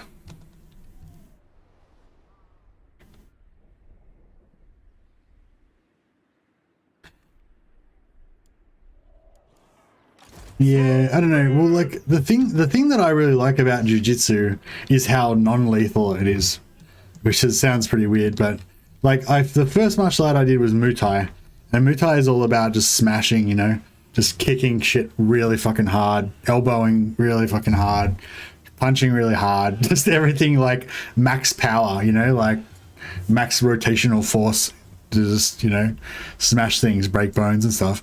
And then I did a lot of boxing, which is kind of the same, but like a bit more, maybe there's a bit more finesse or something. But the thing with both of those things, those striking martial arts, is that you can only use them if you're prepared to smash people, And like jiu-jitsu, the great thing about jiu-jitsu is that it's so scalable, You can control somebody without hurting them, or you can hurt them as much as you want, Or you can kill them, like all the way, You can go all the way from no damage to dead. Like you've got the full range, Whereas with boxing, it's like a bit like, all you can do is hit them. And every time you hit somebody, it's like kind of like a random chance that you could fucking burst an embolism and they just drop dead for no reason or some shit. Or you don't know if they've got like spinal problems or fucking whatever, Like, yeah, it's a bit like potluck with boxing and stuff. Like, if you're going to go around punching people in the head, then there's always a chance that they'll just fucking randomly drop dead and shit, whereas yeah, I don't know, basically it's just, I don't know, it's just like a lot more like you'll think. It's kind of like comparing like how cops, in some countries have guns and have tasers, and the thing is you're much more likely to use the taser because you're not going to kill anyone with the taser, whereas like a lot of people will like not want to use a gun because the person will likely die, and then they'll hesitate. Whereas the taser, they're much more likely to use it. And I feel like that's like that with jiu-jitsu, You're much more likely to use jiu-jitsu than you would to just go up and punch someone in the head, I reckon. That's my feeling about it anyway. And that's kind of my concern with Krav Maga, like if it's like that fucking deadly and dangerous and shit like that, then you're probably never going to use it. And if you did use it, then you're just going to end up in jail fucking instantly. So what's the point of that? It's sort of,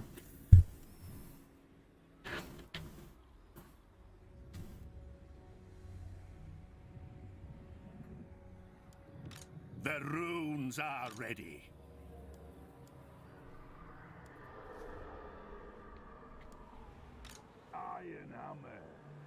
I mean, if you're a commando and your job is to go and like murder people, then okay, cool. I guess that makes sense, But that doesn't apply to 99.9% of people,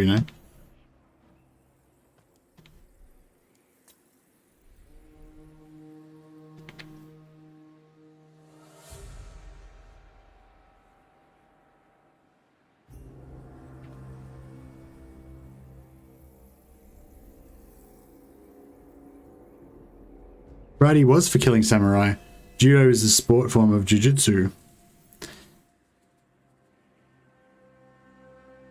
It's like a standing guillotine, but you make your hands like you're praying, and then you tilt your hands toward the neck.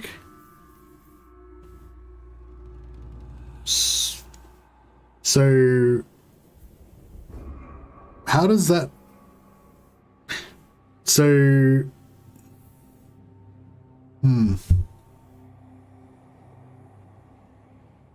So how's that better than just doing a normal guillotine?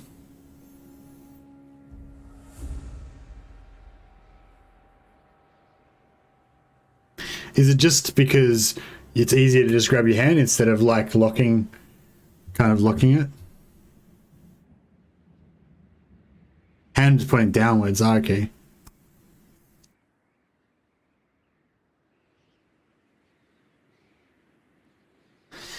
I don't know. There's certain things where it's like, you know, you might want to lock it like that, but like it's sort of easier to get it if you just like gable grip or whatever. You just grab your hand and then pull it in, and it's not like quite as like locked, but it's heaps easier to like get it on, you know? And like maybe that's what it is. It's like, it's not like, you know, it might not be as like, you might not be able to apply as much force as you could with a full-on guillotine, but you can maybe like get it on easier by just holding by grabbing the hands.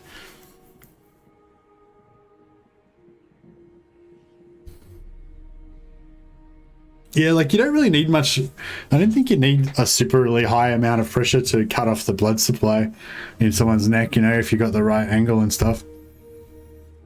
If you're trying to like neck crank it, or you're trying to just crush their throat, even from the wrong direction, you know, even if you're not in the right spot and everything, then that extra force is kind of good to just make up the difference of being in the wrong spot or whatever. But maybe, yeah, maybe that's I don't know. I don't really know enough about jiu-jitsu. I'm only a white belt, you know.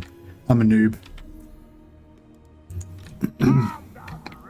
My job is just to get smashed and to be used as a practice dummy for the higher belts. That's my role. That's my life. That's my part of the ecosystem.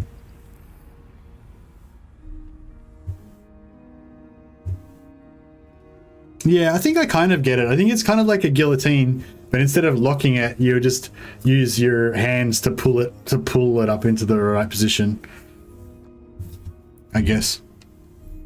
I don't know. Anyway, it's probably not really worth worrying about because I'm not going to be going and practicing it tomorrow or anything anyway. Okay, so this guy's got an army now, and what should we do with it? Are these guys at war with those guys? No, let's get them at war with those guys if we can. Come, kin. Let us feast and drink. Nope.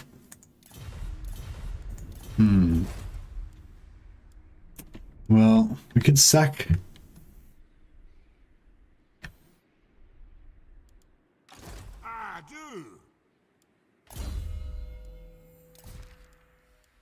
Give this guy a rune bearer, so at least he's got some better movement.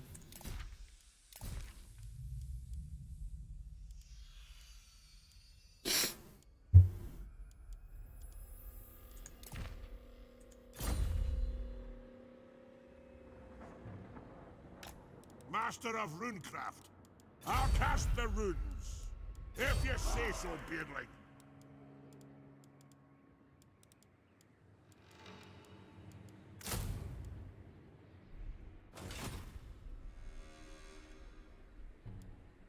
Aye.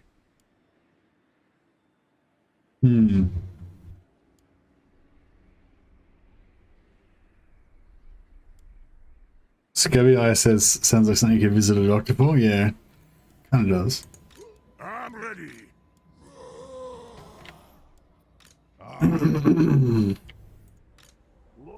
Alright. Thorek Ironbrow. Thorek Ironbrow. Why is this guy standing just within my range? Normally the AI is like smart enough not to do that.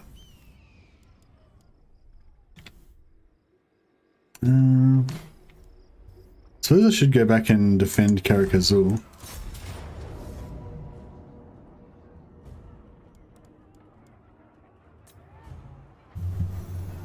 Must be 20 years since I was in a fight. It's probably been nearly 20 years since I was in a fight too.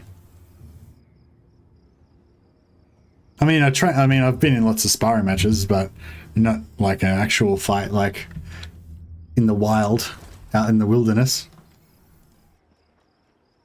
That's the thing, you know, once you start training martial arts, you don't get in fights. It's the ironic thing about it.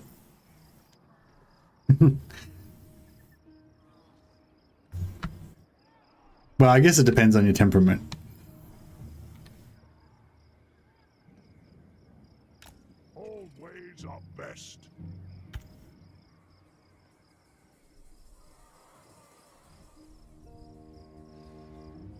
Clock Monkey versus most of the mad fight went. Lol.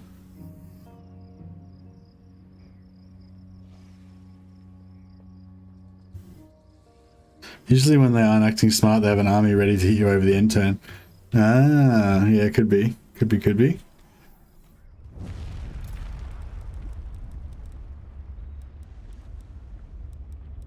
Yeah, I'm not very, I have the forge fires glowing. Did I already do this one? Yeah. Well, we'll see if we can go up and hit Morgheim again. Shall be done. I feel like we've just about got a good cycle going where we can just go around in circles and just keep like keep checking all these things for items. No, grace Is that rules? never wrong. THOREK'S. Wow. Ready. Lunter. True King. Belligar Ironhammer. All these have got their, yep. And this guy. For clan honor.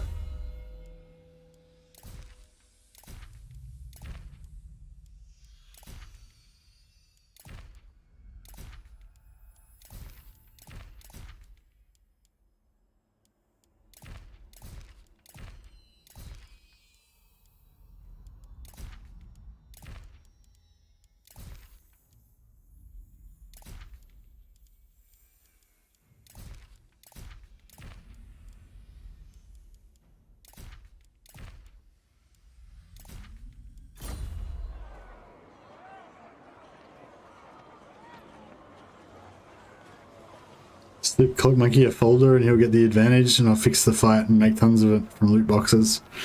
That's it. Give Clock Monkey the steel chair. The steel chair me. On tomorrow's stream. Nah, I don't really like I'm not very I don't know. I think I'm a bit weird. I'm not very competitive, really. Like, I just like... It's like, I don't know. It's like, I don't really... Like, I think some people like to win. You know, they like to fight because they like to win. They like to be the winner. They like to be the boss and dominate the other dude or whatever, you know? That's not really how it is for me. It's for me, I just like the actual fighting. Like, I just like the struggle, you know? I like the game. And I like the...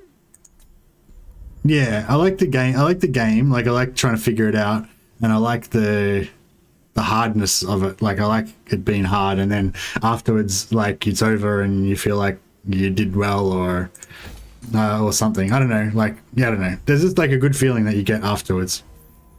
The satisfaction. Yeah, I don't know. I think sometimes I think I'm actually a Slaneshi worshipper secretly. You know.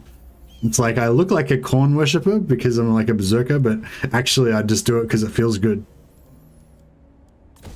It's like, yeah, I don't know, some sort of exhilaration or something, or... Yeah, I don't know. It's maybe partially just the endorphins from exercise, you know? Because I'm not really, like, super into sport or anything.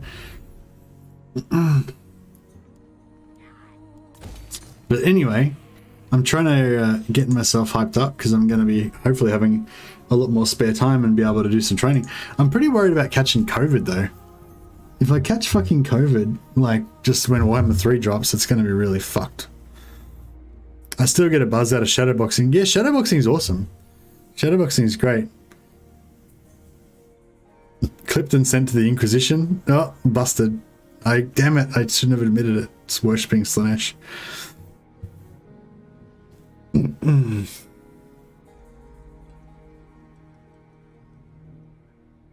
I heard that analogy without watching, I definitely have thought Slaneshi worshipper or Cult of Pleasure. Yeah.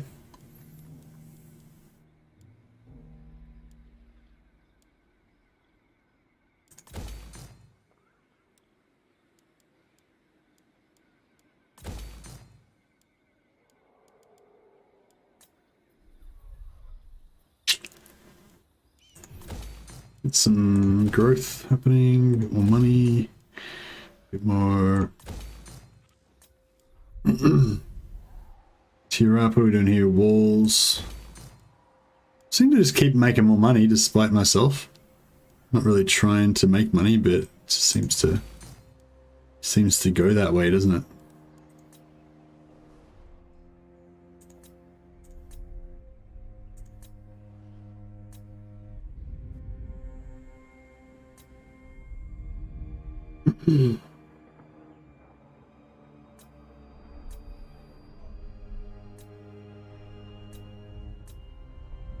Alright, I think all of our settlements are pretty much done.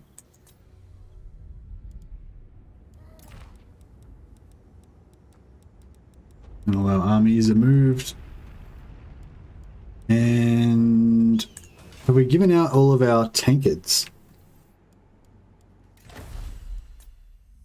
No, we've got one tankard left.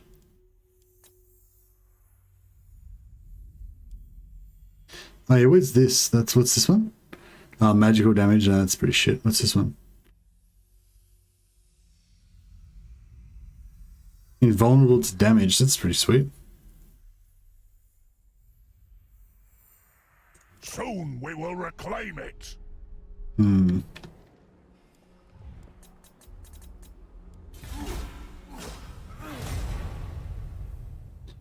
Warhammer 3 will hopefully be a good launch. Yeah, hopefully.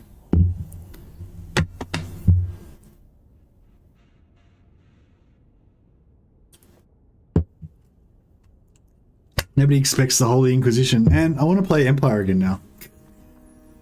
I think I already played Empire since recently though, didn't I? No, yeah, I played that like Halberd campaign. That kind of didn't really go anywhere. This has actually been one of the... Yeah, this has been a really good campaign. It's been fun, you know, it's kept it interesting the whole time. Like the pacing of this campaign's been really good. The way that the enemy, basically just the way that Grimgor's army just became really overwhelmingly huge, and then I had this like huge power to dismantle. I thought that I had it basically won, but yeah, no, I sort of underestimated how hard it would be to stamp him out. Like, I've taken a lot of settlements from him, but he's still just, you know, being a thorn in my side.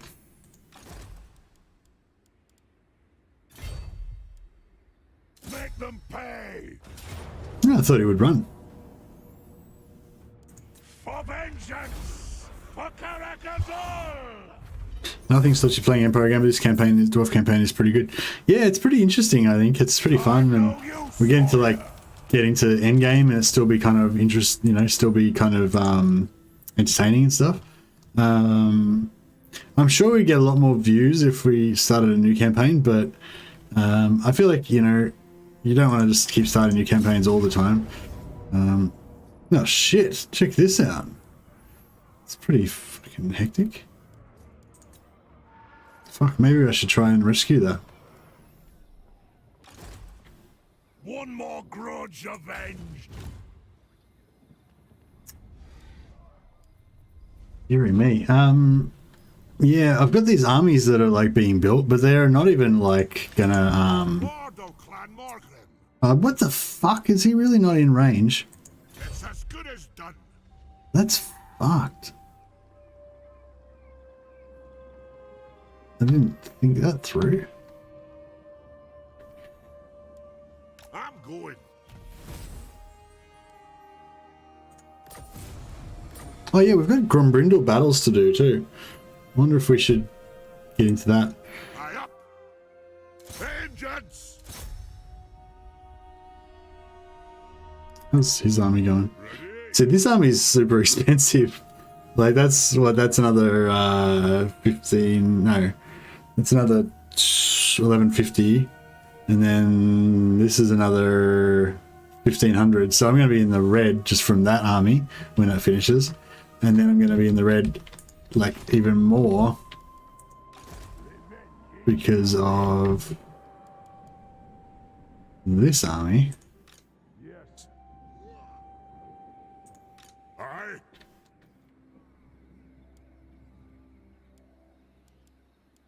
Don't you fret, it's done.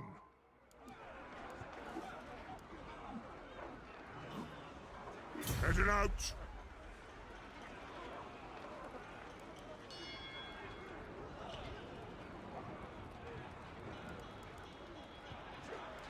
Should I do like 3 engineers so we can like resupply the helicopters?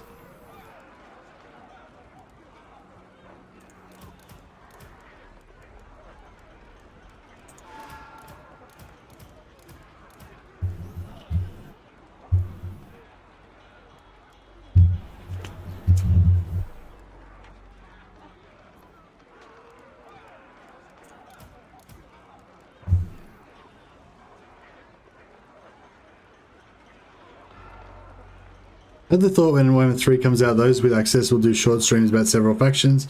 Second wave could focus on prolonged campaigns or full map completion. Maybe a daft idea. No, that's pretty much what I would want to do, quite lucky. Just, yeah. That's what basically that's how I'd want to do it. Like, that's how I am going to do it offline. You know, I'm just going to try out everything. And then I'm going to figure out which one I like the best after I've kind of already played everything a little bit. And then I'm going to settle down and try and have a good campaign where I play longer, you know. But yeah, I don't know. They might try and get us to do specific factions or something. There's no bother. I'll do it. Don't know yet.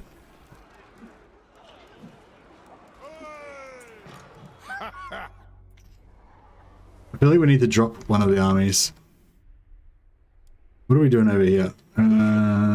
We don't need these grudge throwers. We've got heaps of grudge throwers elsewhere.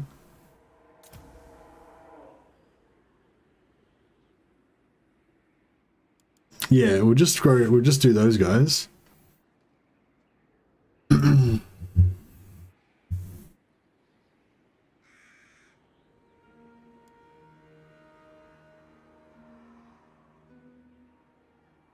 The best and the one that not everyone will choose is my suggestion. Probably get more views that way.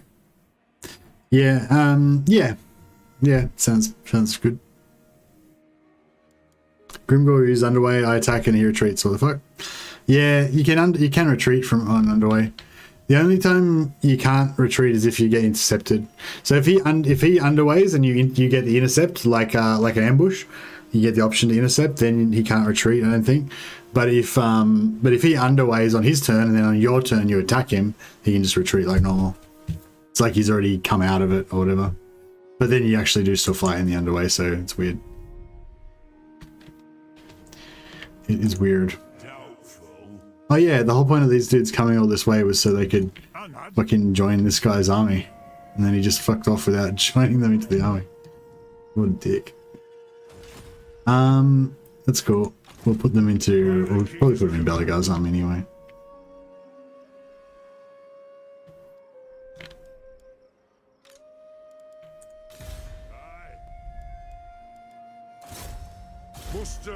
Should we send Belegar up north? No, we should probably just come back down and consolidate and stuff, shouldn't we? Oh no, let's just fuck it. Let's go on a rampage and destroy all the Grimgor shit. Screw him. He's a dick. He needs to get wrecked.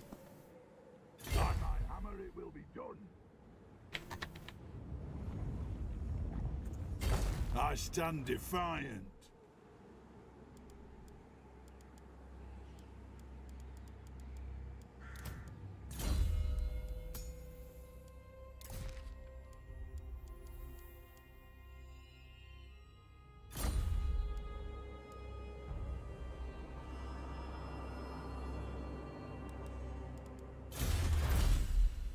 Yeah, I don't know. All the Chaos factions seem interesting. I really want to play Kislev. I think Kislev will be my jam, you know, because they're a bit more like normal humans.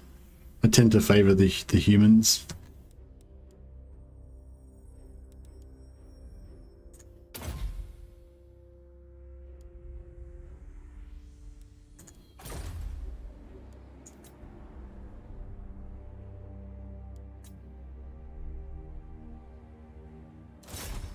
The rune's duty is never done.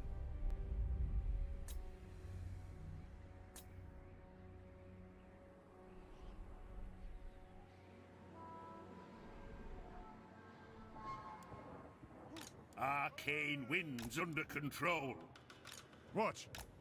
Nope. Oh, Karak's tier 4 now. Sweet.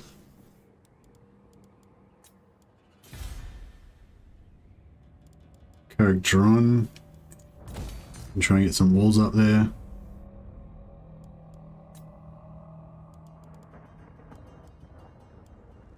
Well, that's a big jump.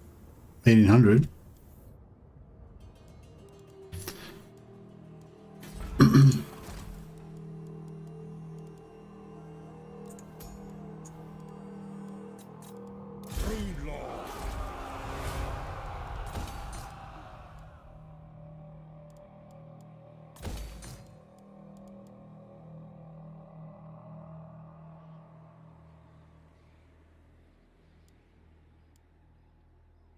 We used beer kegs on the towers. It's pretty cool.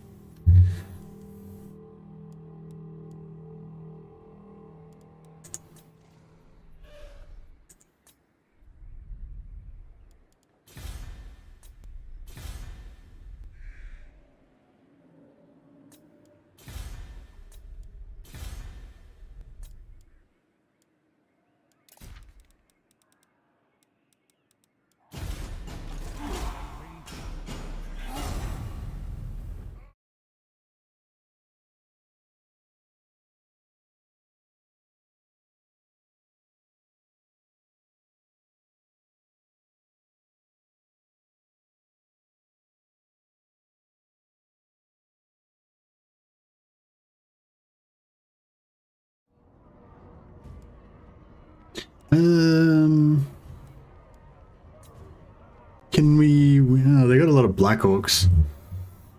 Nah, we can't really win this battle, can we?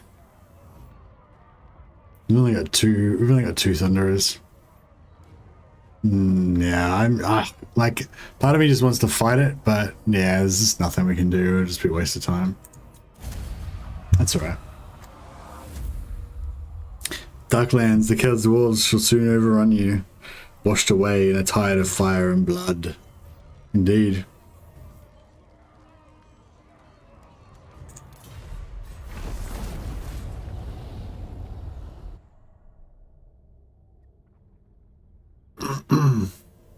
Greetings.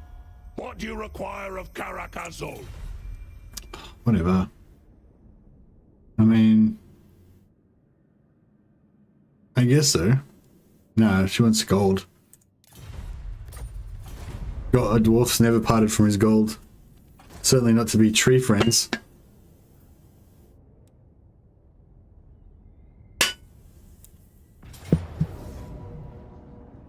Oh shit, this army didn't last long. It's like, he led the glorious host just across the field and then he got killed. A lot of silver shielded goblins. Actually, this isn't that tough of an army. Right, we got this. I wonder how OP a dwarven economy fueled by slaves is going to be. Yeah, fully. I wonder if they'll have any sort of slave like, I wonder if the Chaos Dwarf slave economy will be anything like Dark Elves, or if it will just be completely different. I could sort of see it just being like nothing like not like the Dark Elves at all. But I don't know. I mean, I guess it would have to be sort of like the Dark Elves, because like if you have a slave, well, I assume that if you have a slave-based economy, then the whole point of it is that they don't treat the slaves very well. And therefore the slaves die, and therefore you need to keep getting more slaves in order to, you know, excuse me. Like, I guess the reason, I guess, is I don't know. Is the main reason why the slave economy works just because the labor's cheap? Or is it also because you can get them to do, like, dangerous stuff? Hey, Mosaica, thanks for subscribing, man. Much appreciated. Is it also because you can get them to do, like, dangerous stuff that, like, you know, gilded tradesmen wouldn't do? Like, work in dangerous mines with toxic fumes and shit, you know?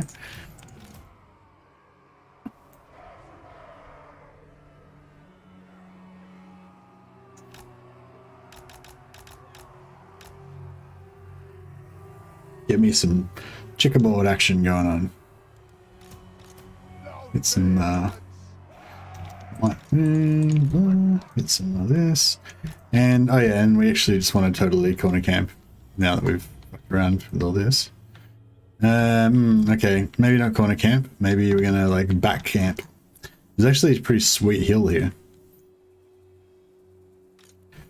That hill over there is even more sweet, but we'll go for this one.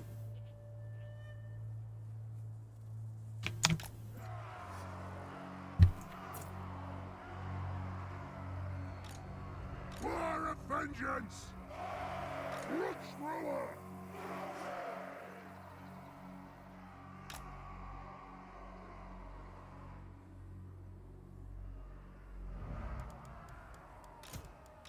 Thunderers!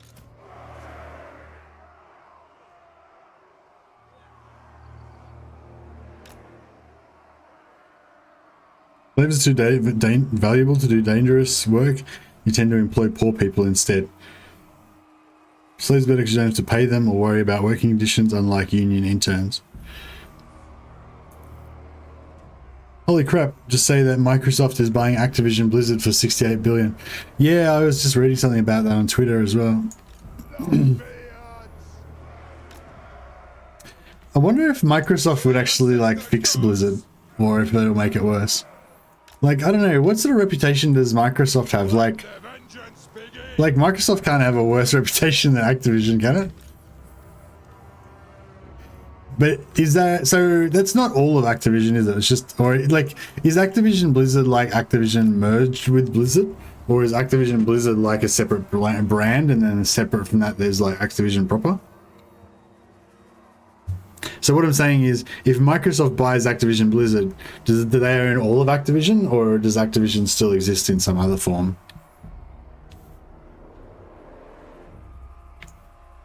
Awful. Microsoft have run every development studio they've ever acquired into the ground. Okay. Predatory business versus sexual predators. Yeah, I heard a bit of stories about, you know, boys club kind of behavior and stuff. I didn't read anything that was really yeah, I don't know. It sounded more like frat boy dickheads more than like sexual predators. Just the thing that I read though. I haven't read a lot of stuff. It was probably building up to it actually. I don't think I read the whole article. I just kind of got bored halfway through or something, but it was probably building up. There's probably like worse stuff that I didn't actually get to read. I just was reading about how they had that like green room type thing or something where they would like all the boys would get together and get fucked up and stuff or something. I don't know. But yeah, I didn't really get into the nitty gritty of the story.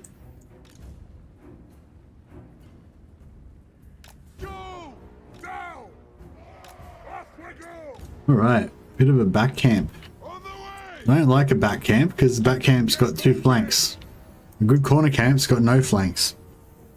There was worse stuff. Activision actively suppressed attempts to remove sexual predators from positions. Yeah, okay. Well, that's not a good look. There was probably a time where that stuff was totally fine, like in the 50s. But yeah, it's been a few decades since that shit would fly.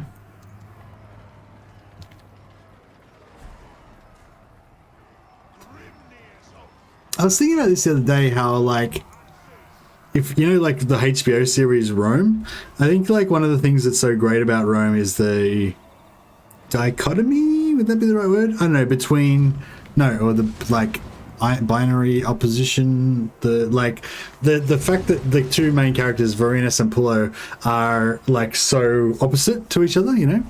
And like, to me, like the most interesting kind of central thing about them is that like Pullo is like lawless, you know, he doesn't really give a shit about the rule of law or the structure, you know, the proper structure of society or anything like that.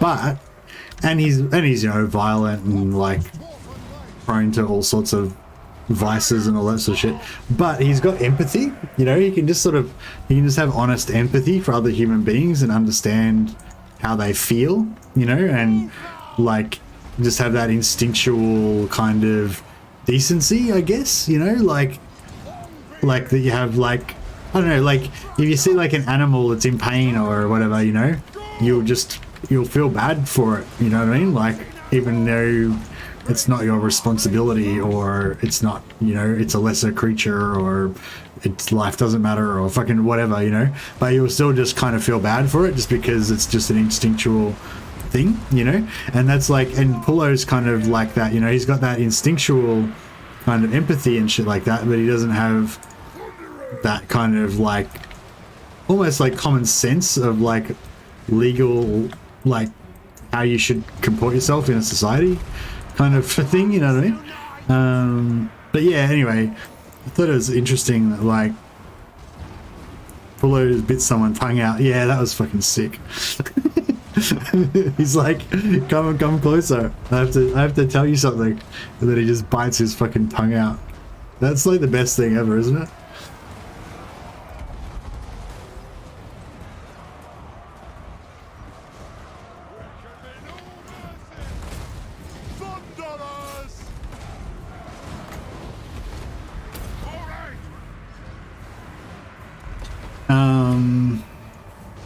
But yeah, anyway, long story short, I was sort of thinking how, yeah, it's just like as time goes on, like the rules of society kind of change, you know, but the like instinctual empathy and shit sort of doesn't, you know.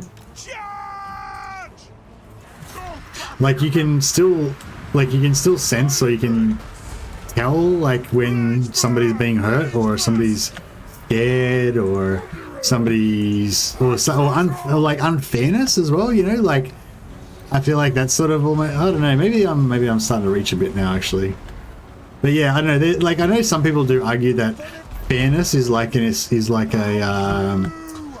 thing that's just innate in people, that everybody can understand the concept of fairness, it's like built into us or something. I don't know, I guess it's a bit, I think it's a bit arguable, that one, but I feel like I can imagine examples where you kind of see something go down and you kind of think, you can tell it's not fair and you feel bad for the person because you understand how it feels unfair to that person, but at the same time you're like, oh well, them's the rules, you know, tough shit, that's the society we live in, that is fair in our society, you know.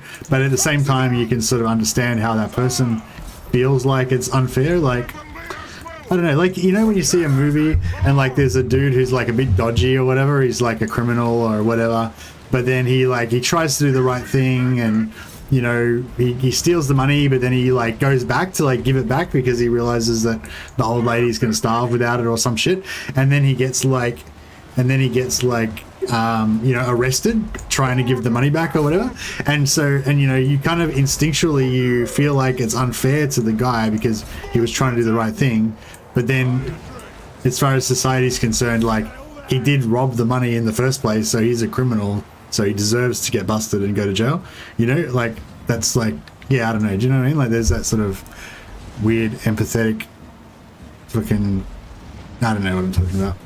I feel like it's time to go to bed. Nicholas has abandoned me. I've lost the support of my moderators. That must mean that it's time to go. He was a Bonnie fighter, yeah, for sure. Young Octavius was good. Yeah, young Octavius was awesome. But old Octavius was shit. Young Octavius was so cool, wasn't he? How good was the part where he he helps Pullo deal with the guy that cuckolded Varenus. That was like that was his like best that was his best part, I thought. So good. You binge watched it a few months ago? Yeah, it's awesome, isn't it, old fart? So good. I've watched it about like 5 or 6 times now. Yeah. A sense of fairness is inborn to a large degree. Ape and bird studies have shown them have a sense of unfairness. Yeah, lately I've been kind of thinking more about animals being like sort of more sentient than giving them credit for. Cool. Owned them. I feel like I don't have a great respect for lives of longbeards. Even as those longbeards were dying, I was like, yeah, it's only longbeards. At least it's not thunderers. It's not my beautiful thunderers.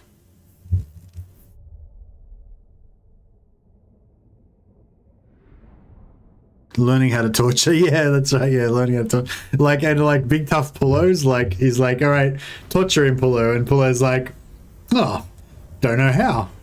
You have like specialist squads for that sort of thing. They never got trained in torture, you know. It's like he doesn't have any problem with doing the torture. He's just not sure how to go about it, you know.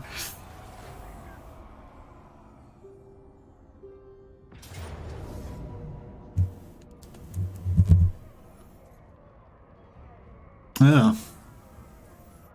Is this winnable?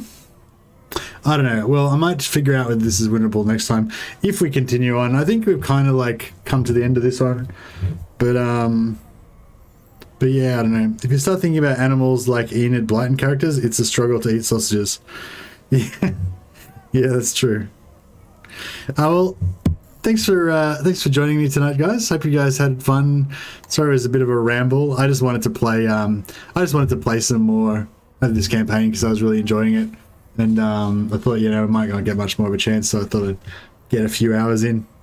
Anyway, you guys all have a good time, and yeah, look forward to some streams tomorrow. If you guys are watching one of the partners streaming, yeah, I know Grey Book of Grudges, Jackie Fish, Lawmaster Sotek, all of them have said that they're streaming tomorrow, so I imagine they'll all be streaming around 3 p.m. BST, so like about an hour earlier than I normally stream. Yeah, so I'll be probably watching one or more of those streams, so I might see you guys in the chat. All right, you have a good night, guys. Catch you later.